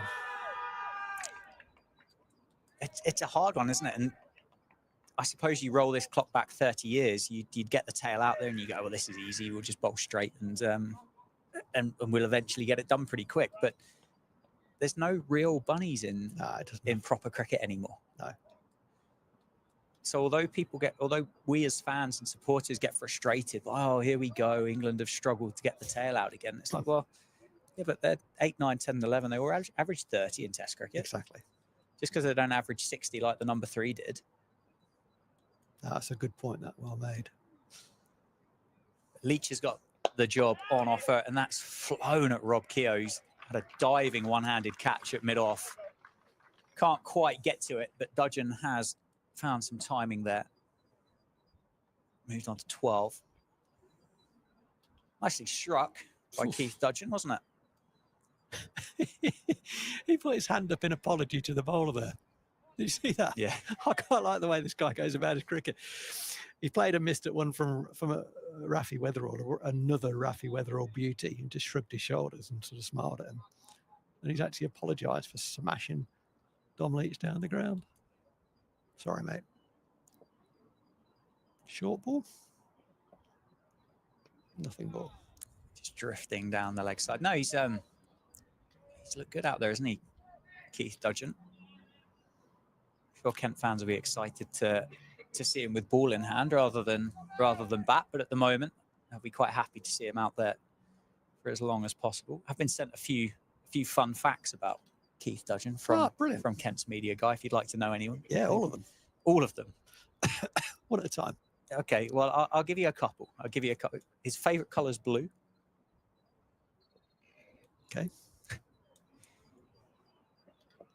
As like so many earliest cricketing memory is backyard cricket with a brother, which is, it just feels so wholesome, doesn't it? When it really does. It feels like everybody's earliest cricket memory is playing cricket in their back garden or backyard with their brothers, sisters, dads, mums, aunties, uncles. Looks a bit more fun in Australia and South Africa, I think, than kind of a soggy. It's called backyard cricket, which is sort of better than garden cricket, isn't it? Yeah, we do have a habit of making things sound posher than what they need to be, don't we, in the UK? Okay, I've got my way. Captain's on at the David Cable end. Meanwhile, back to Dudgeon watch. Okay, so he started playing cricket in the garden and he likes blue. Does it get any more interesting or not, these fun facts? He likes a bit of golf, listens to some Morgan Wallen, and proud that he's played in the SA20. So listens to what? Morgan Wallen. Probably similar to what we spoke about earlier. Would he go 3? Yeah. Anyway, Jazz Singh, 1 off 6 for Kent's number 10. He's got Northamptonshire skipper to contend with, who's bowled really well through the course of the day so far. 11 overs, 4 maidens, none for 24. Wicketless at the minute. Certainly have his sights on adding a couple of those to his tally. Try and wrap this up as quick as possible. Quicker ball, fuller length, nip back, shin out. Just feels like a Justin Broad Yorker would be perfectly timed for. I mean, Jazz Singh, he's a tall guy, isn't he? Could you just sneak one under the bottom of the bat there? He might hurry him because he won't be expecting it. Left well alone. What a lovely leave, isn't it? It's elegant. 206 now on the board for Kent. Anything more about Keith Dudgeon? No, that's pretty much it. The highlight. Well, certainly for that side of it anyway. Well, thanks very much to the Kent PR guy sending those through. That's added enormously to our insight on Keith Dudgeon.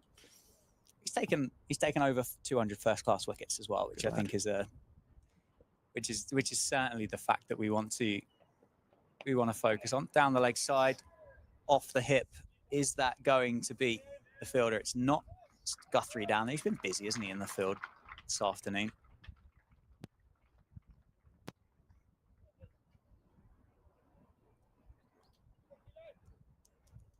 nice bit of awareness there. These are tiny little things that the ball escaped the clutches of the keeper. Rafi Weatherall was watching the throw come in. You've got to keep watching the ball because it went into the middle of no man's land, didn't it, that ball? There could have been another run there, but Rafi Weatherall just nicely tidied it up. It's good to see a young man being cricket aware. Oh, it's gone the other way. Bold Proc. He's bowled a couple of those where he gets his arm going across his body. So it's an exaggerated away swinger. He's just not got the line, the starting line right. A bit like me with my driver. Still trying to play golf, are you? Well, I've had a month off with this injury. The one that I mentioned to you this morning that you've forgotten about. I know, I listen. Just a nice start to this spell from Luke Proctor, isn't it? Just nice shape away from Jazz Singh outside his off stump. I'd like to see him challenge the Stumps. It was a nice, I would just challenge the Stumps. Don't, as I said earlier, lower order batters, you can't call them bunnies nowadays, as you quite rightly say, but, Stumps first.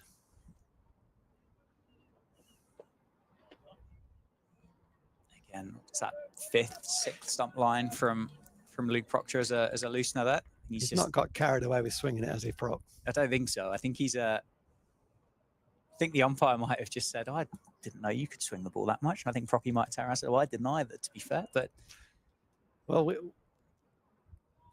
we worked quite closely, Luke and I, when he joined us, and he did have a penchant for swinging the ball out, but it wasn't what I thought would be in his best interest. So we went over the time.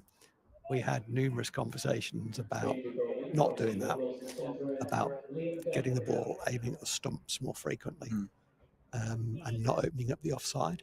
And he after a period of time, he bought into that, and I think he's been better for it. Liam Guthrie returns. He's going to bowl from the Lynn Wilson centre end, as he has done exclusively today. His first look at Keith Dudgeon and Jazz Singh. Quickest of the Northamptonshire bowlers on show. Will just be looking to wrap this innings up as quick as possible for his captain. 2 for 53 so far. That second spell just spoilt the figures slightly, didn't it? Did. Gone up to a run rate of just under 4.5.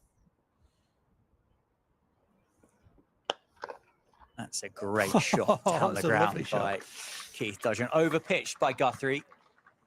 Dudgeon does not miss out on that one. Mid off, very, very wide. He's just leant on it, isn't he? First one was striped, I think would be fair to say. Leaning back, front foot away from the ball. That one there, much more orthodox, much more textbook from Keith Dudgeon. And because there are fewer bunnies, rabbits, tail enders in the game nowadays, what it means is that those who can play a bit, Keith Dudgeon can obviously play a bit, can just play normally because they're not waiting for the other guy to get knocked over at the other end. And it's like a compounding of capability, really. That's nicely played. Shorter ball from Guthrie. Dudgeon's just ridden the bounce, hasn't he? Dropped the hands on it and played it down into the leg side. Again, I'm going to give Rafi Weatherall a good rap. So it's the Rafi Weatherall loving today, because when he first came into the side, I thought, firstly about his capability, what a talented young bowler. This kid's got somewhere to go in the game, but a bit raw, a bit wet behind the ears. He saw that we needed to keep that to 1 and put extra effort into it. Yeah. Whereas maybe this time last year, he'd have kind of just thought, oh, that's an easy 2. Well done him. We need to be bowling at this fella. Nicely played again by Singh. It's funny, isn't it, this game? Because you say 5 for 33 in that period with Rafi Weatherall and Justin Broad bowling in unison with one another. And now we've got Kent's number 10 walk out, and he's looked like he got all the time in the world to play the cricket ball. It doesn't feel like there's any great pace in the pitch now. It doesn't feel like it's exploding off the surface like it was for a little period of time there. Oh, that's well played. Another single added to the score and the tally. Singh moves on to 4 of 14, 214 for 8 now. I suppose that's always going to be one of those constant variables, isn't it, in this sport, with live grass, with ever-changing overheads and temperatures. And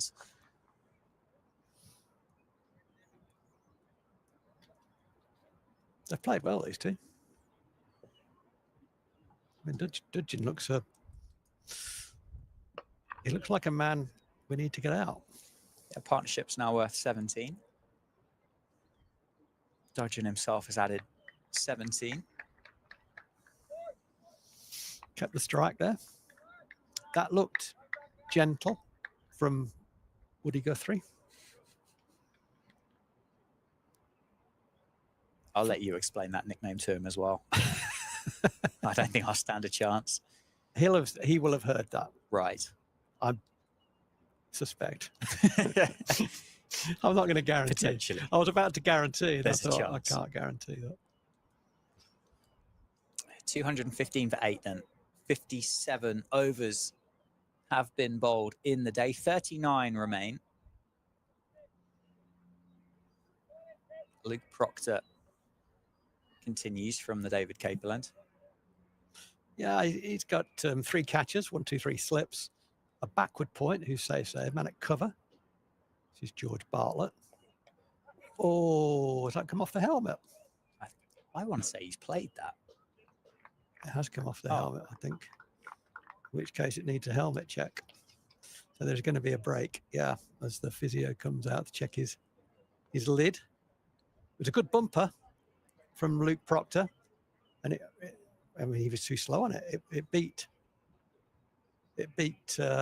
Dudgeon's attempted pull shot, caught him on the top of the helmet, flew over the keeper 4-leg by. So there's no question of any injury, thankfully, to Keith Dudgeon, but there is a question of injury to the helmet. And under the protocols that exist for concussion, he's going to be checked out by the phys. But those actually, whilst we're taking that break, we'll go around the grounds. Around the grounds. Around the grounds. Lovely. Let me just refresh the browser and see what's going on. So Yorkshire were bowled out for 121 down in Southampton. Hampshire are 55 for no loss. Oof. In response to that, let's have a look and see who took the wickets for Abbott. Kyle Abbott took 3 for Liam Dawson, 4.4 overs, 2 maidens, 3 wickets for 8 runs. They've had a slog at him. Yeah, on the earliest day of the season. Worcestershire, they got off to a flyer. They were eventually all out for 154. And Somerset are 33 for 1 in response to that. Casey Aldridge, 5 for 36. Craig Overton, 3 for 24. And then the man out, Archie Vaughan, 12. Sussex, fight back for Sussex, 202 for 4. Oof. After Ethan Bamber took apart their top order. Tom Clark's on 63. James Coles, I think he's going to be a terrific cricketer, made 50. And then John Simpson is currently 30 not out. Yeah, Coles looks a proper player, doesn't he? Very, very good. Essex are 206 for 2 against Surrey. Paul Walter went on to make 92. Oof. Wesley, 40. Jordan Cox is currently 40 not out. So we get back into the action, and Proctor makes his way into bowl. Middlesex, 231 for 4. Who's got those? Max, you got any? Sam Robson, 70. Max Holden, 69. Luis Deploy, 40. Ben Geddes is on 10. Glamorgan, 171 for 7 against Leicestershire. Gloucestershire, 182 for 6.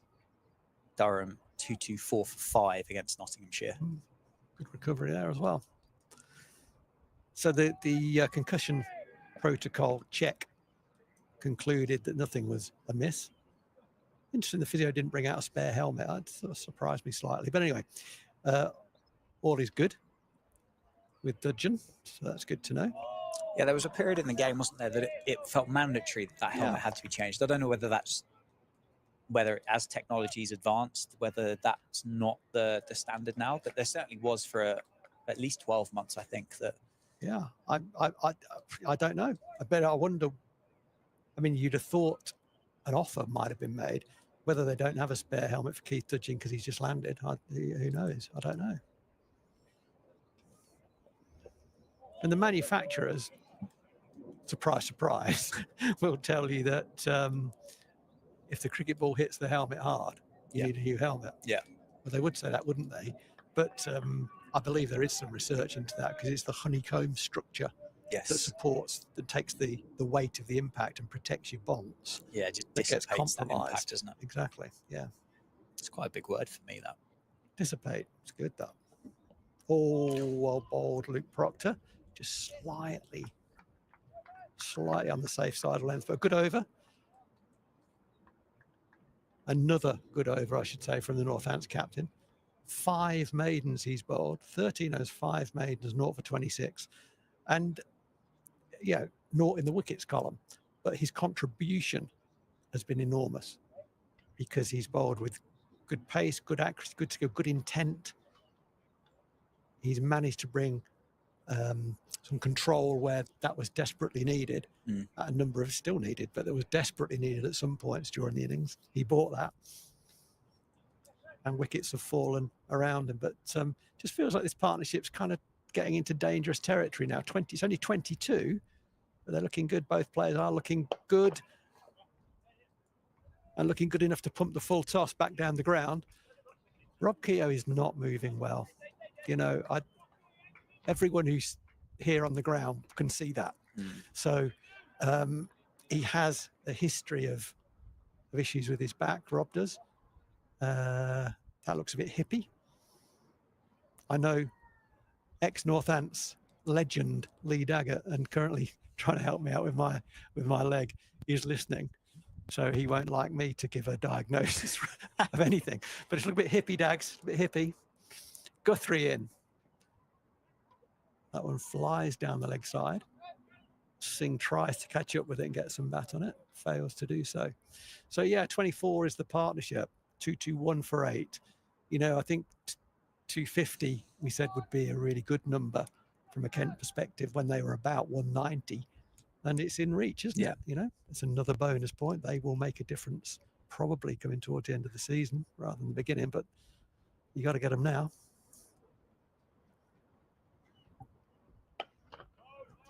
Yeah, and it's just started to feel like it's not taken the life out of Northamptonshire again, but at 5 for 33, maybe they were expectant that they'd just run through and pick up those next ones quite quickly. But as you made a point to, Northamptonshire need 2 wickets to wrap this innings up, and they've put 3 chances down. Yeah, they could be off the field now. Yeah, had those chances have been taken. One of those was Keith Dudgeon, who was dropped on 0.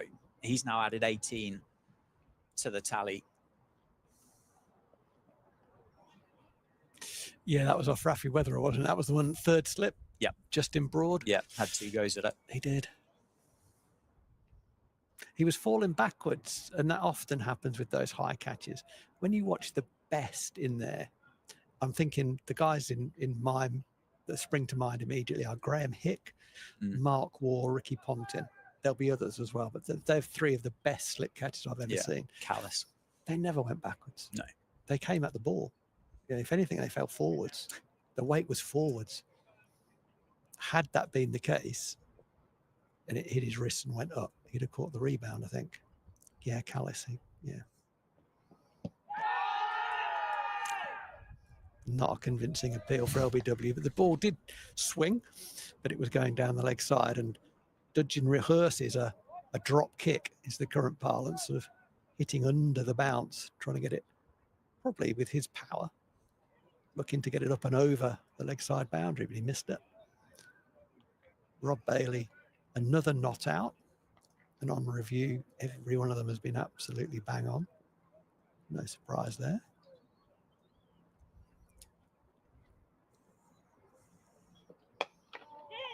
Oh, that's a good run. That's a good run. Just dropped into the offside. he's kept the strike again. It's not the first time he's done that. Yeah. And I just wonder whether we were a little bit on our heels there. 6 ball of the over. Well, I wonder if he's just he's had a mental note, the fact that that is Rob at mid-off as well, and he's moving a bit stiffly. I think so. Deep as well. You know what? In those situations, I'd like the captain or the bowler or the keeper, 5 balls gone, we want to bowl at the other guy, is on the one here, he's got to play a shot to get off strike, something like that. And then you just squeeze in. The batter knows that you're on it, and maybe they don't take that run. They did take it, so that means Dudgeon is facing Proctor. He's played that nicely. That's bounced off a good length. The shoulder of the bat. Yeah, since that drop early on, he's really just settled into this, hasn't he? Nicely. Yeah, it was a loose drive, wasn't it, that he played at Rafi Weatherall, the ball offering to go away late. And it was a healthy nick, and it was as they go, it's fairly comfortable, head high. Chance at slip. But there isn't such a thing as an easy slip catch. No, it would have gone quickly. Whether with some of those deliveries early doors that have just kept a little bit low, do you end up bringing that slip cordon a little bit closer to make sure that it does carry? And then the one that's a bit back of a length just zips off the surface a bit more. You end up being a touch closer than what you'd like to be, maybe.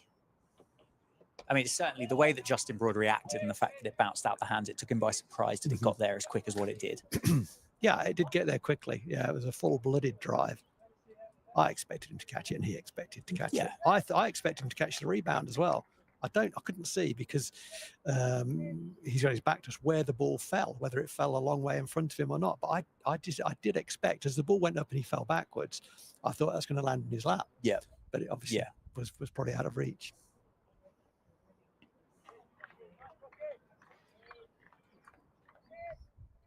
It's interesting. Proctor's bowled more channel balls to Dudgeon than to anyone else. Whether that's just a coincidence or whether he thinks, I'm just going to hold channel, going to go dry, make him come at me.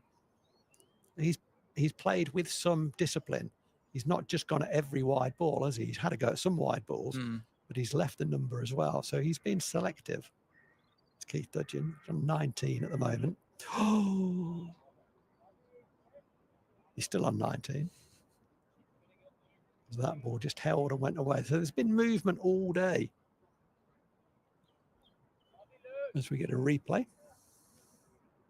Oh, gee whiz, that went a long way, didn't it? That suggests you can be fuller, doesn't it? You know, if it's going to go that far, get it fuller. Yeah, I think if it's outside off stump, Dudgeon's just looking to kind of put his hands through the ball, isn't he? That front foot tends to stay fairly central, fairly kind of parallel with the stumps at the other end. So yeah, it does. Potentially that's what Proctor's kind of looked at and read. And I'm sure Northamptonshire would have had a bit of film about Keith Dudgeon and what his strengths and weaknesses were. But if you go too straight, then you do kind of bowl into the arc of a number 8, a number 9 that's got some long levers and some strong shoulders to be able to dispatch you into the leg side. So don't necessarily think it's a case of hiding it outside off stump, but clearly it's going to be more difficult for him to access with that front foot at the moment. That's just kind of just prodding forward. I'll tell you what he is good at, counting to 6, because he's kept the strike again. Yeah, that's one of the most frustrating. Well, that's your bumper. Surely that's your bumper, your high bumper to keep the man on strike. Anyway, he didn't. Got a run. Oh, bold. Good Yorker from Liam Guthrie. He does look like he is not bowling with the verve that he has at certain points. It's a 60 over old ball. Let's not forget that. So yeah, whilst it's not baking hot out there and the ball hasn't got sort of smashed along the floor, it's a 60 over old ball. So there is that, but he looks a little leggy. He's into his 15th over now, Liam Guthrie. 2-2-4 for 8. Oh, that's a wide.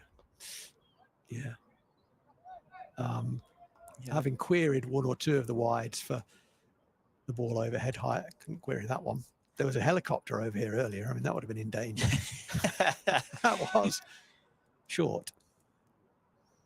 Yeah, I mentioned the fact that it had been a while since Liam Guthrie had played first-class cricket. Just looking back, it was the 24th of November 2024 that he would have last played first-class cricket. Yeah. That was Queensland versus Victoria at the Gabba.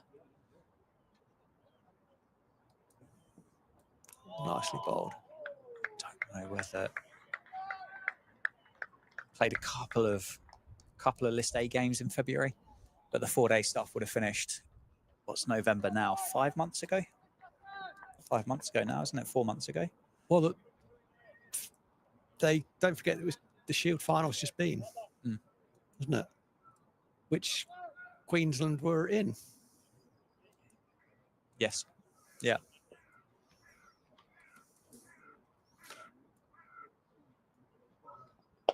Oh, casual. I mean, yeah, I need to see a replay of that. That looked for all the money that he was going to catch that one-handed caught and bowled. It's gone for 4. It was nicely timed.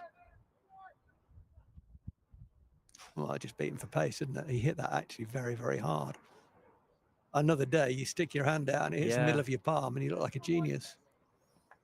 But yeah, that did him for pace. He's timed that beautifully down the ground. I wondered for a second if he got a fingertip to it, but Close, wasn't it? it was very close. Reminiscent of that. Remember that catch by Jofra Archer in the big bash for Hobart? Just stuck a mitt out, didn't he? And just plucked the caught and bowled. I mean, so it appears Liam Guthrie's not been playing for Queensland. That's what I'm deducing. Yeah, as I say, there's some List A cricket in February. Yeah. For Queensland. Yeah. Sorry, I meant in the 4-day. Yeah. But yeah, that would have been his last competitive game of cricket, and the last 4-day game would have been November 2024. I think we need to change this end. Where are you going? Well, firstly, do you agree? And secondly, where are you going? I think I do agree. And I think I'd go for Justin Broad, given the option. I'd quite like to see whether these Justin Broad Yorkers can just pry out Kent's 9, 10 and 11. Again, we haven't really seen it, have we, from Guthrie or Proctor, just to really kind of get one up there. Guthrie did bowl that full toss, but I dare say that was just a miss length. I don't think that was an attempted Yorker. Not again. Yes, again. Yeah. Another 6 balls. I mean, come on. Awareness? Well, Keith Dudgeon's got plenty of it. I think the other thing as well, it's seeming so easy to rub Keogh at mid-off because of the, as you said, that stiffness, the hippie stiffness that he might be suffering from at the moment. I mean, could you look to change that? Could you look to put a different bit of personnel there to try and take it away?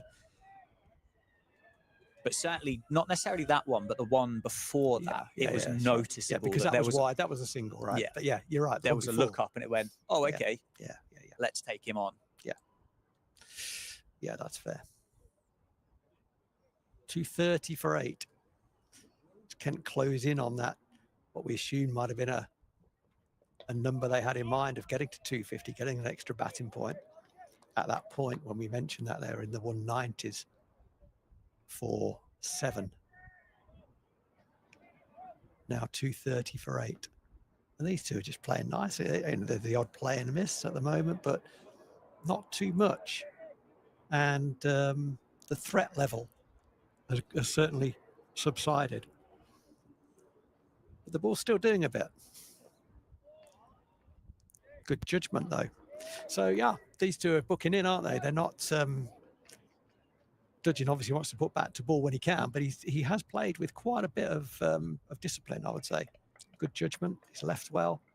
When it's been in his area, he's certainly tried to execute. Yep. He likes to hit the ball hard, and he can do that off both feet. But when it's not been in his area, he's been happy to let it go by. It's been done a few times outside the off stump.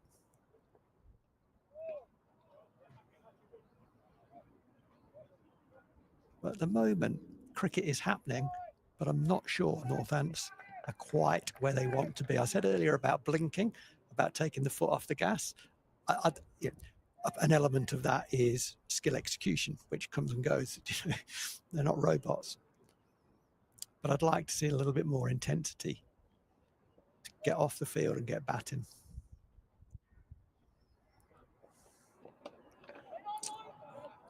Yeah, I completely agree with you.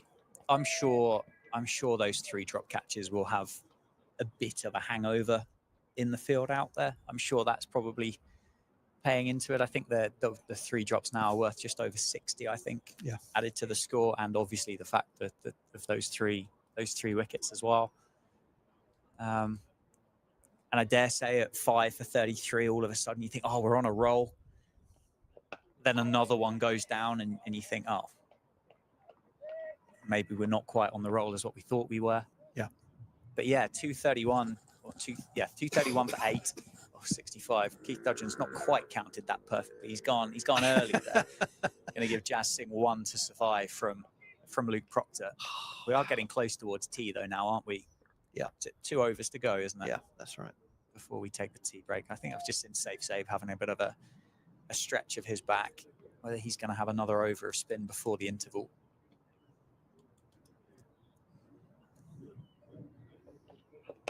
It did cross my mind. I was sort of thinking it through about Safe Save from the Lynn Wilson end, because it's the long leg side boundary, 2 right-handers. Yes, they're hitting with the wind, but if you put a few boundary men out in outfield, you play your best shot, you get a single. You want to hit it over the head. Good luck on that. Yeah. You're backing a few different horses, so I think this is a good move. Yes, it's maybe a couple of overs later than might have been the case, but and it might be 1 over before tea as well. Yeah. And it may well be go back to the seamer. But I like the idea. Yeah, me too. I like the idea. I like the test of almost the resolve of these two, particularly Keith Dudgeon. I think he'd be pretty keen to try and take on the left arm finger spinner. And the only issue with it being now is that one of the reasons that these two bat where they bat, one of the reasons is because they don't concentrate as well. And they're not able to restrain themselves as well and make good decisions for as long a period. They've only got 6 balls to get through. Yeah. Yeah. Good start, Safe. So Northants clearly one eye on the scoreboard. Kent now will have one eye on thinking about getting through to tea, won't they? And having a sit down and a regroup. Not that I think much would change from a Kent perspective if they were to get through to tea unscathed. They've just played keep really doing well. what you're doing. This partnership was 34 now. Just played perfectly.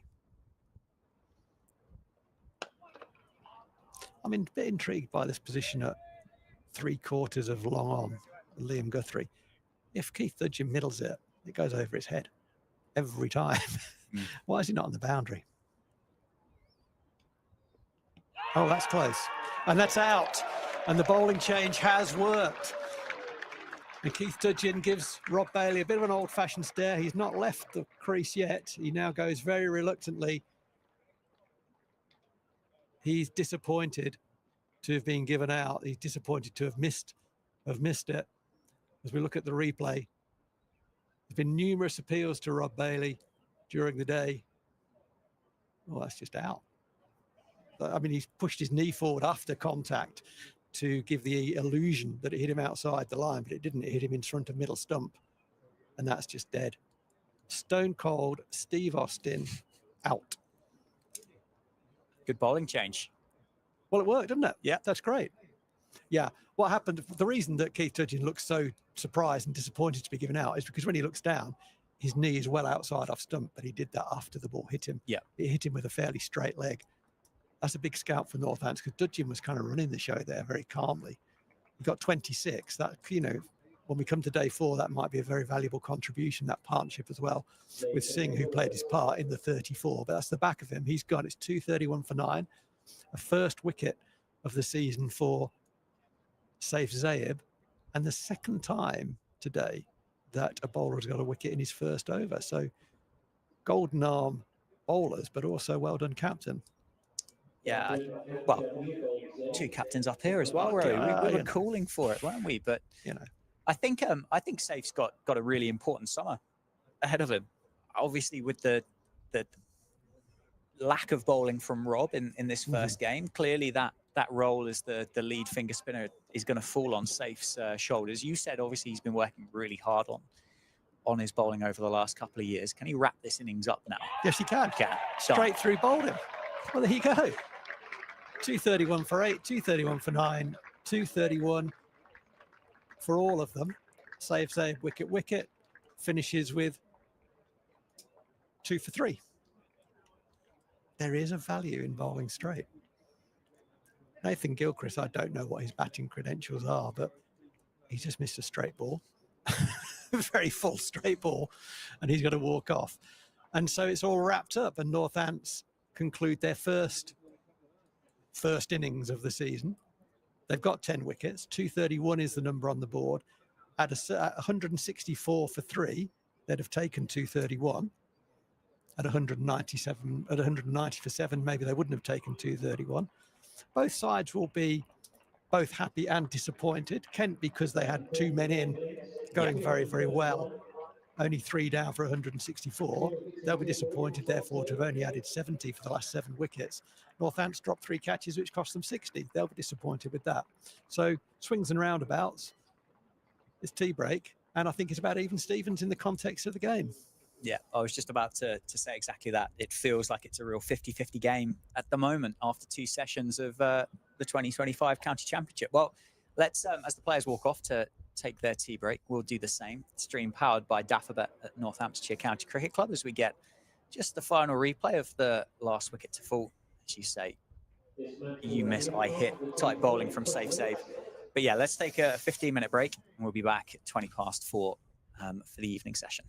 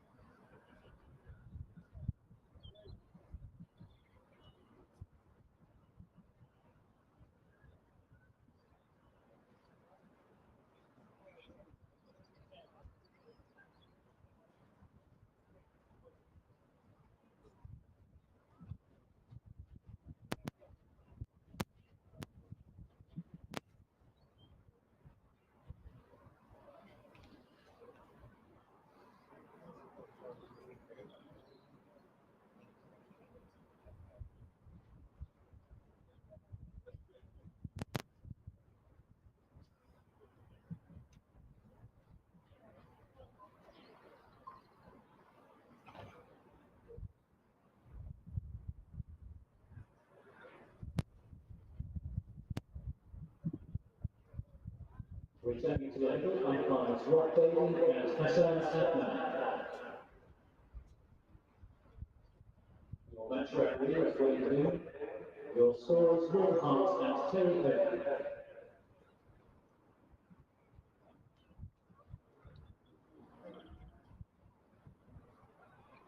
Kenton Field, captained by Daniel Belgrave.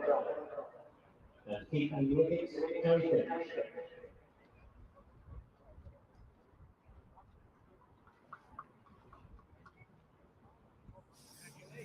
Good afternoon. Welcome back to Northampton, the county grounds.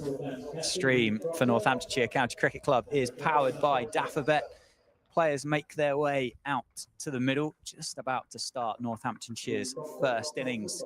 Kent, just on the stroke of tea, were bowled out for 231. Top score for Tawanda Muyeye. Jack Leaning made 40.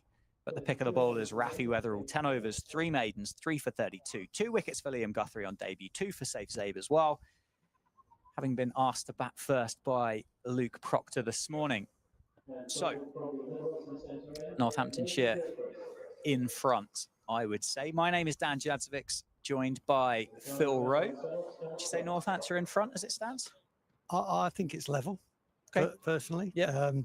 I still think late in the innings, the ball was jagging. I think this is, in the context of the game, this is a massive, massive session. I think if either team really dominates this session, then they're in the box seat and winning the match. I think it's a huge session. Yeah, well, Nathan Gilchrist is going to open the bowling for Kent from the Lynn Wilson centre end. Makes his way into bowl. 4 slips in place for the Kent seamer. Vasconcelos faces up first in 2025. He's joined by his captain Luke Proctor, who's at the non-strikers end. You said that was a decision that you're pleased to see really him out there at the top. Yeah. I mean, I don't want to set him up for failure, but he has a game, he has a temperament, he has a level of experience. He's got the armband on as well. Get me out there, let me set the tone. Yeah. And he's done it before. He's done it for Lancashire in Division 1, and he's done it well. Yeah, good end, or a good season really for Luke Proctor last year, wasn't it? Good 900 return. runs. 900 runs. Yeah. And that's where he should be in Division 2. He's a super, super cricketer. Well, the heavy roller would have been on this pitch, wouldn't it, in that interval, in that tea break? Whether that's just taken a little bit of life out of it for Vasconcelos and Proctor is yet to be seen, but Nathan Gilchrist into his work, and Vasconcelos opens his account. First run for Northamptonshire in 2025 goes to Ricardo Vasconcelos. Yeah, so what I mean, not just wins the session. I'm not saying that. I'm saying if you dominate this session. So, for example, 33 overs, if Northants walk off 1 down, having scored at 3.5 to 4 and over, they're in a great place. If they walk off 6 down, I think if the session swings one way or the other hugely, I think in the context of who can win this match, that will be a determining factor. Yeah. Obviously, if it's sort of 55-45 either way, then all bets are still on. Proctor faces his first ball on the hip. Oh, thank you tucked away. very much. That's the perfect delivery to open your account Isn't it? for a new season. Proctor doesn't miss out on those. Tickled away for 4 down to fine leg. That is a big spoke in his wagon wheel, isn't it? It certainly is. We've seen plenty of him, haven't we, over the last couple of years on the live stream. It's a real skill as well, isn't it? I mean, left-handers generally do score well there, and Proctor's amongst the best. It's changing the field. They've got a catcher in at leg slip. So 4th slip is out into leg slip, which is an interesting one. And goes 4 more through the gap that may or may not have been occupied by that man. Has just moved from 4th to leg slip. That's an interesting move, that. I like a leg slip every now and again, but not the 4th or 5th ball of the day or the innings. If you're going to have a leg slip, why didn't you start with him? Yeah. It's just, unless I forgot. That's just really weird. I mean, what tells you after 3 balls that we suddenly need a leg slip if we weren't planning to do it? It is a good position for Proc because you can't play that shot with impunity. You've got to get it down, or you've got to know exactly the line you hit it on. So I get that. Yeah, it was a freebie shot, wasn't it? Yeah. Down into the leg side there, and they've put that player there to take it away. And I dare say that last ball of the over would have been played and would have run down. And as it turns out, Luke Proctor's had to leave it. Is the topper leg stump into the hip the place that you want to put your brand new Duke's cricket ball? Is the question. Exactly. Particularly having seen how Rafi Weatherall bowled in that afternoon session. Yeah. Anyway, it's 9 for no loss after the first over. Vasconcelos back on strike. Slip cord and going back to those orthodox positions. And it is going to be Keith Dudgeon from the David Capel ends. Man that batted well at the end of that inning, scored 26. Really interested to see from our perspective, and I'm sure from a lot of Kent fans' perspective, just to see what Keith Dudgeon's about with the ball in hand. Number 75 on the back of the jersey, and that one's down the leg side to start with. Yeah, he's obviously a very experienced professional bowler, isn't he? And he came in very, very late, didn't he? He only came into the country in the last week. So it's a late sign up. So you're scouring around to see who's available, who wants to come over, and who can fit straight in. So I suspect you kind of know what you get with Keith Dudgeon. I think he's one of those kind of performers.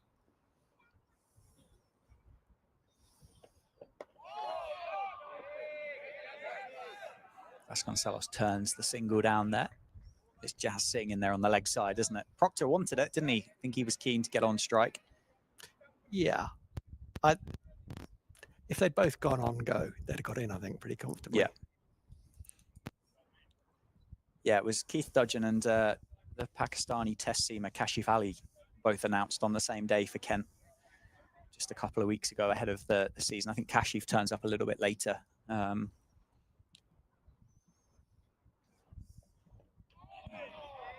Left well alone by Ricardo Vasconcelos. The other person that they've signed recently is Corey Flintoff as well. Mm-hmm. Yeah, I saw that. 2-year rookie deal down at Canterbury. Yeah. Saw he picked up a wicket, didn't he, against Loughborough in the That's right. in that warm-up game, that pre-season game. Interesting one. I mean, I don't know what his status was with Lancashire. Obviously, whatever it was, he's now no longer there. But yeah, good luck to him. It can't be easy for those kids having such a legendary name as your dad.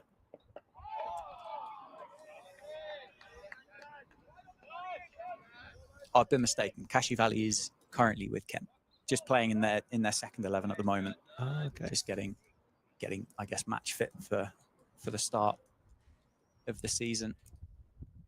But yeah, I would imagine it must be a little bit intimidating to kind of look up to see your dad with that surname and try and emulate what Freddie was able to do for England over the years. Can't be easy, that.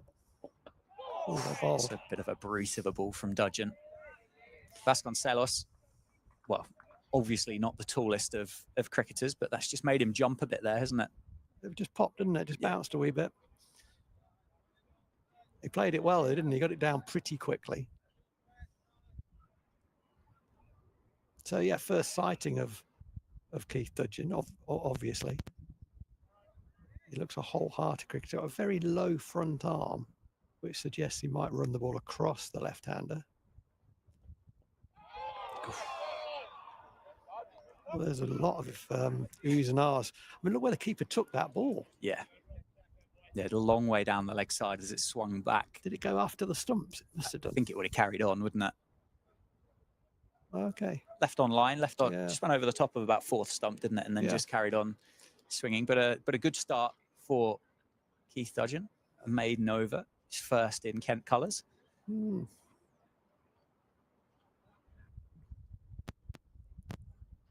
Well, it was a very confident leave, wasn't it? I mean, I think it's one of the areas that he has to improve at is leaving well. Yep. Because he just plays too many balls that he nicks off to.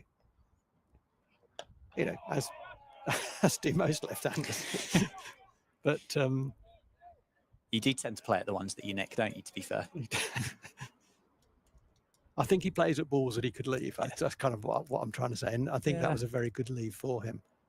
I mean, if you're doing opposition analysis against Northampton with Vasconcelos, you're probably saying hold length in channel to start. Yeah, you don't need to go too straight at him for the start. When he gets in, we'd go somewhere else.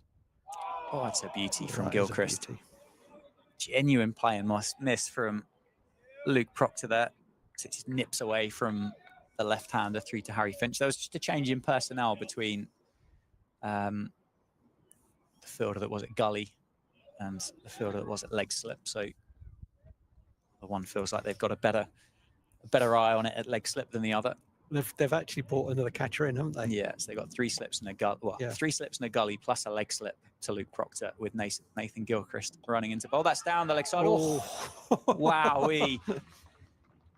What a bit of cricket that would have been. Luke Proctor, well, instincts take over, I think, when the ball gets there, doesn't it? And you just play that shot instinctively, and it was a diving attempt at leg slip.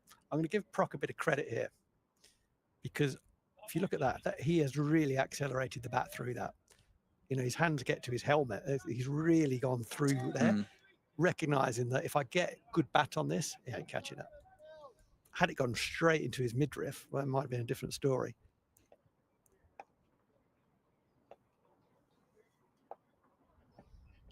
Flip through the leg side squarer this time. It's going to be a bit of work for the man down on the boundary. Can't cut it off. And well, Luke Proctor started with a bit of a flourish here. 16 off 7 for the Northampton skipper at the top of the order. 17 for no loss.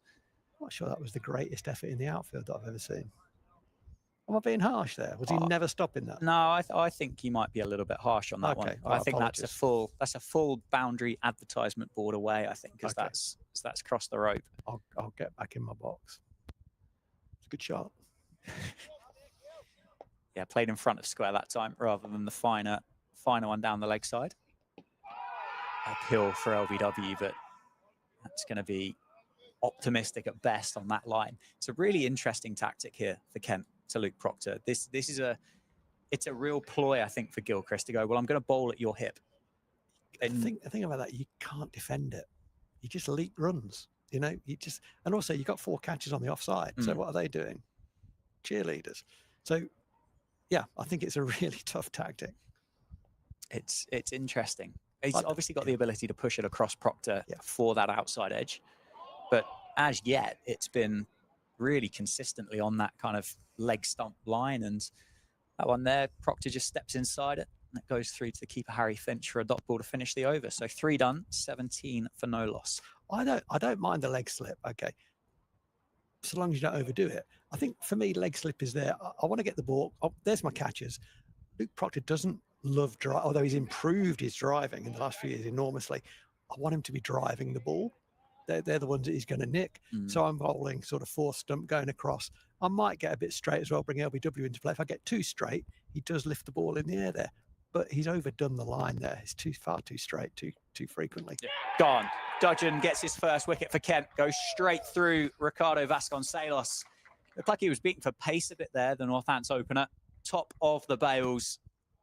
And Kent have their first wicket. 17 for 1 as Vasconcelos departs with just 1 run to his name.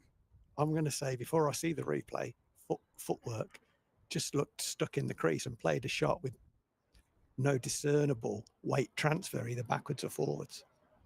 Didn't line it up very well, I suspect. Let's have a look at it. It's probably a very good ball. It's come back a little bit, hasn't it, into the body of Vasconcelos, but yeah, he shouldn't be missing that.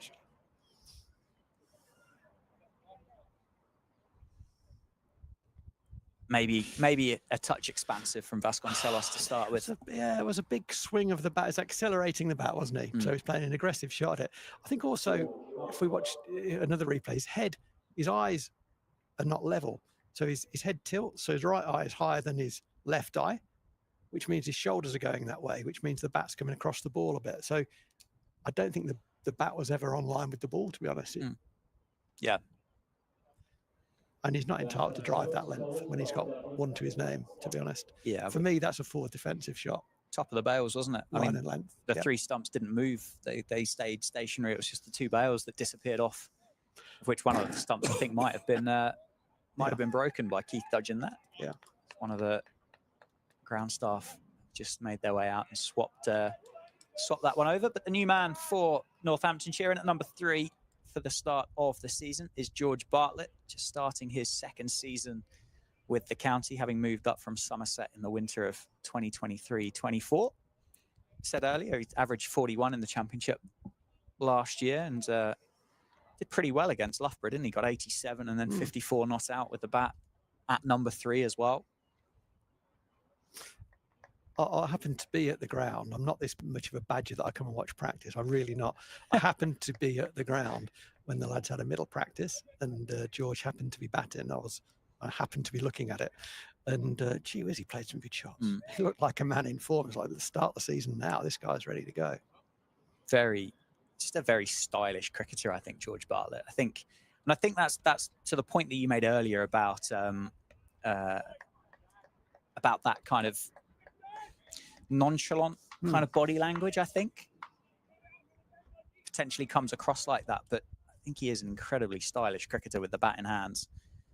Someone that has done well, had a good record in Division 1 with the opportunities that he got given at Somerset, and as I say, returned 41 with the bat last year, only 100, which came up at Leicestershire. Short ball, pulled away by George Bartlett, and I think they're going to call that a dead ball, I think, because the leg bail has just been blown off in the breeze. Which, to George Bartlett's disgust, I think will leave him back on 0. It's a bit harsh, isn't it? Yeah, it was the umpire at square leg, wasn't it? Umpire Bailey had started to call that as a dead ball. The fielder just stood next to him there and just highlighted the fact that bail had dropped. Yeah. Well, it's a bowler's game, isn't it? They're Cricket? the laws, aren't they? They're the laws. It's a bowler's game. But yeah, you'd be pretty unhappy as a batter. I wouldn't be best pleased. No. Nervy enough on 0 to get off it straight away with a bit of a freebie. Although I think the 2 umpires now are just going to have a conversation, because I cannot, as you said, understandably, the question has been asked. There's a bit of noise in there from that slip cordon, isn't there? And undoubtedly, just that question that George Bartlett would have asked to the umpire would just add another little bit of spice to it. They'll be feisty. I think the Kent guys, the coach is a feisty, combative cricketer himself. They'll be up for the fight. Ooh, that's zipped through.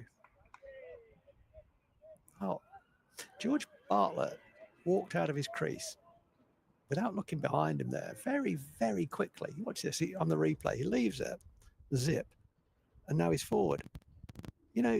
I've seen someone run out in a test match doing that. You have. Let's not open that can of worms, but I agree with you. It was quick, wasn't it? It was quick. Yeah. Yeah. To the point that I'm not convinced the ball had kind of fully settled into Harry Finch's gloves there. And I think if Finch had wanted to, would have been well within his right to have had a little shy there. I think that second time around there, he's just had a little look back at the stumps as he's handed the ball off to Jack Leaning at second slip, just to see the whereabouts of George Bartlett. I like this from Kent. There's a lot going on, isn't there? You know, the Shane Warne thing, create a theatre. Yeah. I think they're creating a theatre. Yeah. Quite like it. I mean, it's aided by the fact that Dudgeon's bowling very nicely and the ball's zipping. That helps. But they are bringing something. Yeah, the big wicket of Vasconcelos early. Oh, my word. That's done plenty. George Bartlett has a bit of a poke at it. And the other thing as well is it would add to the enthusiasm of that pull shot from Bartlett that went away for 4 and then obviously was called a dead ball. Yeah. It's really started to pick up, isn't it, the wind out there now? Yeah. Been beautiful all day. Helping the right armour to take the ball away from the right-hander from the David Capel end. He started very well, hasn't he, Dudgeon? He certainly has. It's been an impressive debut so far. Oh, it's not carried, I don't think. It would have been a tough chance for Daniel Bell-Drummond at third slip. It may have carried. We'll see on replay as he only managed to get one hand to it. He was going high to low there, wasn't he? It looked like it got up. George Bartlett's off the mark nonetheless, but did it carry to Bell-Drummond? Again, it's so hard to see. I think he could have helped it to carry. Yeah. But he was coming away from the area, wasn't he? And then his hand went down with no body movement towards the ball. Yeah. Yeah, well, 18 for 1, Bartlett off the mark, and hopefully that might have just settled any kind of anxiety there for Bartlett, having had that pull shot taken away from him at the start of his innings. Robbed. He was robbed. Robbed of it. Proctor on strike against Dudgeon. And again, targeting that leg stump, the leg slip in place. Proctor can't get it through the leg side. 18 for 1 after 4. Yeah, so good over. We said earlier about Dudgeon, you know, look at him, he's nearly 30. He's played a lot of cricket, played for a few sides, first-class cricket in South Africa. He's been around the blocks. You kind of know what you're going to get. And that experience compares with how Northampton started from the far end, where Dom Leach into, you know, double figures really in terms of first-class matches played, bowled with a bit of nerve. And Dudgeon's just saying, this is what I do. I've just got off the plane, but this is what I do. I'm just going to do that. Yeah. And what he does is a very high level. That said, I think Vasco will look back on that and think, why didn't I just cover that up? Yeah. Because he played a bit of a boomy drive. Gilchrist continues and Bartlett plays down the ground. Yes, I agree with you. I think with the benefit of hindsight, I think you'd look back and you go, maybe I didn't have to be quite as expansive or aggressive, particularly with the start that Northamptonshire had as well. I mean, Proctor was 16 off 8 at the time, and actually maybe just a touch more respect is due early doors. But then again, we spoke about Tawanda Muyeye and the aggression that he wants to play with and the strike rates. That's incredibly well timed by George Bartlett through mid-wicket. That's what I saw on practice day, on that middle practice that I mentioned, was he played the ball through the onside beautifully, hit it really firmly, and that was a great shot. He's an incredibly interesting cricketer. I think so. Everybody down at Somerset will say how talented of a cricketer and a batter that he is. And when you look at his numbers at Somerset, if you look at his average over the course of 55 matches that he played first-class cricket for Somerset, he averaged 29.5. Okay. And at that point there, with the talent pool that Somerset have available, you can kind of understand why there wasn't the opportunity. Yeah. But in that career, he's got 800s and 850s. But he's averaged 29.5. Yeah. It's an interesting career so far for George Bartlett. And obviously, as I said, the average of 41 last summer in his first time out for Northamptonshire. Only played 10 other matches. High score of 126 with 350s as well. Yeah, you can imagine that become frustrating when you, a guy with that potential who doesn't bring it day in, day out. Being a professional batter, come back to that in a sec.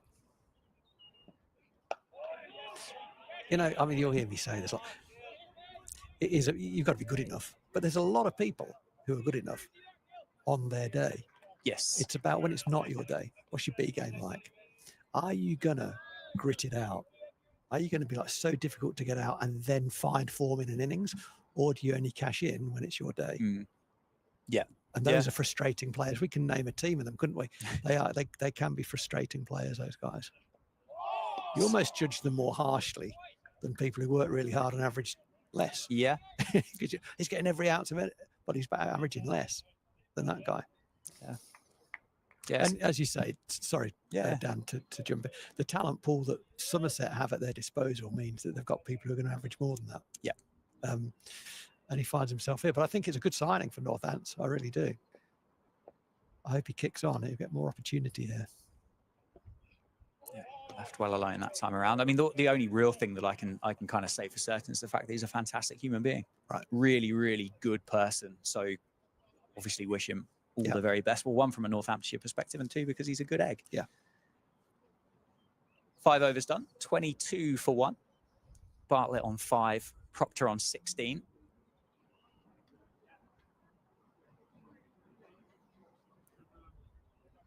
And I think, you know, having a coach with a pedigree, experience, history of Darren Lehman can only help you. Because if he says, try this, you're probably better off trying it, you know, or think this. Yeah. You know? Yeah, absolutely right. Still that leg slip in place for Luke Proctor, and still Kent employ this tactic. That one down the leg side, well taken by Harry Finch. I haven't seen, well, obviously I've seen a lot of Luke Proctor batting, and I've watched a fair bit of 4-day cricket over the last couple of years as well, but I haven't really ever seen this as a real out and out tactic. I like, it feels really positive in a way, in the fact that this is the way we think we're going to get him out, so this is what we're going to go for. I'm not sure. I think it's a kind of each way bet, but I don't think they should be going, and I don't think they are exclusively going there. I just think the ball has happened to go there quite a bit. Yeah.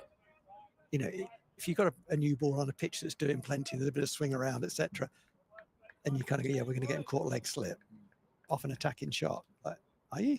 Yeah. Yeah, now, true. That's true. about to now happen, having said it in that way, obviously. But you know what I'm saying? It's kind of, really? If you say we'll have him there for when we go too straight, oh, okay, well, that's fine, because he does lift the ball in the air there. Okay, that's a different story. That's left well alone by the skipper.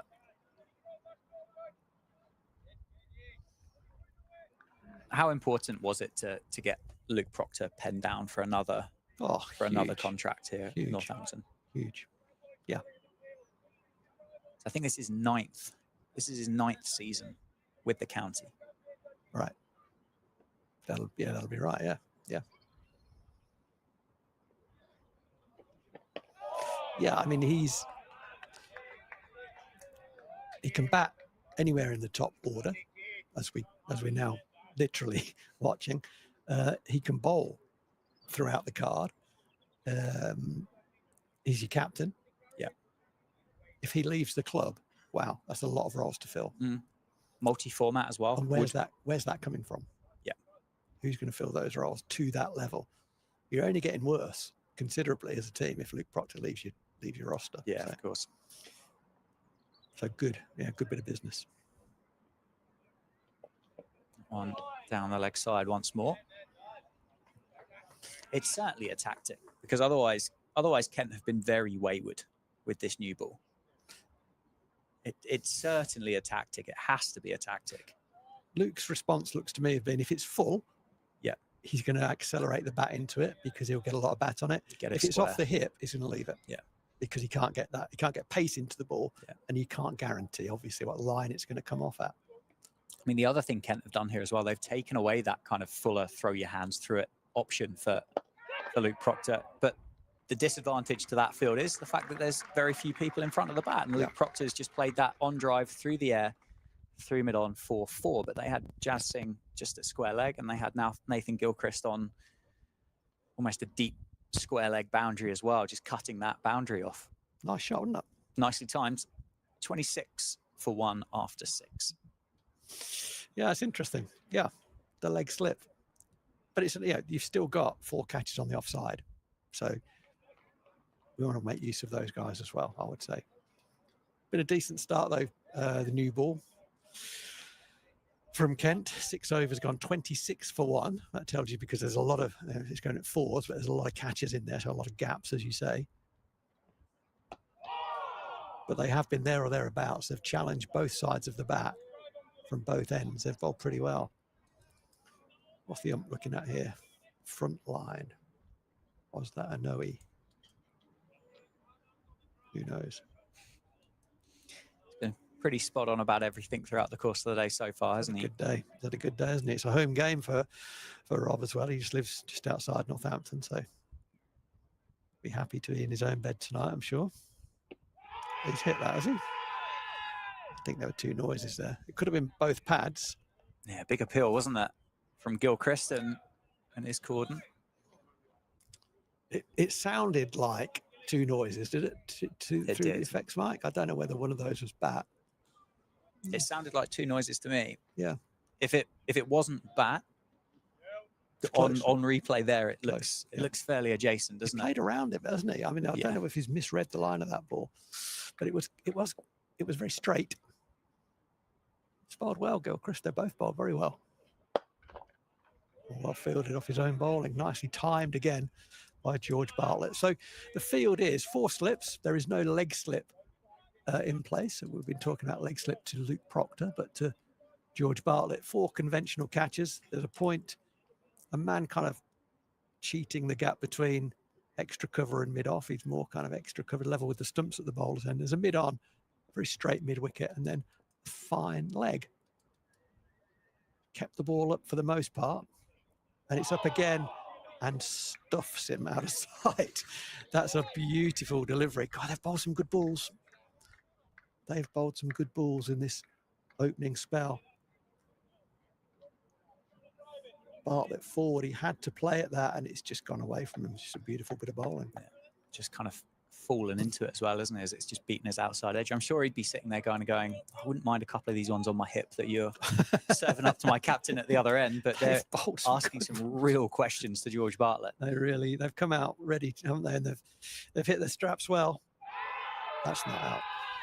That's a poor appeal. Well, it was their big struggle last year, wasn't it? Taking as wickets. We've spoken earlier today, and in the interval too, they really struggled to take wickets, and was, I'm sure, a couple of other reasons, but I would suggest one of the biggest reasons as to why they found themselves where they did in the table. They haven't really gone out there and signed a big replacement. Obviously, Keith Dudgeon's come in, but as you say, it was the last couple of weeks and he's looked good. I think the cost of seamers has gone through the roof in the last 5-6 years.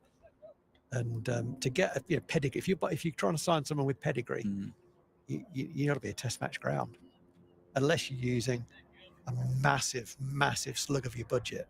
Yeah.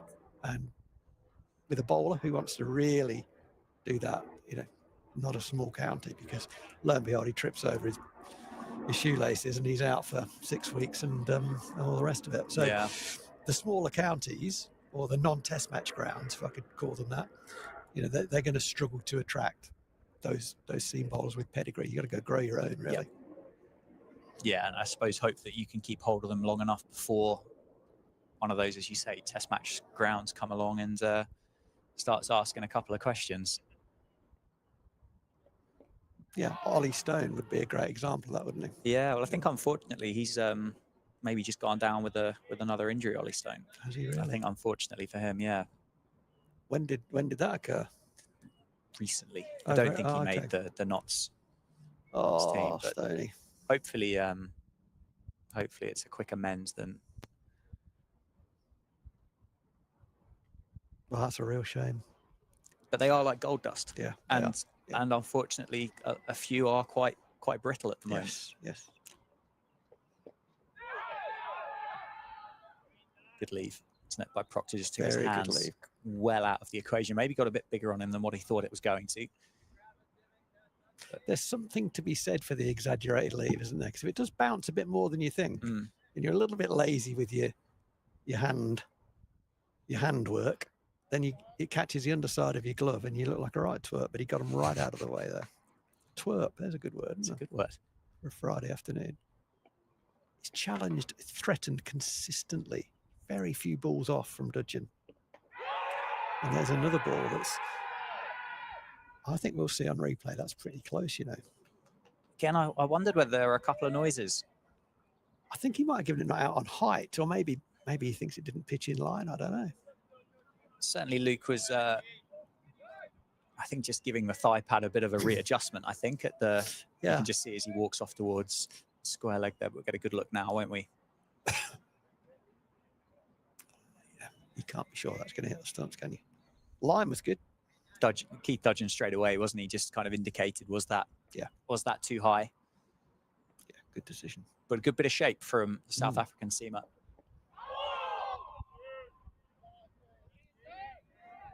Wow. Now, there are oohs and ahs that are for effect, and there are other oohs and ahs that are because it nearly shaved the stumps. I think this is one of the, oh my goodness, how's that missed? Well, 4.5 stump. Yeah. Stuff me. Got me all excited for nothing. As you said, there's a real buzz about Kent. Yeah. In this session, they'll know that Northants have got to do a lot of running in this evening session to make it a good session for them. They'll know how hard it is to go out there and score 231 as well. They'll be excited at the prospect of Keith Dudgeon, Nathan Gilchrist, Jas Singh, and Grant Stewart having a bowl on the pitch, and Joey Everson as well. If it comes to Joey having a bowl, can certainly make 231 feel like a big number, I think, in April. And that is exactly kind of that'll have been probably the last words in their ear as they came down, is, you know, make this look like 500. And actually the way they've bowled, it kind of looks like 500, doesn't it? They've bowled brilliantly. Northants are fortunate in some ways to be only one down.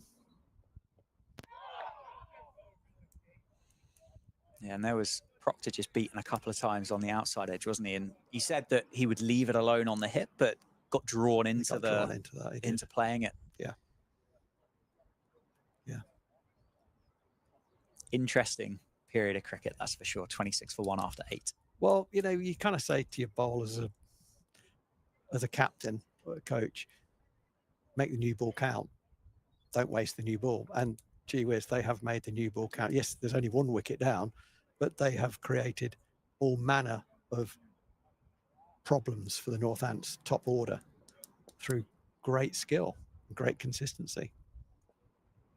I mean, the other side of that coin is, come back to that in a minute.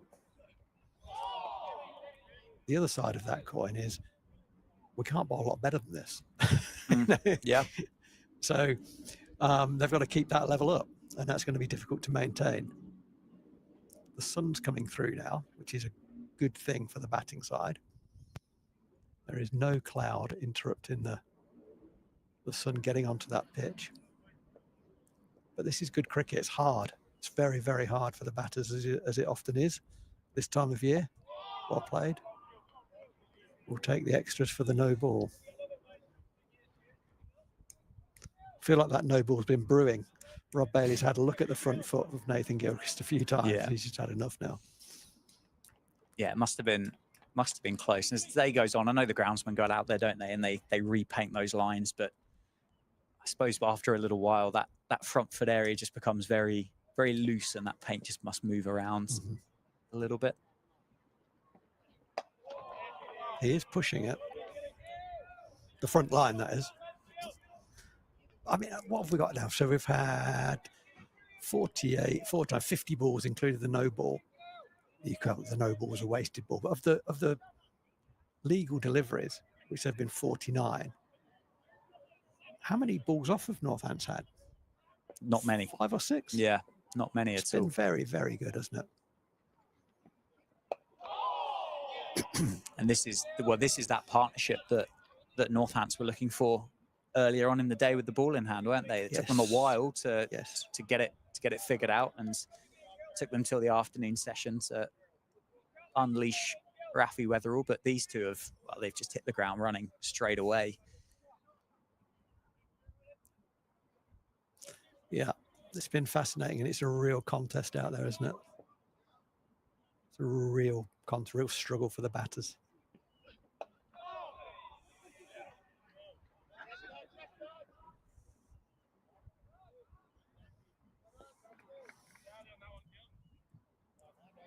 Not timed particularly well there, was it, by George Bartlett?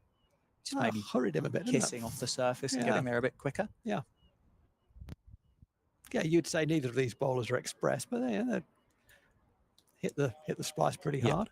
They both look like they've got great rhythm. And there's, you know, partnership, as you've just said, is if one of them's bowling at this level and the other one's bowling poorly, okay, that's great. Because you've got 6 balls off or 4 or 5 balls off every other over. Yeah. Whereas you've got no balls off here from these two.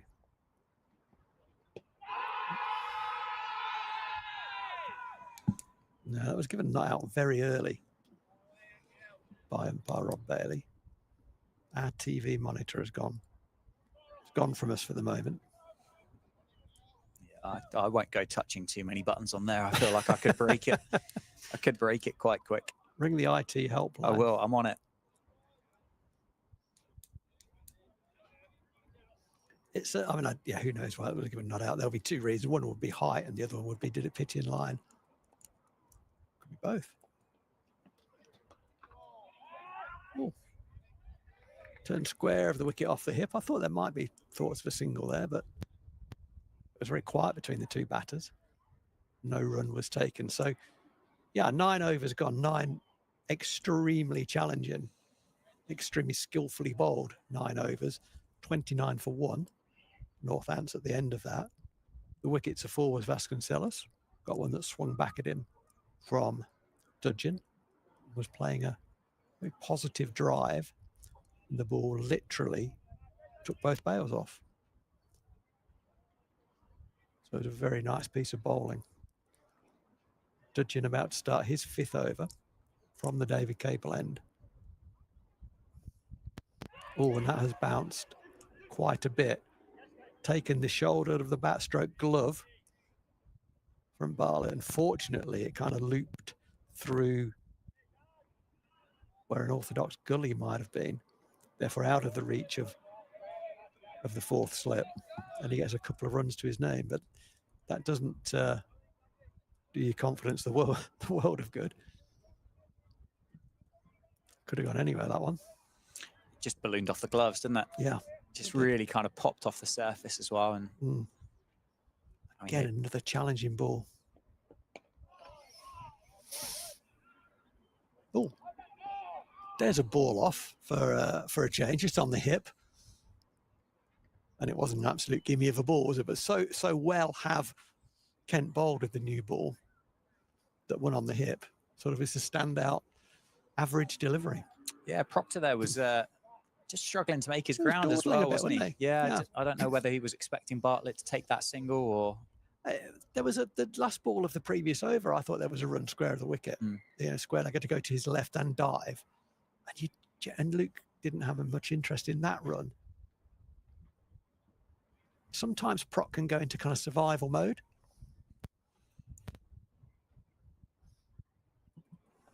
Yeah, and he has found it tough, hasn't he? The other interesting thing, and this will be interesting to see the line from Dudgeon here, but they've taken that leg slip out. So if that ball now is consistently outside the off stump for Luke Proctor, then it was, we are going to get Luke Proctor out this way plan. It has to be. Well, I think, like I said, I think you're back in 2 horses. The difference type thing, yeah. I think he's back in 2 horses there.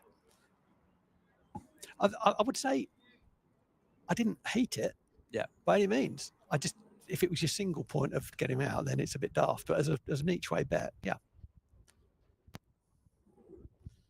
He's got that catcher in it. Short mid on now, haven't they? Short mid on, short mid wicket, and a square leg just in front of square on the... In terms of that position that is no longer there, staying up to date, talking about a position that's no longer there, we'll see that employed a lot with the Kookaburra ball, I think. When you are going very, very straight, you're probably going cross seam pretty quickly. and the ball comes off the wicket quite slowly, and it's difficult for a batter to get it down quickly. So I think we'll see that position employed quite a bit at that point. Oh, what a lucky bit of fielding that was. The fielder at square leg went to his left, missed the ball with his hand, and it hit his back foot. Saved a couple. An accidental skill. He Was it started the first one of those for the accidental season? skill. Starred it out well. There it was. Did a Cruyff turn. Oh, he'd put Johan Cruyff to shame, wouldn't he, with that kind of footwork? He's got to be starting to think about his first spell of bowling, I would have thought. Yeah. Jazz Singh, both of these guys now, Gilchrist and Dudgeon. Well, this is Dudgeon's 5th, and Gilchrist has already bowled 5, so potentially one more each, and then there'll be a change to Grant Stewart and Jazz Singh. He's back in. Is for the last ball of the over. Leg slip was back in. I don't know if it was an attempted shorter ball. I don't think it was. I think he lost his footing a little bit, dragged it down. So it sort of ballooned off the wicket. And Procky almost played like a topspin forehand tennis shot. We are going to see a change of bowling. And that can only be, from a Northampton perspective, at this stage, before he lets the ball go, a relief. That's not to cast aspersions on Jazz Singh as a bowler, but Gilchrist was all over them like a bad suit. Yeah, 5 overs, 1 maiden, none for 24 for Nathan Gilchrist. He bowled a poor opening over, wasn't it? Over. That's where that damage has come from. Otherwise, he was there, wasn't he? He was thereabouts. Yeah, I think it was four overs, 1 maiden, none for 14, none for 15 without that opening, which I believe went for 9, didn't it? That's right. So Jazz Singh into the attack. He's a tall, strong-looking guy. Very straight approach. If he runs in a straight line, I suspect he will. 3 slips for him. That's bounced. Work down to fine leg. Yeah, so just three catches. There are 3 catches for Jazz Singh. That extra catcher has gone out into the offside field. But again, that one zipped back in. Good gas. He has 17 wickets in the 11 first-class matches that he's played so far. Best of 4 for 51. Again, average 56, strike rate 69, but that will come down in time, won't it, as his career develops. And they're persevering with leg slip to Luke Proctor.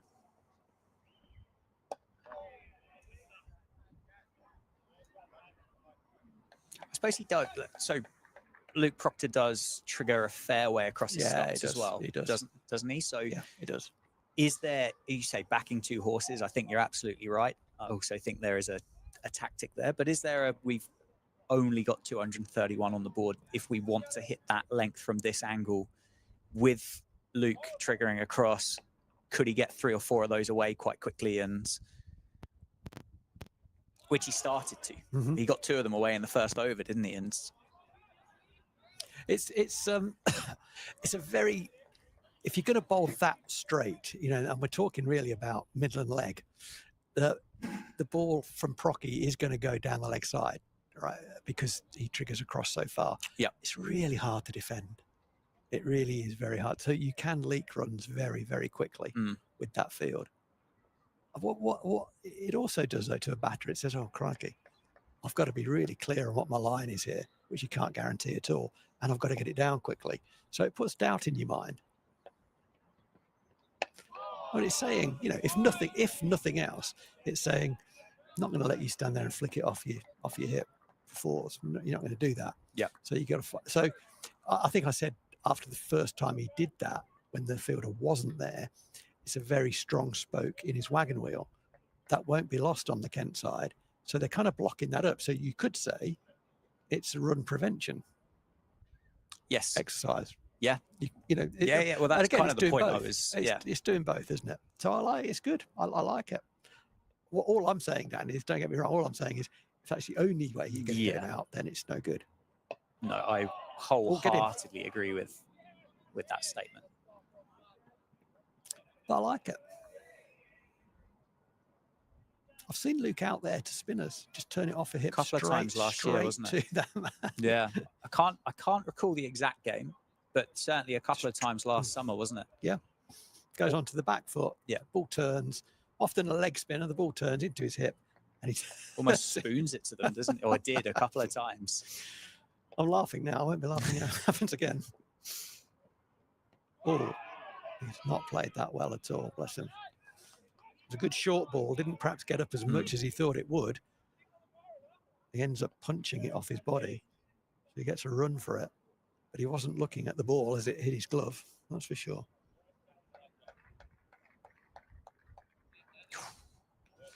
I appreciate I might be a bit on the soft side when it comes to batting, but it always amazes me how unreactionary these guys are when they get hit in the arm and the shoulder and the chest and the ribs, etc. Because that hurts. I think it's fascinating. I think it's fascinating. You know, Dudgeon got hit on the head, didn't he? Yeah. And there was never any thought that it was going to be a problem. That happens on a Saturday in league cricket. Oh my God, are you okay, mate? Oh, yeah. Ambulance and SOS. It's a real thing, isn't it? One hurts and the other one doesn't hurt. Yeah. Yeah, and I mean, you'd be walking around for weeks showing people your bruise after getting that from Jas Singh. Grant Stewart then into the attack. Grant Stewart straight away goes through Luke Proctor. Maybe the short ball from Jas Singh has just roughed him up, and Grant Stewart has come on to tidy up the Northamptonshire captain. Off stump, out the ground. Another wicket in a first over of a bowling spell. There's so much to go through here. I don't know where to start. I mean, firstly, well bowled Keith Dudgeon. Yeah. Because he has a hand in this wicket. Oh, in fact, is it Keith? No, it was definitely Grant Stewart. Grant Stewart, wasn't it? Yeah, okay. It's swung back in. It's well bowled. It's on the money. It's a bit like, oof, I've got through that spell from Dudgeon. Yep. I can relax a little bit.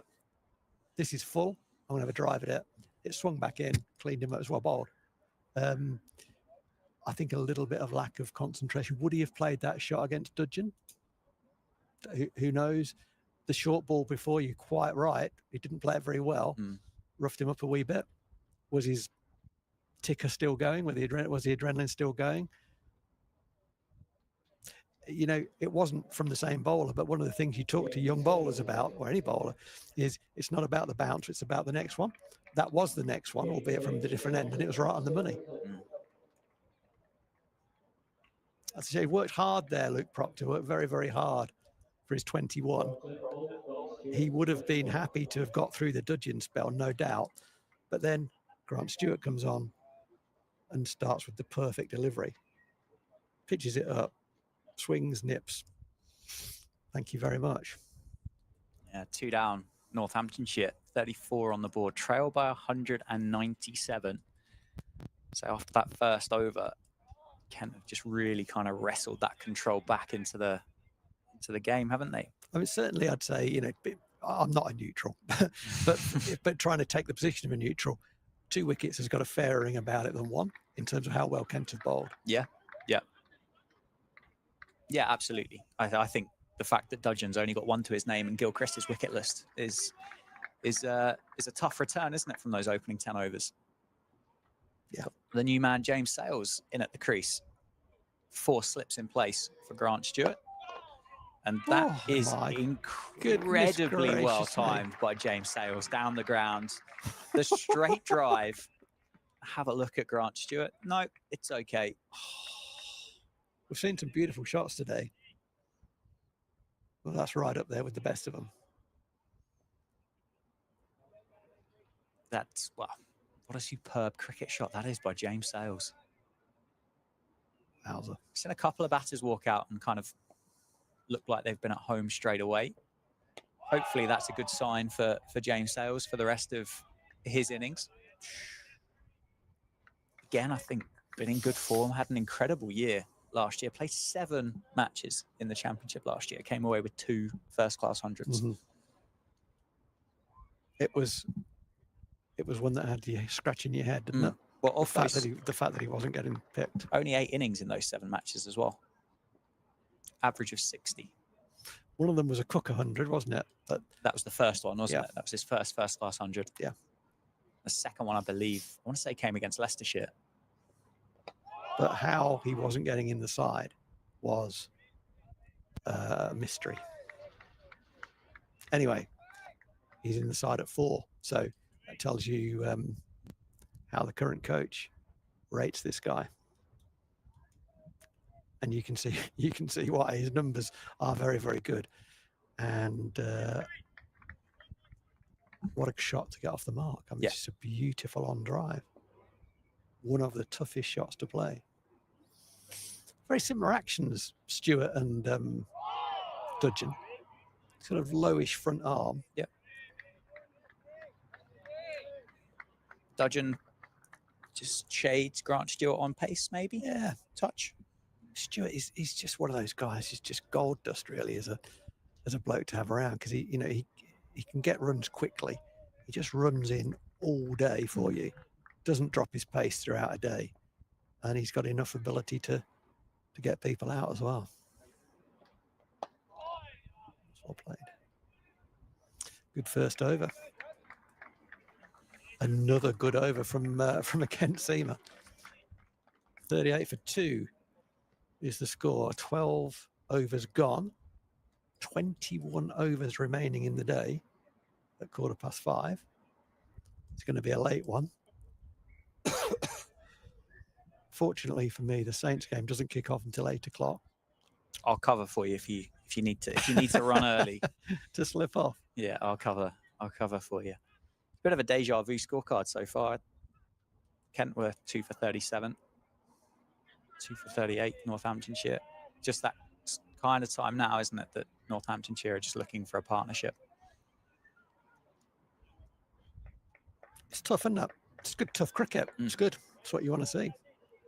It's kind of what it's what you expect from early April. Yeah, yes, fine. The weather's incredible. It's warm, but the ball has, I don't know whether dominated is the right word, the bat, but the ball has certainly been on top of the bat through the course of the game so far. Yeah. It has, and it does, unfortunately, from a Northampton perspective, highlight the amount of boundary balls that were bowled throughout the Kent innings. Too many is the short follow-up to that. But what are we going at here? 12 overs, so we're going at 3s. Oh, wow, that nipped back. There's an interesting position of, wow, I mean, it's short leg, isn't it? It's backward short leg, but he's not that short. Yeah. Yeah, it's almost it's not quite a leg gully, is it? It's a weird one, isn't it? I don't think it's on the tea towel. No, he's almost 3 wickets away. Yeah. Just behind square. I've not really ever seen that position. So they're going to go, it looks like they are going very straight at him. He does, I've noticed about, but he has a penchant for the bottom hand. So he works the ball well into the leg side off straight, and plenty have done that well. Yeah. Is that fielder the response to that? I mean, you don't end up with that fielder by accident, do you? So they've got some intelligence on it to get a man in there. Looks like Singh does dart the ball back into the right-hander. And away. And that's very nicely played, actually. He's got that down quickly, soft hands. Picks up 2 down to the vacant third man area. What a lovely throw as well. It's looking like a tough period for George Bartlett, isn't it? It's kind of started with that short ball that was pulled away, that was then taken off his tally. But since then, it's been quite gritty. It's been quite attritional. 12 off 28. Hopefully, from a Northamptonshire perspective, can kind of see himself through this and find that timing that we have seen in this innings at the start of it.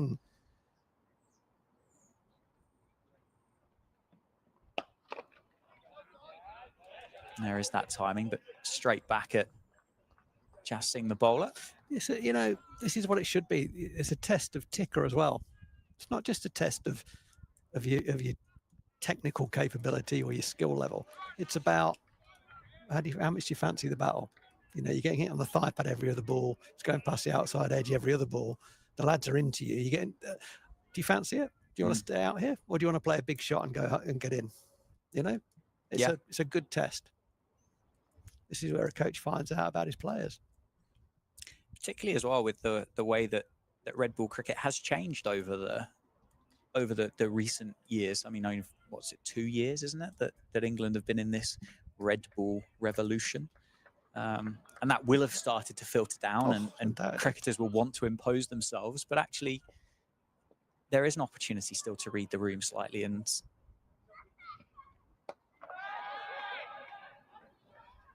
pulled away by Bartlett. Lands a long way short of Grant Stewart, to be fair, down at fine leg. There were cries of catch, weren't they? But I don't think it was timed well enough to cause any danger for George Bartlett, despite the fact it went up into the air. But he gets off a single, moves on to 13 off 30, and the score is 41 for 2. But there are moments in play that you can't just go out there and dominate a bowler. You have to dig in and endure the challenge. Absolutely right. And it's, you look at it, one of England's probably most successful, well, apart from Joe Root, England's most successful batter in recent years, it's probably been Ben Stokes. And Ben Stokes has played so many rearguard innings. Yes. People tend to overlook that, because he can clear the stands and so on. And he is Ben Stokes. So he's kind of usually on the front foot. But he has absorbed so many deliveries, so many pressure situations, and come through those and then gone on to accelerate and take games away from teams.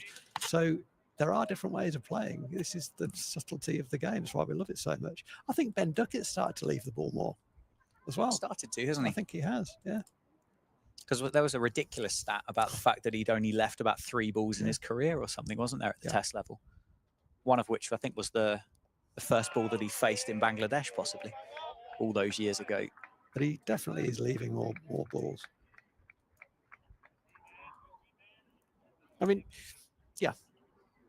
It's, if you're going to be one-dimensional as a cricketer, you better be a genius. Because otherwise you're going to get found out. Yeah. It's, it's really as simple as that for me. That's not to say I'm not a fan of attacking cricket, because I really am. But I'm not a fan of playing one way, averaging 30, and then saying that's the way we play. Yeah. Well, that's not good enough. That's right. If you're winning matches, winning series, well, crack on. Yeah. But we're not. Yeah. So, be better, I think. Yeah, I think that's completely fair comment. I'll tell you who's bowling very well. Stewart's bowled beautifully. What's he bowled now? 9 balls. Gee whiz, he's bowled some good deliveries.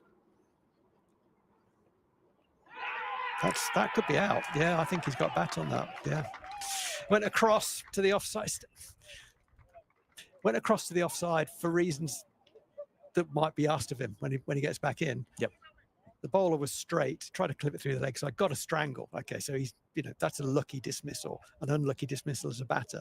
But it was the response to what had gone before. Why do this? What's he thinking? He's thinking take LBW out of the equation. I don't. It's the first time he'd done that. Are you able to withstand the pressure? I said earlier about it's a test of ticker, and for reasons that I can't explain, a different approach to that delivery out of nowhere. Yeah. Yeah, and it was the first time that we've seen that. And then get strangled. Yes. Then he's unlucky from there. Yes. Yeah. But if he wasn't in that position, that wouldn't have happened. Yeah. So, I mean, if he'd have missed it, I think it would have taken the leg stump out the ground. Because it was straight enough. First ball of the over, big booming drive as well. So something had got into him. Yeah. But he had found it tough going, I think, after that initial cameo. But he's gone for 13 off 34 delivery, so he spent some time in the middle. Disappointedly makes his way up the steps. They have bowled well, haven't they? That was a lucky dismissal, but they deserved that bit of luck, really, I think, for the skill level. Yeah. Number 5 for Northamptonshire is Safe Zaid. Joins James Sales in the middle. So Kent have got 2, brand new batters to bowl at now. James Sales having faced just 5 balls. They do have a left-hand, right-hand partnership to contend with, which can pose a bit of a head scratch for the bowlers, but I dare say nothing changes for Kent here. They're well on top, 41 for 3. They lead by 190. And Save, a little bit of a promotion. I think he batted 6 last year, has been moved up to number 5, gone in ahead of Rob Keogh, whether that's because of the stiffness of Rob Keogh. That's down the leg side, and there's a peel again. Oh, they're incensed that that's out. Harry Finch has gone up. Jack Leaning's gone up. Grant Stewart went up.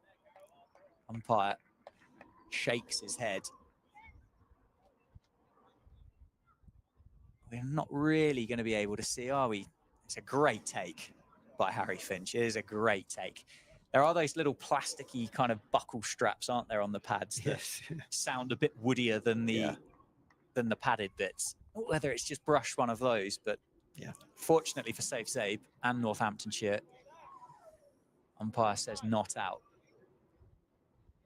Wouldn't have happened many times in first-class cricket, I wouldn't have thought. Consecutive strangles down the leg side. Back-to-back strangles. It's not your day, is it, if that's the case? Well, certainly Grant Stewart's day, if that's the case. Yeah. But he has bowled well. He's got 2 for 4 off 2 overs and looked incredibly good value for it. Well, if we thought it was pretty 50-50 at the start of this evening session, that's changed quite considerably in that opening hour and 5 minutes, isn't it, we've had now in this evening session. Kent all over Northamptonshire, and Northampton desperately need a partnership.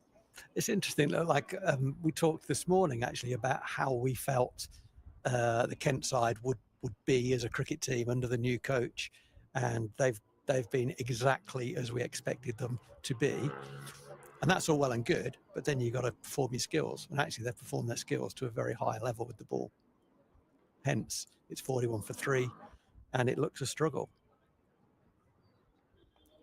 And they've handed the baton on as well. Dudgeon comes off, Stewart comes on, Wicket first ball. Handed the baton over. They've kept that intensity.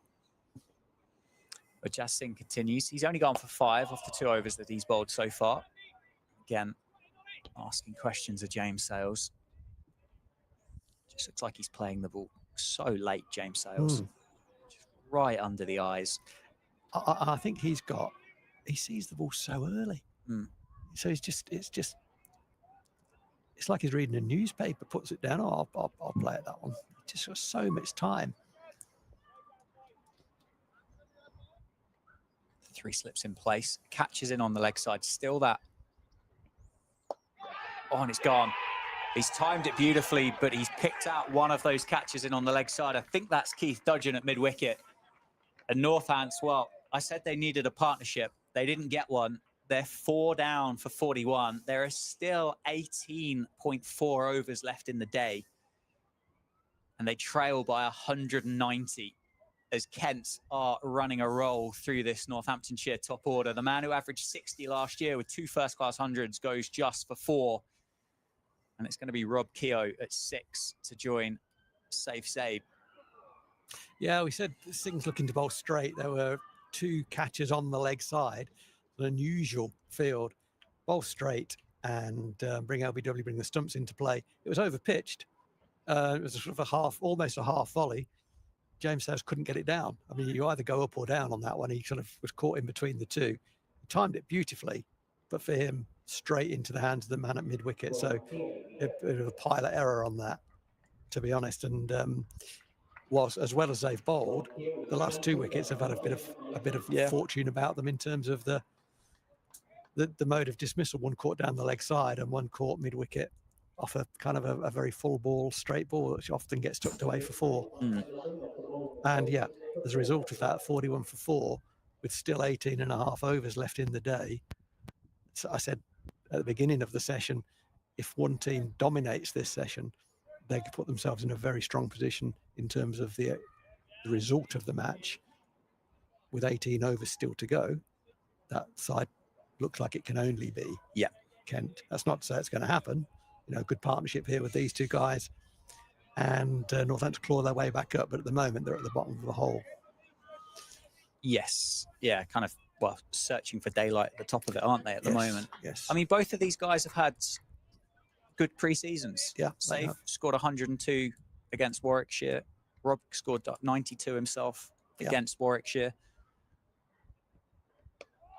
and gets off the mark straight away as he just opens the face on that. It's just going to be one, though. Was interested in two. I think Rob generally has had a pretty good time of it against Kent. I think he's got 2 first-class hundreds against Kent. Got that 97 in 2023 as well in that pretty one-sided affair. But they certainly need a partnership, Northamptonshire, and now would be a fantastic time to find one. Yeah, it's tough going, isn't it? I said, you find out about your players when it's really tough, and Kent have made it tough. No surprise. Yeah. We said they were going to, and they've come and done exactly that. And that's about skill as much as anything else. It's about skill. You got to execute your skills well, and they've done that. Yeah, they look like a bowling attack that have played a lot of Division 1 cricket, which they obviously have done up to now. Yeah. You mentioned off air in that tea interval about the fact that the bowlers will hit those areas time and time and time again, which obviously Northamptonshire weren't able to do so, which you alluded to about the number of boundary balls that were bowled there as well by the seamers that Luke Proctor had available to him today. Little shimmy down from safe save and ends up leaving it well alone. Yeah, it'd be interesting the way safe save goes about this now, doesn't it? With 18 overs still to go in the day, it's not a situation where you've got 6 overs to go and you think, oh, just put everything away and I'm going to be here in the morning. Yeah. He's actually got to play. So is he going to, as he would often do, take the game to the bowler and say, okay, I'm going to put pressure back on you? That last movement suggests there's a bit of that in his mind. That last shot shows there's a bit of that in his mind. maybe slightly more than a bit. And the best thing about that was he completely missed it. But he's an attacking player. I saw an interview that he gave recently that said, I'm an attacking player. I want to make match-winning contributions. I do play my shots. I'm going to keep backing myself. But I've got to go on. When I get starts, I've got to go on more often to get my numbers up a wee bit. He is super talented. He's a youngster that's improving year on year on year. This is a severe test. If he can succeed here, it'd be worth a lot, Yeah, absolutely. Are all runs equal? Not really. Some are more equal than others. Yeah. And for these two now, these runs are worth double in this partnership between now and the end of the session. I mean, one of the most experienced partnerships that you'll get in this Northamptonshire lineup as well, isn't it? Between Rob and Safe. They've been around for a long time now. Rob a lot longer than Safe, but as you mentioned earlier in the broadcast, the fact that Safe made his first class debut at 15 years old, it's at least 10 years ago now, isn't it? Without wanting to over age Safe Save. But he is an attacking cricketer, and that's the stylish way that he wants to play his cricket. I think the move up to 5 is really exciting. And I would imagine, having had the opportunity to chat with him a few times, he would have been chomping at the bit to have that opportunity to go up the order, because yes, I think there's the conversation about those numbers need to be better because he should have gone on, but I can count at least on one hand the times that he would have batted at 8, run out of partners, and been the selfless cricketer that he is, not given the wicket away, but tried to accelerate the innings to a point and end up getting caught at deep square leg, for example. So I'm excited for him this year if 5 is going to be a permanent spot for him. Well, he's got an immense amount of skill, hasn't he? We know that. That's not in question. The question is, can he do it consistently over a period of time? And this is an extreme challenge. This is tough out there. So I mean, it's great to be watching him out there, and Rob Keogh as well. Can we dig deep? It's not necessarily about your skill level here as such. It's as much about your application, about your ticker. Yeah. Pull shot for Rob Keogh. Straight through square leg, timed really nicely down to what must be the longest part of the boundary here at Wantage Road today. First boundary for Rob Keogh, and the first time really Grant Stewart has just strayed away from that length that he'd bowled in this 3 over spell up to now. Previous 2 forward defensive shots, Rob was right over the ball, wasn't he? Big stride. He's a big bloke, Rob Keogh. And I think Stewart's just saying, I'm not going to bowl them all there. I'm going to, And Rob responded well. Good shot. In response, back on that length that Grant Stewart's found successful. A little bit of conversation going on there between Rob and Grant Stewart, isn't it? I'm sure it's pretty well natured. I met Grant Stewart earlier this year, just came across like a really, really nice guy. And obviously you and I both know Rob pretty well, and yeah. He's an Aussie, right? He is, Stewart? Yeah. I believe Italian grandparents. No, Italian mother, I believe, which is why he's got the ability to play cricket for Italy in that European ICC band of Gareth cricket. Berg's team. Gareth Berg, yeah. Wayne Madsen is out there as well. Yeah. And I think Italy generally have got a really good chance of qualifying for this next T20 World Cup from the European side of cricket. They'll be Berg is player coach, right? Yeah. They'll be competing with the Netherlands, Ireland, Scotland, but I think Italy have got a good shot to get themselves in there, to kind of recruit well from the county circuit, I believe. That's a nice place to go, I think. Yeah. Well, it is. We know. Yeah, it's a cracking place to go. Jas Singh continues from the Lynn Wilson centre end. Still the 3 slips. Nicely played by Safe Save, and nicely fielded as well at backward point. Does allow Safe Save to get off the mark. I've enjoyed the first day so far. I mean, Northampton not where I want them to be in the game, but in terms of a spectacle, there's been a lot of good things to watch, to enjoy. Yeah, I think it's been a probably really reassuring first day of county cricket for a lot of Kent supporters, having watched their team in 2024 to see themselves come to the county ground in Northampton and compete to the level that they have. Oh, that's nicely played in the end from Rob Keogh. An uppercut off the bowling of Jas Singh, but for a long time that fielder at point just hung in the air, didn't he? He was trying to get that a lot finer, wasn't he, Rob? The way that he's just rehearsing the shot tells us that. But yeah, he's trying to get that down to third man, the vacant third man area, and actually lobbed it over the square point fielder. Not square. 50 up for Northamptonshire, 51 for 4. But you've got to score, right? In these situations, you can't just go rear guard. You have to score, and that was a good option. Nicely played. Dropped into the offside. Safe Save says no, and I mean potentially that contributed to George Bartlett's downfall for 13. It felt like a long time that he was on 13 there. Those dot balls accumulated and felt, I've got to do something to keep the score ticking along. Yeah, it looked to me like that over, he got a bit scrambled. Yeah, the first ball, as I said, was a big booming drive from a decent length ball, and then decided to go across his stumps for reasons that he'll have his reasons. Nicely played again by Rob Keogh. Makes a nice sound off the bat, doesn't it? As it hits the middle of. He might say, I don't know, it'd be interesting to chat. He might say, I was playing terrible out there. But actually, it was flipping hard, right? Yeah. So you're not out. That's all you need to care about it. You're just not out. Yeah. So that's the interesting stat. There's no other information. You're not out. But it looked like he felt under pressure. And that showed, I think, in the end. Yeah, the importance of, still being there, isn't it? I'd say Yorker really from Jas Singh that time. Nicely played through square leg. Will allow Rob Keogh to come back for a couple of runs. Harry Finch there just shielding his eyes from that setting sun over Northampton. What a cracking day we've had for county cricket. It's the 4th of April, if you need any reminder. You're sat there with a polo shirt on. Normally would have had the heating on by now. The lights in the commentary box would have been on. The floodlights would have been on as well.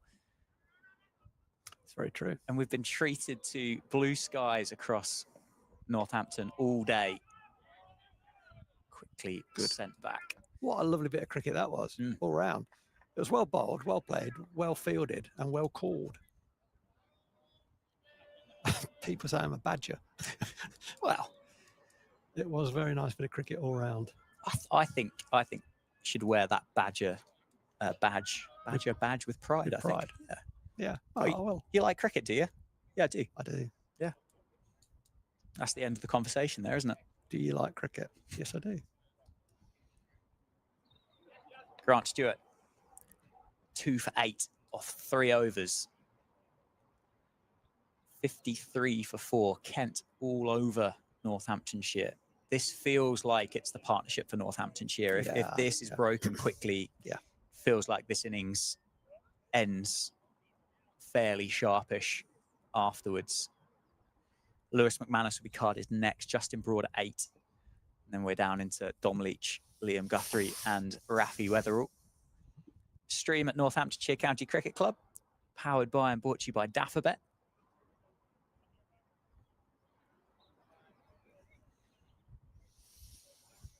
Another man back for safe save. Deep square leg's gone out to deep square leg. He does hit the ball in the air when he plays the cross bat shot.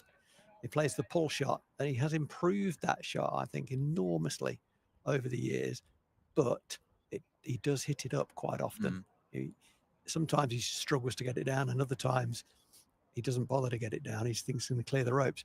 Rob Keogh has just mentioned that fielder to him, which I don't mind. He probably knows it, but I don't mind that. He's telling him more than the man's gone out. By the way, in that conversation, Rob Keogh is not saying, by the way, safe, they've just put square leg back. What he's saying is, keep it on the ground. That's what he's saying to him. Yeah. But he has been known to be caught there off the short ball, and I think they will explore that. Instincts, isn't it? Yeah. Your natural instincts will take over, and Safe, as you said, one of the most naturally talented cricketers in the ranks, and has the ability to put the cricket ball wherever he wants to. Is tucked into the leg side, and it is just going to be a single. Down to one of those men occupying the leg side boundary.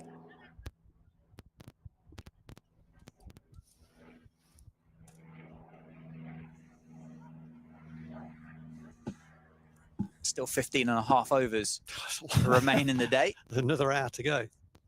At least, isn't there? If not just over. If it goes the duration. What with four seamers operating, 4 down, Kent have earned the right really to take a bit of time. Oh, and that's a brute of a delivery. Gloves Rob Keogh, who reacts straight away, doesn't it? Almost throws his hand off the bat handle with that. That's a different reaction. I've seen Rob Keogh throw his bat in those situations before, and nasty. Good for him. Take your time to get that heart rate down. The adrenaline just goes zing around the body. We'd noticed earlier in the day that he went off, kind of holding his hand away from his whites. He did. So whether there was a bit of an injury he picked up in the field this morning as well. Well played. That's well played. Yeah, nicely played by Rob Keogh. I don't think that's going to make its way down to the boundary. It's not. It's going to be well fielded, but safe save. It's going to come back for a third. Good. Well run, safe save. Well run, safe save. Good lad. Rob Keogh played that really well. That follow-up ball was bang on the money, and Rob Keogh was right over it. It did offer to go away from him, but he had so much weight over the ball and so close to the ball, was he? Great intent to get your head into that area that it just rode off the bat down for 3. It's good technique. Very well played. Still ringing his hand. As you say, he did hurt it earlier, so let's hope no damage there. We could do without that.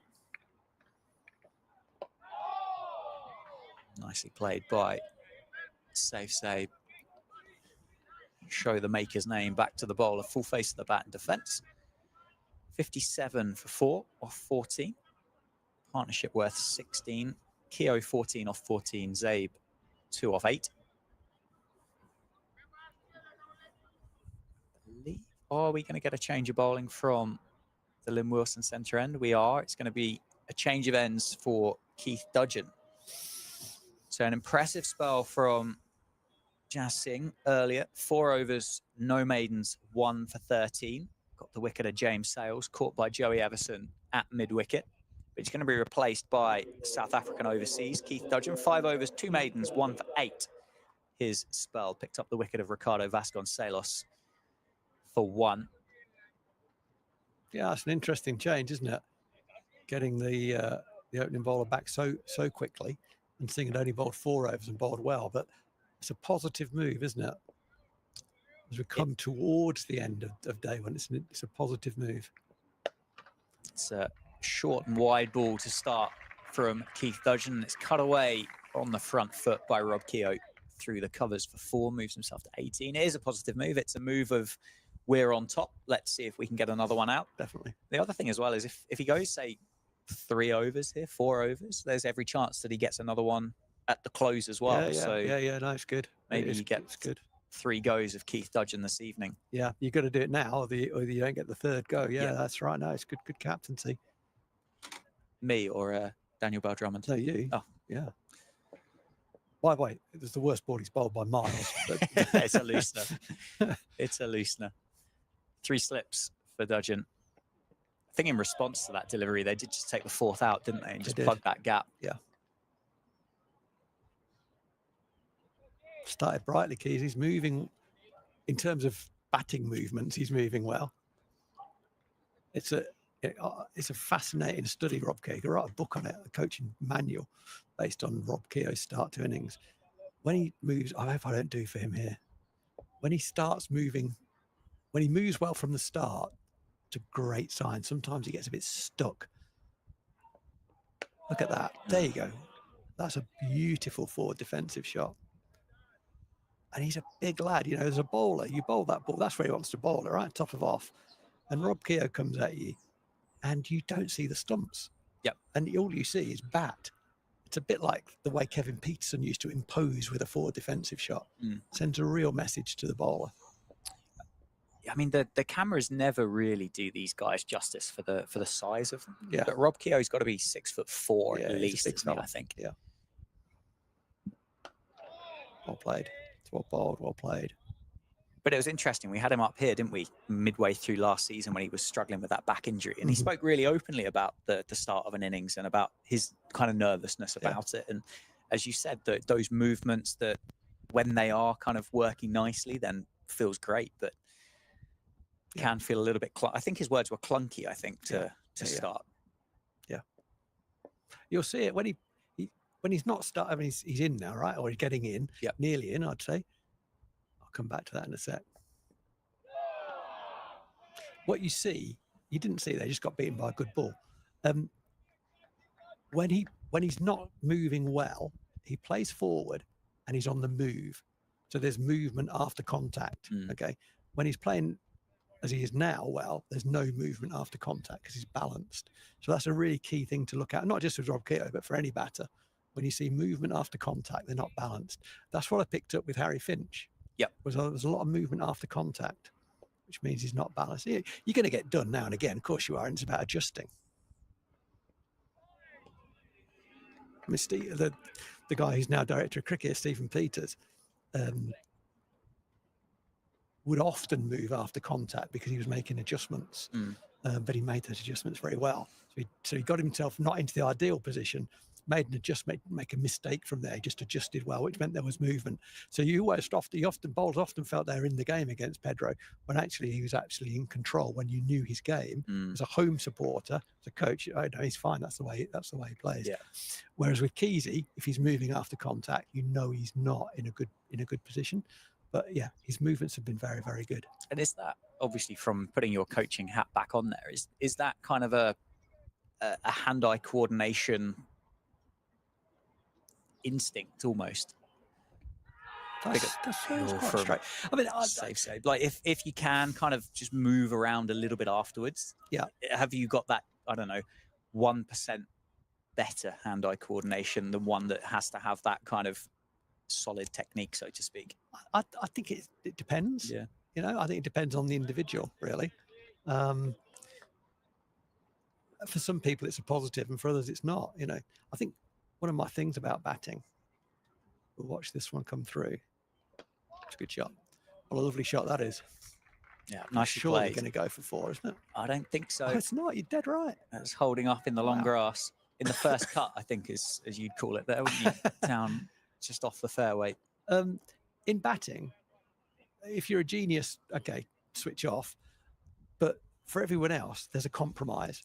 You can't be unless you're you can't be good at every single thing. Okay, so some batters are more likely to get exposed to the outside edge, some to the inside edge would be an example of. So if I'm doing everything I can to cover the ball coming back into me, I am susceptible to the ball going away from me, and that's fine so long as you know that, and then you can train for that. What you can't be is susceptible to the ball going both ways. Yeah, because then you don't get a career. So everything is a compromise. That's well played. Yeah, it's been a fantastic spell, isn't it, from Grant Stewart? 2 for 14 off 4.2, and it's only really been that short ball that Rob Keogh pulled away for 4 that he's kind of taken away anything from length. And as you made a really good point, it was probably as much of anything because I'm not just going to bowl at the top of off stump to you. I do have a bumper. Yeah. But other than that, it's been perfect. It's been a great backup to that opening spell from the David Capel end from Keith Dudgeon. I think safe Stewart bumper if I'm a Kent supporter. I think certainly with those 2 fielders out down on the boundary on the leg side, I think it'd be worth asking the question, wouldn't it? I think for safe it is a genuine option in terms of him hitting the ball up, but failing that, is he going to be as keen to get forward to the next one? That's it's all about then the follow-up, isn't it? So you get your money's worth out of it. I mean, the purist might say, why are you wasting the ball? It's zipping around all over the place, but I think it's a good option. It's a little reminder. Yeah, I think it is. I think, as I say, if you've got those two men out there, otherwise the double bluff becomes a triple bluff, and then it doesn't become a bluff at all. Well, the worst case scenario is he hits it for 6, right? That's the worst case scenario, which means he's hit it up. So actually, you've learned something there anyway. So yeah, I'm good at spending other people's runs.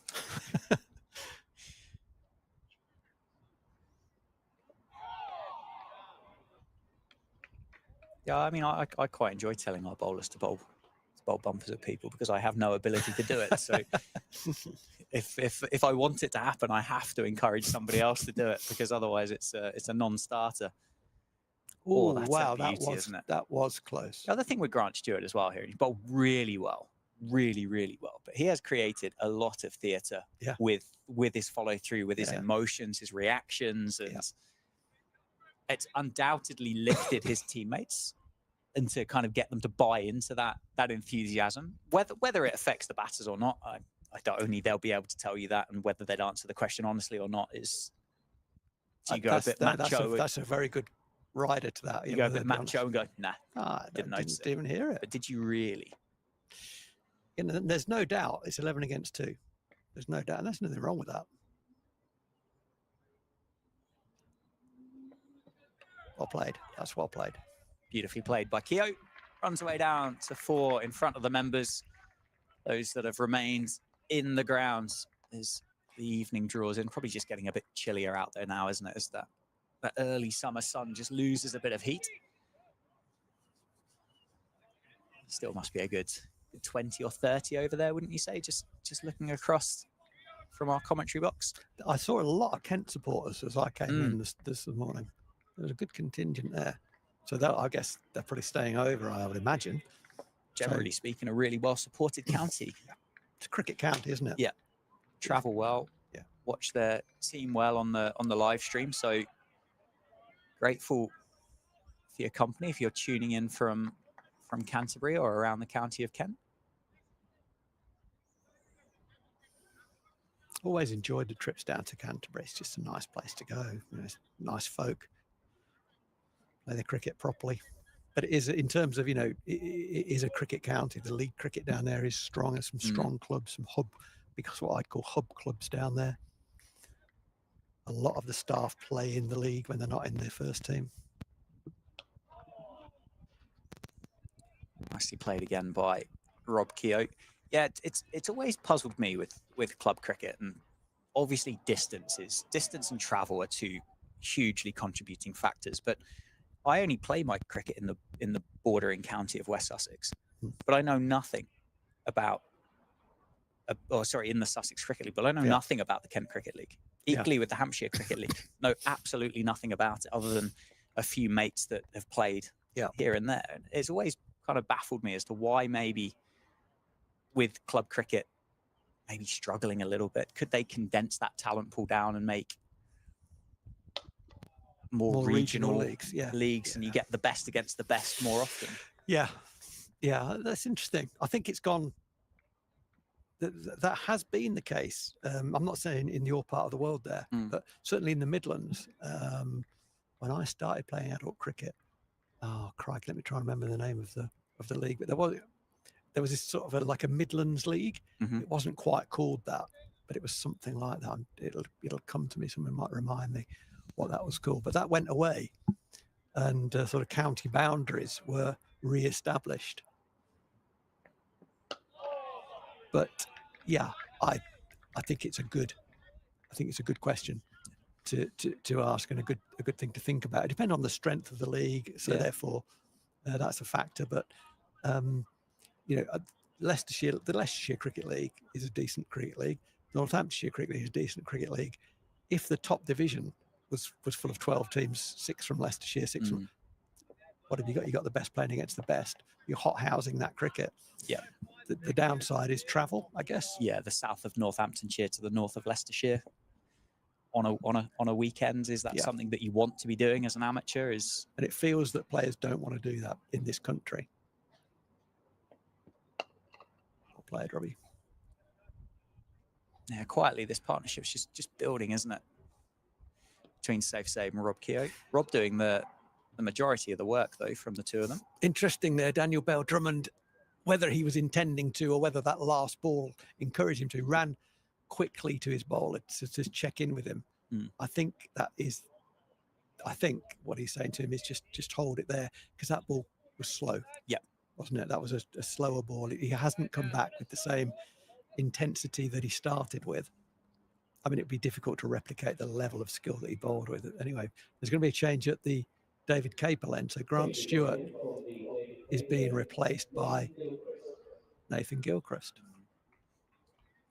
Generally speaking, and please tell me if I'm barking completely up the wrong tree, but bowling from the David Capel ends has tended to provide a little bit more assistance for the seamer than bowling from the Lynn Wilson centre end. So maybe that's part of it. There is a slight incline, isn't there, on the way up from the very slight, but there is. Yeah. Has Keith Dudgeon succumbed to that? Would he want to bowl the rest of his overs from the David Capel end, potentially? I mean, where I start with that, I know I might not answer the question, but if I don't, then, come back on it, because I might be answering a different question. But if a bowler bowls, let's say 5 overs really well from the David Capel end, and you want to bring him back, why don't you bowl him from the David Capel end? Yeah, I completely agree. And captains change ends for weird reasons, I think. Yes. Yeah. Well, why? You could argue and kind of say, is it worth having a look? But at the same time, no, if it's been successful one way rounds. That's Phil Rowe's logic, is if he's done well from that end, if everything else is equal, if you can get him on at that end again, get him on at that end again, because that's where he's done well from. Yeah, and I mean he's gonna be match fit, Keith Dudgeon.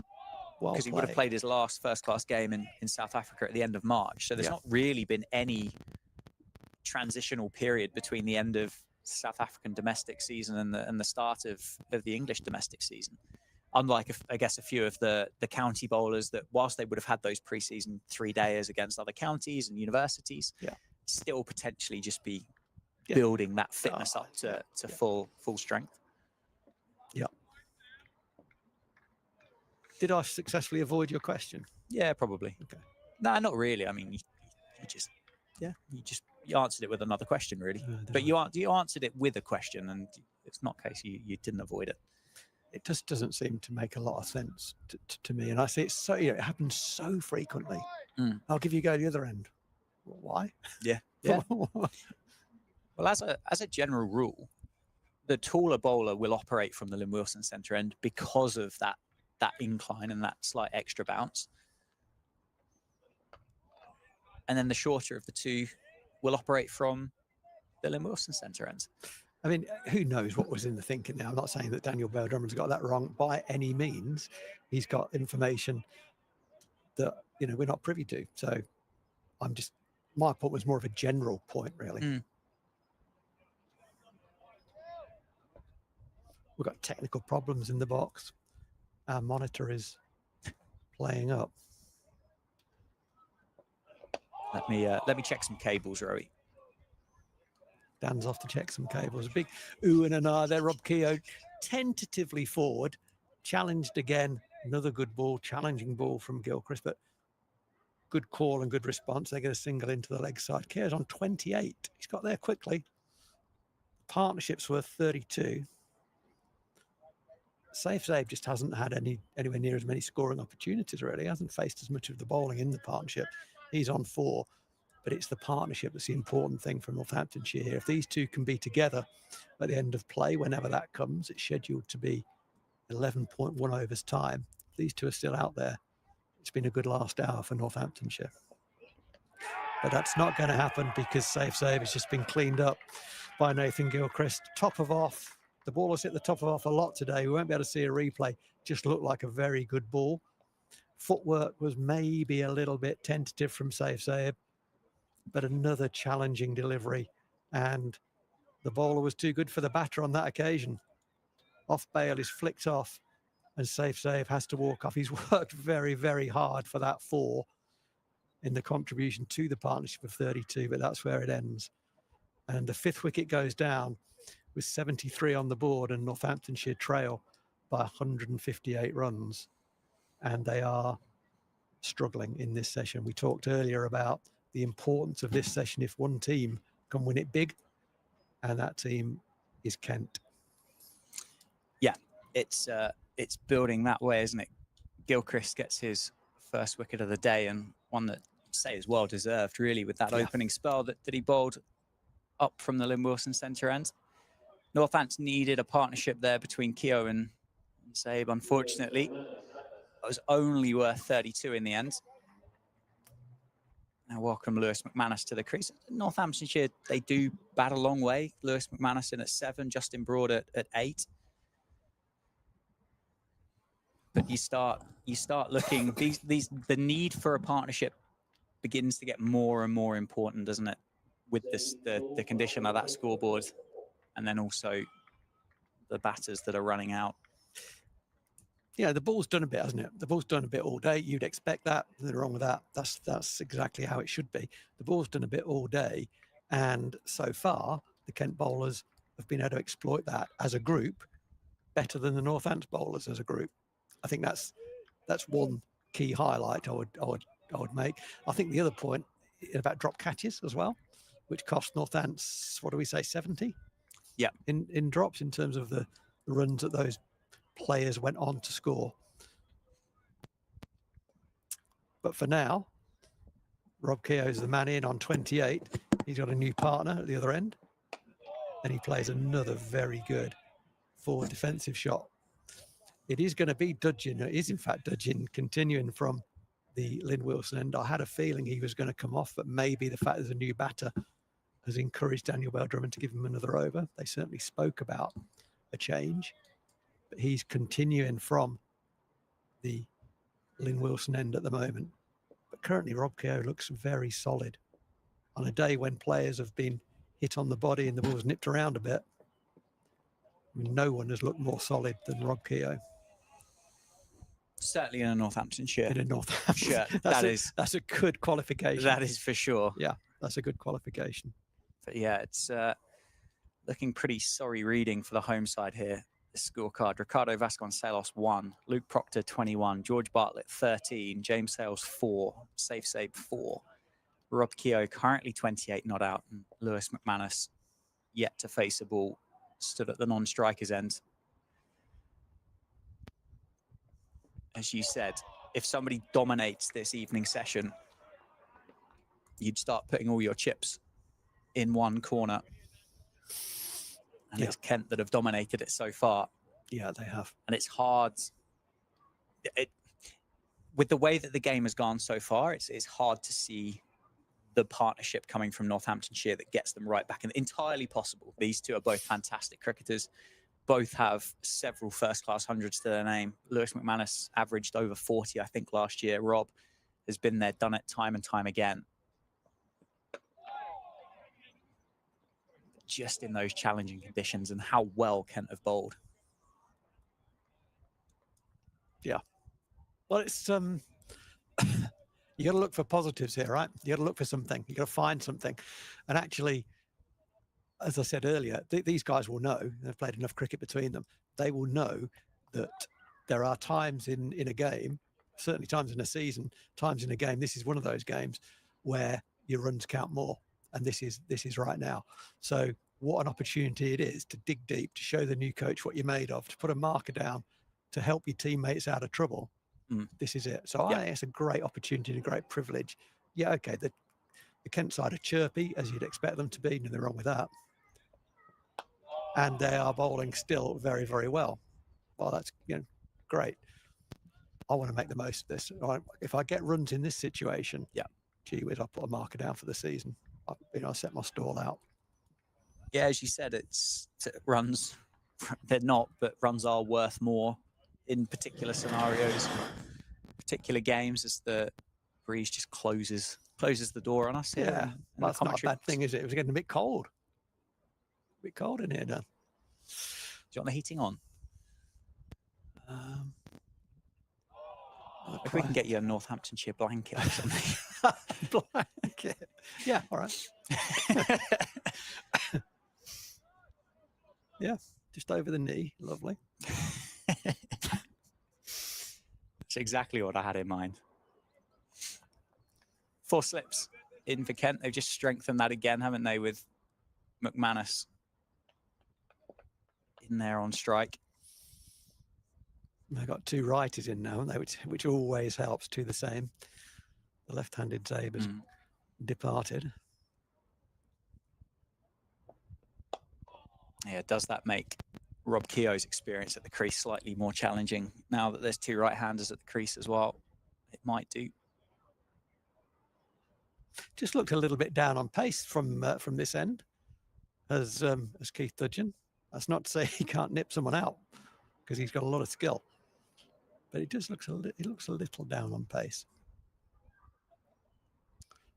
Yeah, it looks like Safe got a good one. We couldn't see the replay, but it just flicked the top of off. So yeah, ain't a bad place to bowl, is it? Whatever happened before in order for the ball to get there. Yeah, of course. Yes, it was a well-directed ball, and in the 23 overs that have gone so far, was that 138 deliveries? I can count on the fingers of one hand the number of balls that you would describe as not very good balls. Yeah, in fact, it's probably 3 or 4 from 23 overs. They've bowled very well, very consistently. Oh, that's a good leave, isn't it, from Rob Keogh? I think in comparison, Rowie, and I don't know what the numbers, well, you know what the numbers were at the end of the innings, but 22, 23 overs in, Northamptonshire have hit 12 boundaries. 2 of those came off the first over. Yeah. Yeah, that's a very good point.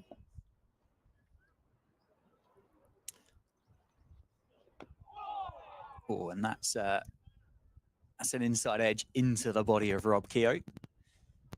Falls to his knees, but quickly bounces back up again. Good lad.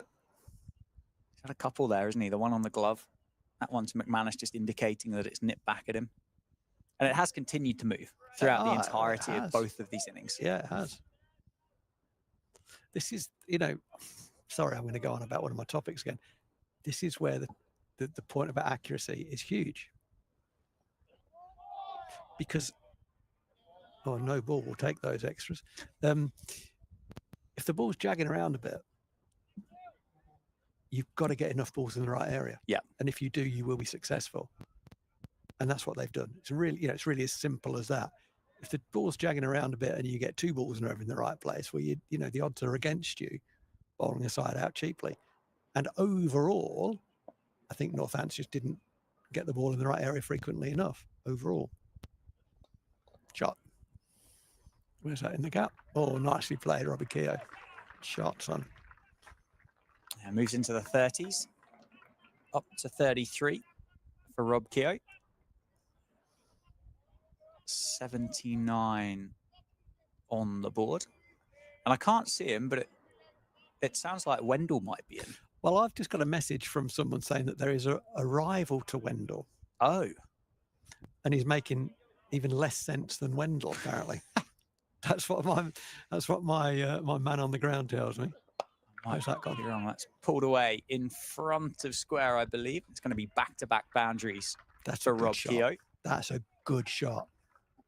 Wow, that's gone past, in terms of the line of the ball, it's finished past the bowler's stumps. So he was onto that very early. That's a good shot, that. Yeah, he's looked good, hasn't he, so far? He has looked good. He's moved very well. He's looking better than our monitor, which has given up the ghost. Yeah, that looks toast for the day. It's not wintered well, is it? The TV screen in front of us. Oh, another good delivery from Nathan Gilchrist. What happened there? Did that just? It felt like it kept a little bit low, didn't it? Yeah. Good line though. And Rob Keogh's just had a little bit of a poke at it, I think, because of the fact it kept low. For those that are just tuning into the Northamptonshire stream for the first time, we mentioned the fact that Wendell is in Wendell's almost. How would you describe Wendell? Northamptonshire County Cricket Club super fan? Yeah. Yeah. Stands at the boundary edge, provides encouragement to the Northamptonshire cricketers. And plenty of advice as well. Hey, I've seen him hit sixes out here. He's well qualified. It does sound like Wendell. It does, doesn't it? Another one added to the tally of Rob Keogh. Moves to 38, and the score moves up to 86. Well, I'm told at good authority that it isn't Wendell.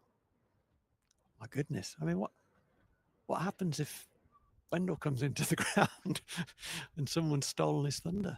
Is it not him down by the coffee van? Well, it could be. But that isn't Wendell. But that's where the noise is coming from. Oh, well. Yeah. If anyone's ever been to the county ground, you will have heard Wendell. If you haven't, then you've missed out. Well, hopefully, if it isn't him, hopefully it's not too far away before we do get the first Wendell trip to the county ground for 2025. Dudgeon's going to continue. I thought they might change it. They're not. Okay. They're back in the man. He's into Keogh. Well, it was a loose ball, wasn't it? It needed hitting, and because as I said earlier, yes, it's 86 for 5, but you got to score. You know, if he nicks that, which he obviously, thankfully, he didn't. But had he nicked that, I know there would have been a lot of people. What are you doing playing a shot like that? No, it's a short wide ball. You got to hit it for 4. If you nick it, you've not played very well at it. But you have to score. We're still in deficit by 145. The ball's jagging around. You get a boundary option. You got to take it. That's a good stride forward as well, isn't it? Yes. He does get into that bowler's space. Yeah, the bowler generally tries to land the ball around 5.5 meters.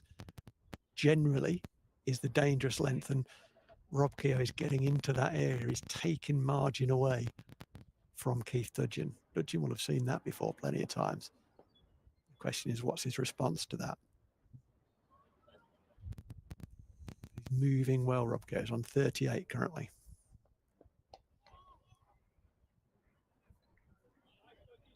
Yeah, everyone's happy with that. The bowler's happy with that because he gets to bowl at the new batter. The batter's happy with that because he gets off strike. It looks a negative bit of captaincy, that, to put that fielder back on the point boundary, but I don't mind that at all. You know, if Rob Keogh has a big drive, he only gets 1 out there, so I think it's a good tactic. It does bring Lewis McManus onto strike. He's yet to score. Yeah, I mean, the longer you can have Rob Keogh stood on his bat at the non-striker's end, the better, really, for Kent County Cricket Club, isn't it? He's as you said, the one Northamptonshire cricketer that's gone out there and looked comfortable. Yeah. In the scenario, he's 38 off 43, and you've got Lewis McManus, the new man, in at the crease, who's now only faced 5 balls in his 2025 season. Why would you not want him on strike? 100%. I mean, you could even pick up Rob Keogh if you can keep him at the non-strikers end for a bit longer. Yeah. It's nicely played. McManus gets off the mark with a hit ball dropped into the leg side. I bet it's quite chilly out there, Dan, now. It's still sunny, isn't it? But I bet it's a bit chilly. There's a few more jumpers out there, isn't there, amongst the Kent cricketers than what we'd seen in the morning for Northamptonshire. Still plenty of sunlight, though, plenty of daylight. Still 8 overs remaining after this ball, the last ball of Dudgeon's 9th. Pitches it up, and Kesey says, "Nah, I'm not interested in that." But a positive leave, like a Ricky Ponting leave. Yeah, knew exactly that he didn't want to be. He didn't want to be playing that. So what have we got? We've got 8 overs left in the day. I mean, I don't know whether this stat would exist, but how many opening days of the county championship season would you have got a full quota of overs in? Yeah, not many. In the history of the sport. Well, not many in the last 30 years, anyway. You talk to the old timers, they used to bowl 85 overs an hour. On uncovered pitches.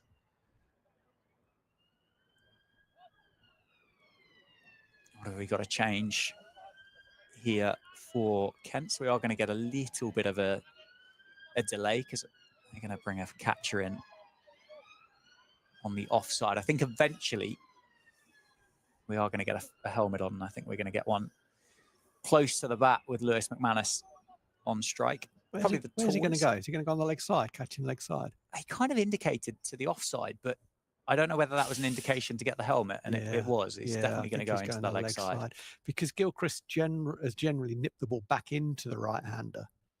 Lewis McManus does play with quite low hands. He's not the tallest fella. Plays with quite low hands. So, yeah, that's a nice move, that. He's gone into that weird position. Yeah, he's a bit deeper. No, he's on his way. Just on the edge of the wicket block. Harry Finch is there, isn't he? Just moving him into position. Okay. I think it's Ben Compton that's gone under the lid there. I think it is. And that is more of an orthodox short leg, isn't it? To be fair. And that's short and wide and cut away by Lewis McManus right across the square, down towards the signal box. And that is going to be 4. Christmas. That's just what you're looking for, isn't it? It's authoritative, wasn't it, by Lewis McManus? Nice shot. I do like a cabled net jumper, Rowie. I do. It doesn't make our life as a commentator any easier, not being able to see names and numbers on the back of jumpers or jerseys, though. I've got a lovely story for you on that. We had them one year. Cut away again, this time uppercut down towards the third man boundary, and it's going to be back-to-back 4s for Lewis McManus. Yeah, so we convinced the club to push the boat out, and they did, and they were lovely. More expensive, are they, cable nets? Yeah, they're pricey. Yeah, they are. Yeah, still got one actually in my wardrobe. It's lovely. Yeah, smashing things, and we then signed Blessing Muzarabani, the Zimbabwean. Oh yeah, the pacer. And we'd already put the order in for the jumpers, or he came like something happened that he didn't have, or one game he didn't have a cable net jumper. And so Brett Hutton said to him, "I'll lend you one of mine." Yep. And he loaned him his long sleeve cable net jumper, which Blessing wore with pride, and which Blessing, being the good bloke that he is, washed for him. Oh dear. And returned it unapologetically to Brett Hutton in a crowded changing room. And it was the size of a very small child's jumper, and did it just with a straight face. Yeah, I washed your jumper. Gave it back. Brilliant. Absolutely brilliant. It wasn't untrue. Absolutely brilliant. I can't tell you. I'd be curious to have seen the look on Brett Hutton's face. It was just beyond belief. It was priceless. Absolutely priceless. And yeah, suffice to say, no one else loaned Blessing one of their jumpers for the rest of the year.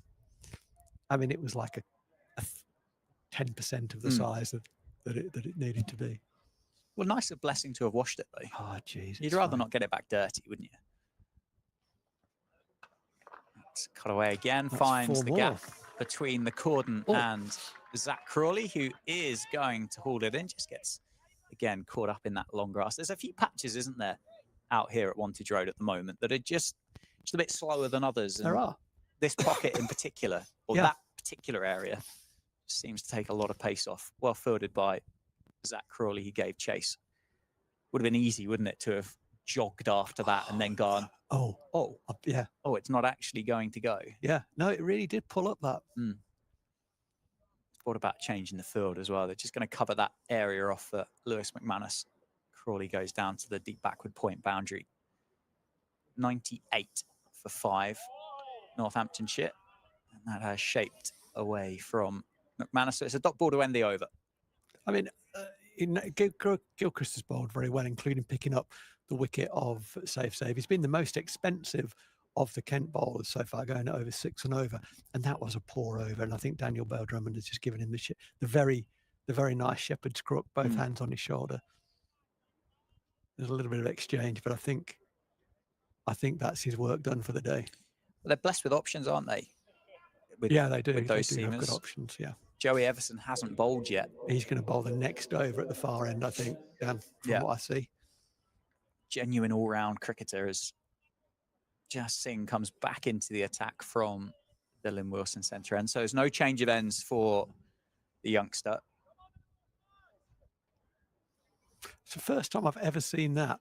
And what I'm looking at is Joey Everson warming up by doing a side plank. Almost looks like Pilates, doesn't it? Yeah, it does, yeah. At cover. Yeah. There you go. It's a good ball, isn't it? First up from Jas Singh.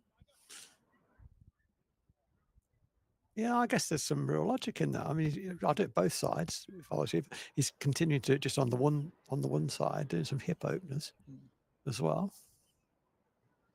But yeah, I mean, you use your core a lot, right, in bowling, and why not warm it up? It's interesting. Yep, absolutely. Well, he's again had a good pre-season.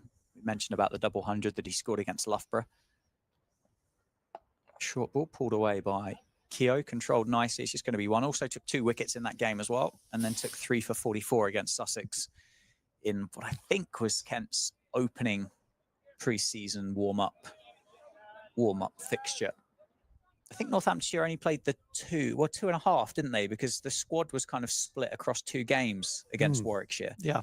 One at Edgbaston and one, literally just down the road. Yeah. At their second facility, which is an incredible facility, by the way. I don't know whether you've ever been. I haven't, but I've heard good things. Really impressive. Yeah. And then obviously the game here against the Durham University in the week with behind closed doors club practice. How much value do those preseason games add?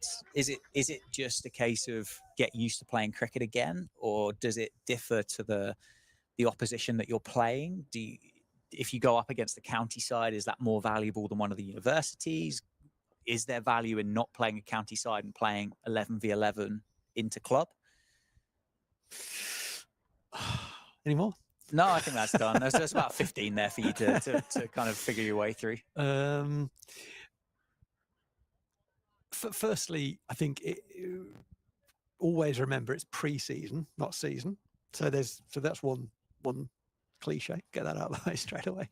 I think the fundamental thing for me is that the players as individuals get what they need to out of those pre-season things. Yeah. And they will be different things for different players. There'll be some commonality, obviously. It's slower, that one. There'll be some commonality in terms of, getting movers in your legs and that kind of stuff. But it's important that individuals get what they need to out of it.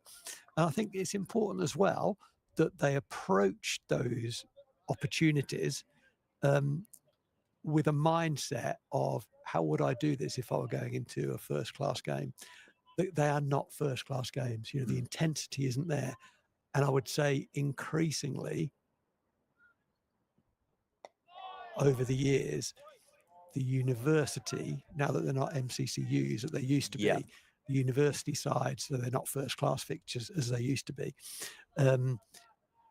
don't have the strength that they once did. Yes, there's some good players, of course there are, no doubt, who will go on and have long professional careers, but they're few and far between nowadays, more so than ever.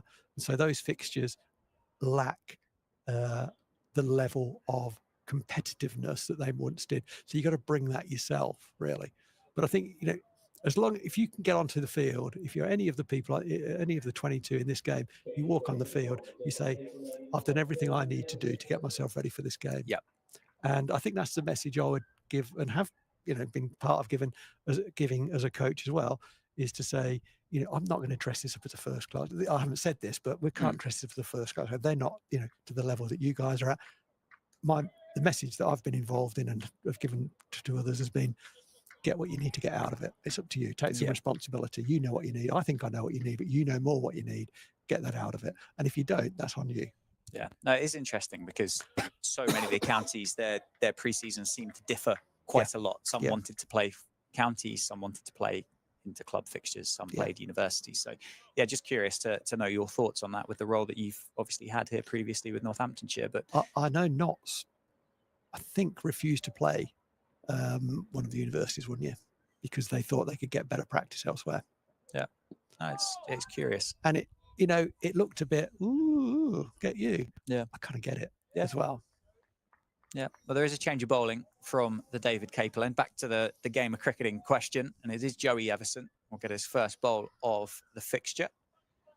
Rob Keogh is on strike. Northamptonshire have just gone past 100. They're 101 for 5 off 27 overs. And there are still 5, just under 6 overs remaining in the day. And it's well bowled. Keogh there just shuffling outside off stump, and Everson just following him a little bit. Kent have enjoyed this day, haven't they? You can see the body language amongst the 11 that are out there. They're still animated. That one there's just beating the outside edge, and there's still oohs and ahs, and there's hands on heads. They've been impressed by what Keith Dudgeon has offered to the ranks with bat and ball. And also, you know, one of the other things that you can't ignore is they've come off a losing season, right? They got relegated. They've not been in this position many times. And it's not to be disrespectful to them. Northampton have been relegated, and I've been part of that. So it's not to be disrespectful. The truth is, when you're on top, God, it feels like a blessed relief after you've had a tough year. And it's the start of the year. So, yeah, they're all buzzing around. They should be, and they are. Left well alone as it goes through to Harry Finch on the half volley. Yeah, I have had to turn the effects mic down a little bit where the breeze has picked up, but can assure you, if you can't hear it through your speakers or headphones or whatever you might be listening to, there is still plenty of life out there, isn't there, amongst those 11 Kent cricketers. I like, you know, and one of the many things that Darren Lehman will bring, he'll bring a level of robustness and an expectation. Probably doesn't need to say too much, just the way he goes about his business and his record as well. But the way he goes about his business will be, I expect that, you know, I expect that level that Ken to bring in. I won't settle for much less than that, to be honest. And it's the dream ticket, I think, as a coach. It's something I never had a playing career to, in any sense. Darren Lehman's been one of the greats, 84 first class hundreds. Yeah. And he's a very good man manager. That's the dream ticket, really. No one can question that. Oh, it's chipped in the air. Soft again for Northamptonshire. McManus couldn't have picked Grant Stewart out much better if he tried. Turned into the leg side. Kent have got their 6th now. Northamptonshire 102 for 6 as their wicket keeper and vice captain departs for 12.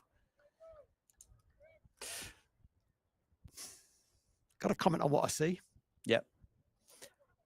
I don't know where it's hitting that ball. What? It was always going to go up because he had no weight over the ball at all.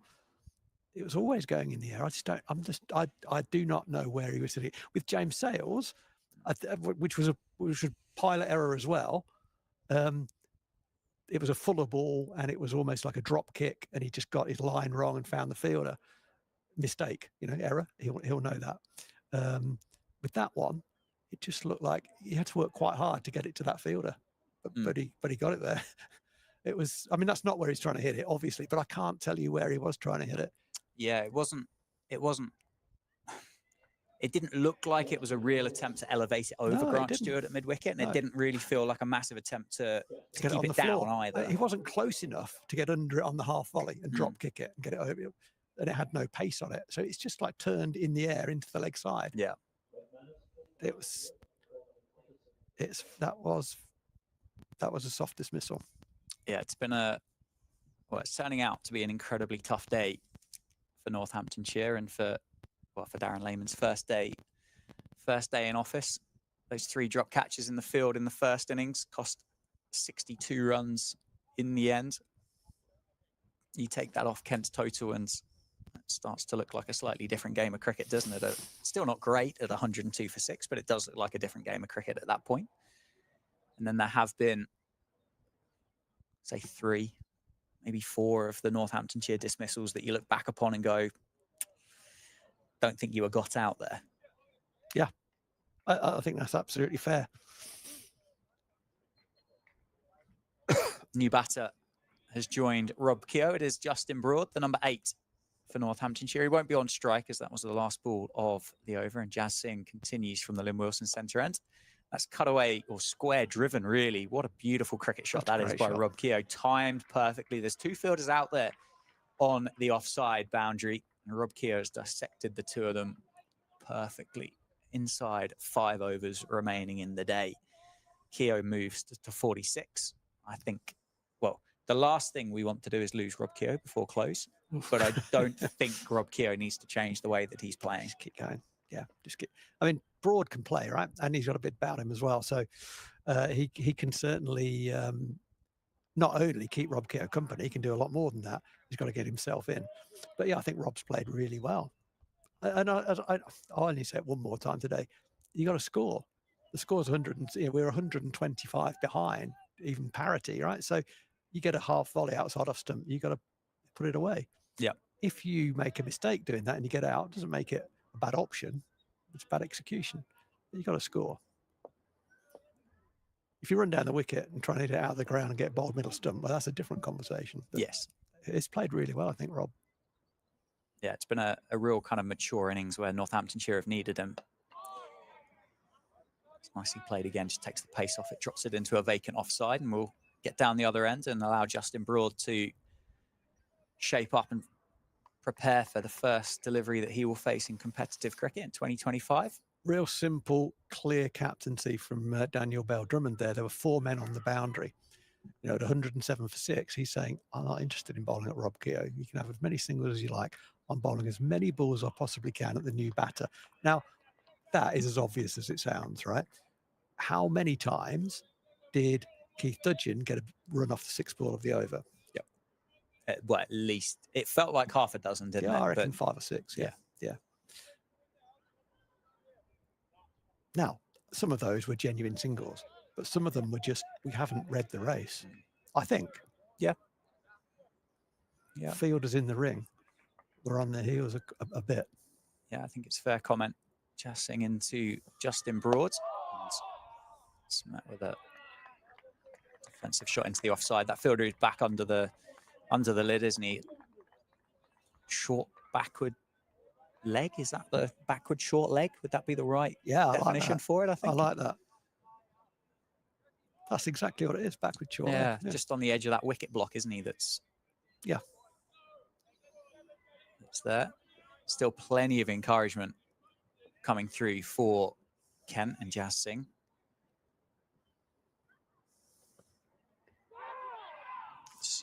Down the leg side. I think that's going to be given leg byes. It is. It's a bit of excitement, wasn't there, from the cordon as Harry Finch shaped up to take that one diving down the leg side. But in general, they've looked to bowl very, very straight, haven't they? All of the Kent bowlers, they've all bowled pretty much to a field that have had 4 fielders on the leg side. So that tells you they're bowling pretty straight.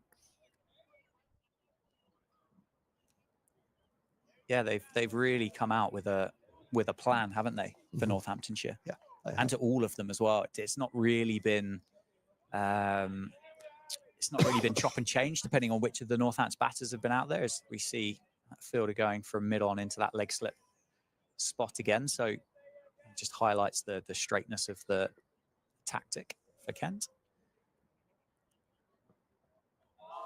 Short leg, an orthodox short leg now. It's the end of the over. What do we got? 4 to go. 4 to go. We're going to get them all in, aren't we, comfortably? Yeah, you can. Well, Kent will be desperate, won't they, to get the next 24 deliveries bowled tonight.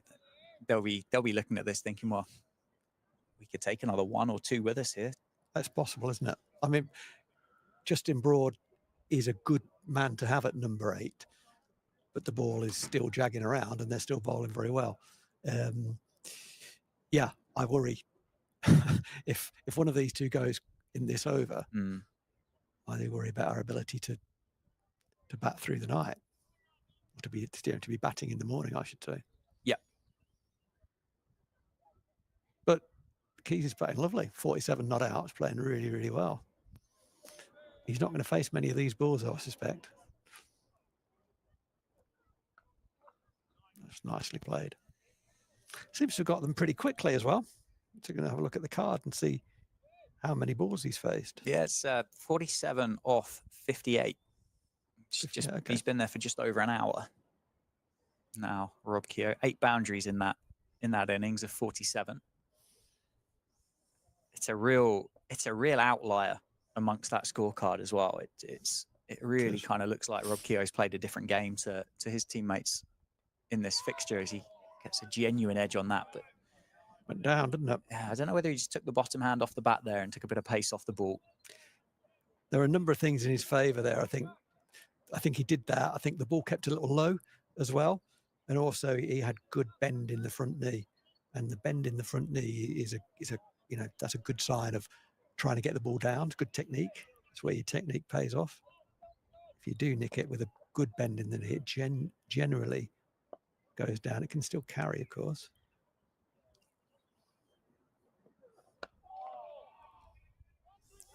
Keogh drops that one into the leg side. Broad was looking for the second, but Rob Keogh happy to settle on just the one.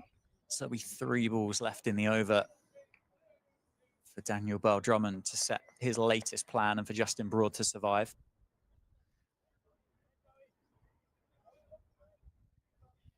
As it stands to Joey Everson, it's just going to be a pretty orthodox field, isn't it, for Justin Broad here? Just the 3 slips. Yeah. A couple of catches in there on the leg side, a short mid wicket, short mid on, a man at short cover. Yeah, it's interesting that they've got, it's interesting to me at least, that they've got only 3 catchers, only 3 men on the leg side. He's been trying to swing the ball out mostly, get the ball away from the right-handed bat, but they've got the man at cover. So they've got a backward point, a cover and a mid-off. And the man at cover, I think it's not a defensive thing. I think they just want to bowl at Justin Broad. So if he defends one into the offside, he's not just going to get at the other end, get off strike. That's good captaincy. I like it.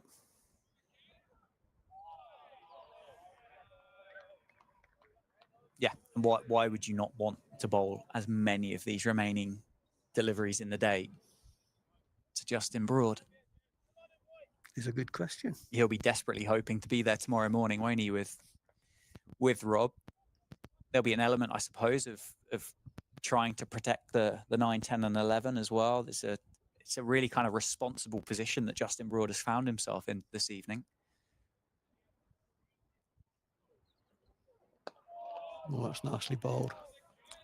But we said, didn't we? We said at the start of the day's play that Justin played a lot of different roles through the course of his career so far at Northamptonshire. So actually, it's not a case of that he possibly hasn't been in this situation too often, but would have been in situations where he would have gone up against the new ball, where it's been nipping about under a bit of pressure, get the innings off to a good start, etc. So it's not like I'm a number 8, I'm a dasher.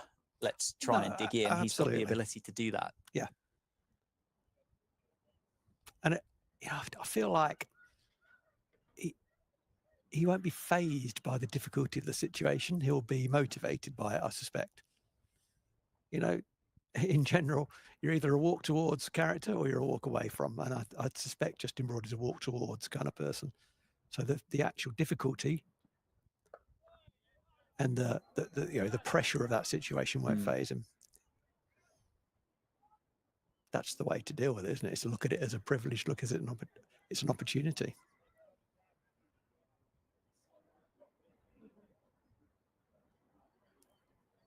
Been very impressed. I don't want to do him. I did save Zayev earlier.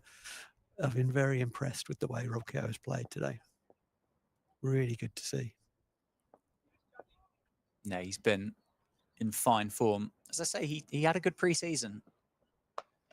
That 97 against Warwickshire, retired, not out as well. So it wasn't a case of kind of got out.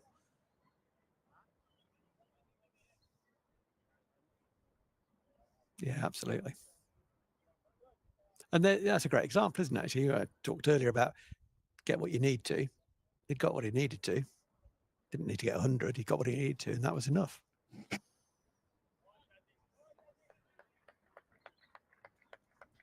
Yeah, that was kind of why my question was a little bit loaded, because you see a lot when you look through those scorecards of 57 retired out, and someone's bowled 4 overs, for example. Yeah.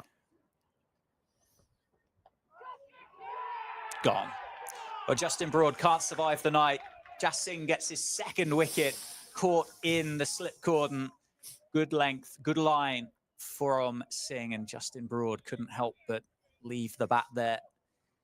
Singh good enough to take the outside edge, and Kent have got their 7th in the evening of day 1 here at the county ground in Northampton. It's 113 for 7 as Justin Broad departs without scoring. It was a good low catch, wasn't it? That's the first thing to say. You know, firstly, credit to the bowler, good line of length. The ball held its length. We haven't got the replay screen up, but you can see from the shapes the ball sort of held on about 4.5, about 4th stump. Broad had to play at it, and it was well caught low coming forward from slip. Never an easy catch to take. What you'd also see, and what we would also see done if we had the replays, he had a very straight front leg on that. And I was only talking in the last over about Rob Keogh having a real bent front leg, which encourages the ball to go down if you edge it. And Justin Broad had a very upright, straight front leg, which means the bat is more upright rather than the hands being in front of the bottom of the bat. If you bend your knee, the bottom of the bat is behind you and behind the handle. And that one, his bat was virtually upright because his front leg was so straight, and that enables the ball to carry. Barely carried. It was a very good low catch, but that technically is one of the reasons why I was talked earlier about when Justin Broad opened the bat and batted 3 in red ball cricket, why that wasn't going to be successful. You can't make a career with a straight front leg like that in England, batting in that way. Yeah, holding your catches. That's a good low catch. Yeah, that's another big difference, isn't it, between the two sides today? Again, just a tough delivery to play when you're yet to get off the mark. There's nerves. It doesn't matter how many games of cricket you've played. It doesn't matter of what level of cricket you play. There's nerves when it comes to getting yourself off the mark and starting an innings each time, isn't there? Dom Leach is the new man for Northamptonshire at number 9. Shorter ball from Jas Singh, and Leach just pulls his hands away and lets it go through to Harry Finch. Had a tough day with the ball, didn't he, Dom Leach? Opened the bowling this morning, bowled 3 overs and was withdrawn from the attack. Came back, bowled 2 overs and was withdrawn from the attack. Picked up a wicket late on, ended up with 9 overs, 1 for 48. On a day when ballers dominated bat, he picked up the wicket of Harry Finch. But he's had a tough day. If he can get a not out here, he'll be feeling a little bit happier with life. He will be nervous right now. Yeah, absolutely so. Well, I think there's been a bit of nerves amongst the batting lineup throughout the course of the day, isn't there? And, well, Singh's just served up a beauty second ball for Dom Leach. Is there much that Rob Keogh can do or share here other than just I think he can. Words? Well, I mean, what Rob's got to judge is, if I say anything, is it going to help or is it going to scramble? So he needs to understand the way his partner thinks and what can help and what can't help. But certainly he can talk about the shape the bowlers are making with the ball, what he thinks they're trying to do. You know, hopefully you'd think that the guy, and I'm sure they have been watching closely enough to pick up that for themselves, but he's out there, and it's different when you're out there 20 yards away from someone, you know, so he can pass that information on. It's not always good to do that because you can scramble someone's brain. Yeah, of course. Well, there's 12 legal deliveries left in the day. Day one of the opening fixture of the Rothesay 2025 County Championship between Northamptonshire and Kent County Cricket Club. The stream here is powered by Daffabet, and it's fair to say it's been Kent's day. 231 all out in the first innings, which you'd say was under par, having been asked about first by Luke Proctor, but have then really turned the screw on Northamptonshire. They're 113 for 7. Rob Key is on 49. Oh. Wanted the single. Dom Leach did not want the single. Keogh looking for that 50. Dom Leach very happy to be at the non-strikers ends for as long as he possibly can be for the rest of the evening. Kent, I think, is fairly self-explanatory, isn't it? Wrap this up as quick as possible, go and score as many runs as you can to try and bowl Northamptonshire out again. And I think that's probably the conversation over whatever post-day meal they'll be having this evening. But for Northamptonshire, for Darren Lehman, for Luke Proctor, Rory Kleinfeld, what's that conversation this evening? Is there much to talk about there, or is it just a case of do the best that you can with what you've got left in this first innings? I think there's two. Yeah, I'll try and answer it. As openly as I can. What I don't know is where the coach feels the team is, what he thinks is the right, all that stuff that's day in, day out. Yeah, I don't know. Yeah, fair comment. And that will be a big factor in how he decides to debrief. But I would say that's 50 for Rob Keogh. I would say that. Well played, Rob Keogh. Declined the single off the first ball, took it off the third ball. Dom Leach can bat, so it's not like he's exposing a bunny. Yeah. So well played, Robbie Keogh. He's played really well there. Good on him. I think at a certain point in time, this is an opportunity to get some points across. Mm-hmm. Some very strong points. I think there have been too many soft dismissals. I think we switched off a little bit in the field at times, and we were inconsistent with the ball.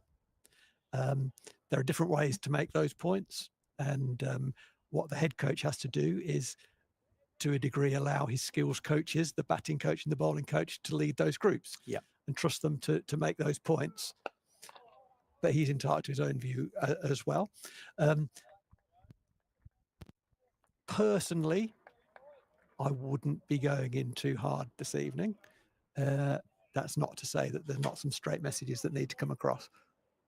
But is that going to be helpful now? It might make me feel better. But is that what the group want? They know, they know. Yeah. Yep. So I think this might come across as a strange thing to say, but I think 12 beers, sit down, let's have a chat about it. Yeah. Quietly, calmly. We're in a game. We're still in the game. There's a lot of cricket still to play in this game. I don't want to be flying off the handle after the first days of the first day of the season. Yeah, but I want to choose the moments when I make my points. I've got some to make. Yeah. But I'll be judicious about when I do it. It's a beauty from Everson to end the penultimate over of the day. I think there's obviously Northamptonshire trail by 117 here. And in the context of the game, that's a big number. In the context of cricket, it's not huge. And if these two can survive this evening and then, well, add as many as they possibly can tomorrow and maybe get that down to a trail of 50, for example. Early season, I know the weather is set to be really good over the next 3 days, but it's not impossible on a green pitch that's just nipped around a little bit throughout the course of the day that you bowl Kent out cheaply. Maybe you get that, okay, well, we need 250 to win or something, or 300 to win, for example. And it's not a score that you're out of the game as such. I think something that I see is lost sight of too quickly is, what did we say we were going to try to do? Okay, and review against that. Don't review against what happened. just that. Review against what happened in the context of, we said we were going to be good at this. Were we good at it? Yeah. Shots. Jas Singh to bowl the final over of the day. Offers Rob Keogh the ability to drive through the offside and does so. Down towards extra cover and will wander back for a third. So, I mean, a real simple example would be, we said we were going to catch 90% of our chances. We caught 25% of our chances. That's not acceptable. Okay. Yeah. Are you taking enough catches in practice? Are they hard enough? What can we do differently? Let's look at that. So that's an intelligent review. An unintelligent review is drop for catches. You're rubbish at catch. That gets you nowhere. Yeah. We said we were going to be intense in all sessions. We said we were going to hand the baton on with the ball. Did we do that well enough? What do you think? Yeah. No, we didn't. Kind of throw it back to the players. So review against what you said you were going to do well, or what's important in winning cricket matches, rather than just throwing out. Our job is to commentate. Anyone can do that. Yeah, 4 balls left to go now for Jas Singh, for Kent, and for Dom Leach to negotiate. There's still 3 slips. There's the man in at short leg. There's a leg gully as well. Bowl your 4 best balls, Jas Singh, and take another one with us, I think will be the message, won't it? From I suspect I would, if I was, well, I'm not. If he had, I'd like to say push him back, then bring him forward. Yeah. That's what I would be thinking. Oh, and it's a nice delivery, just jagged back into the body of Dom Leach. You know what I mean? Like, they've got 2 catches on the leg side. If you get one under the armpit, well, that could go up quite. But also, will he be wanting to get forward from there? Yeah, particularly with the context of the game, context of the day as well. You are going to be looking across there thinking, I've only got 3 balls left to go. And here is the first of those 3 remaining deliveries. It's left well alone in the end by Dom Leach, despite the theatre from the slip cordon from Kent, which has been fantastic throughout the course of this innings. It has been really, really good. It's 32 overs old now, this innings, and the enthusiasm, as you'd expect, having Northamptonshire 7 down, has remained high and consistent throughout. They've not let it drop at all. It's been really good to see from a Kent perspective. But thank you so much to all of you that have tuned in across the course of the day. I hope you've enjoyed the broadcast and the cricket on show as Dom Leach gets that one into the offside. Will get himself off the mark and we'll give Rob Keogh what I think, if the scoreboard updates, is the last ball of the day to negotiate. I'm sure Rob would quite like to be stood at the non-striker's end, not worrying about this one. It is the final ball.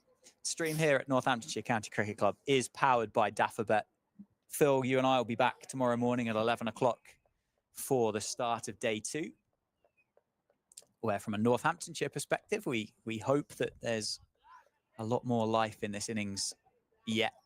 From a Kent perspective, they'll be looking to wrap this up as quick as they possibly can, get back out there batting again, and that one just goes down the leg side. Good take again by Harry Finch. He's been clean with the gloves today. High fives all round for Kent as they make their way off the field. They lead Northamptonshire by 114 runs. Northampton just have 3 first innings wickets remaining, but one of those is Rob Keogh, who is 53 not out off 67. And it's been a tough day for Northamptonshire, as we've just summed up, really. Yeah, it has. We're late, aren't we? We could be a lot later debriefing that. One of the things is about catches win matches. Had we caught our catches, the deficit would now be 53, and we'd come back tomorrow and say we could get parity here. We probably can't say that unless Keezy goes crazy. Because of those drops. So that was a factor. We were inconsistent with the ball. Kent were fantastic with the ball. Those 2 things together, I think, make the difference. Well, as I said, thank you so much for joining us across the course of the opening day of the 2025 season. We'll be back tomorrow at 11 o'clock for the second day of Northamptonshire versus Kent.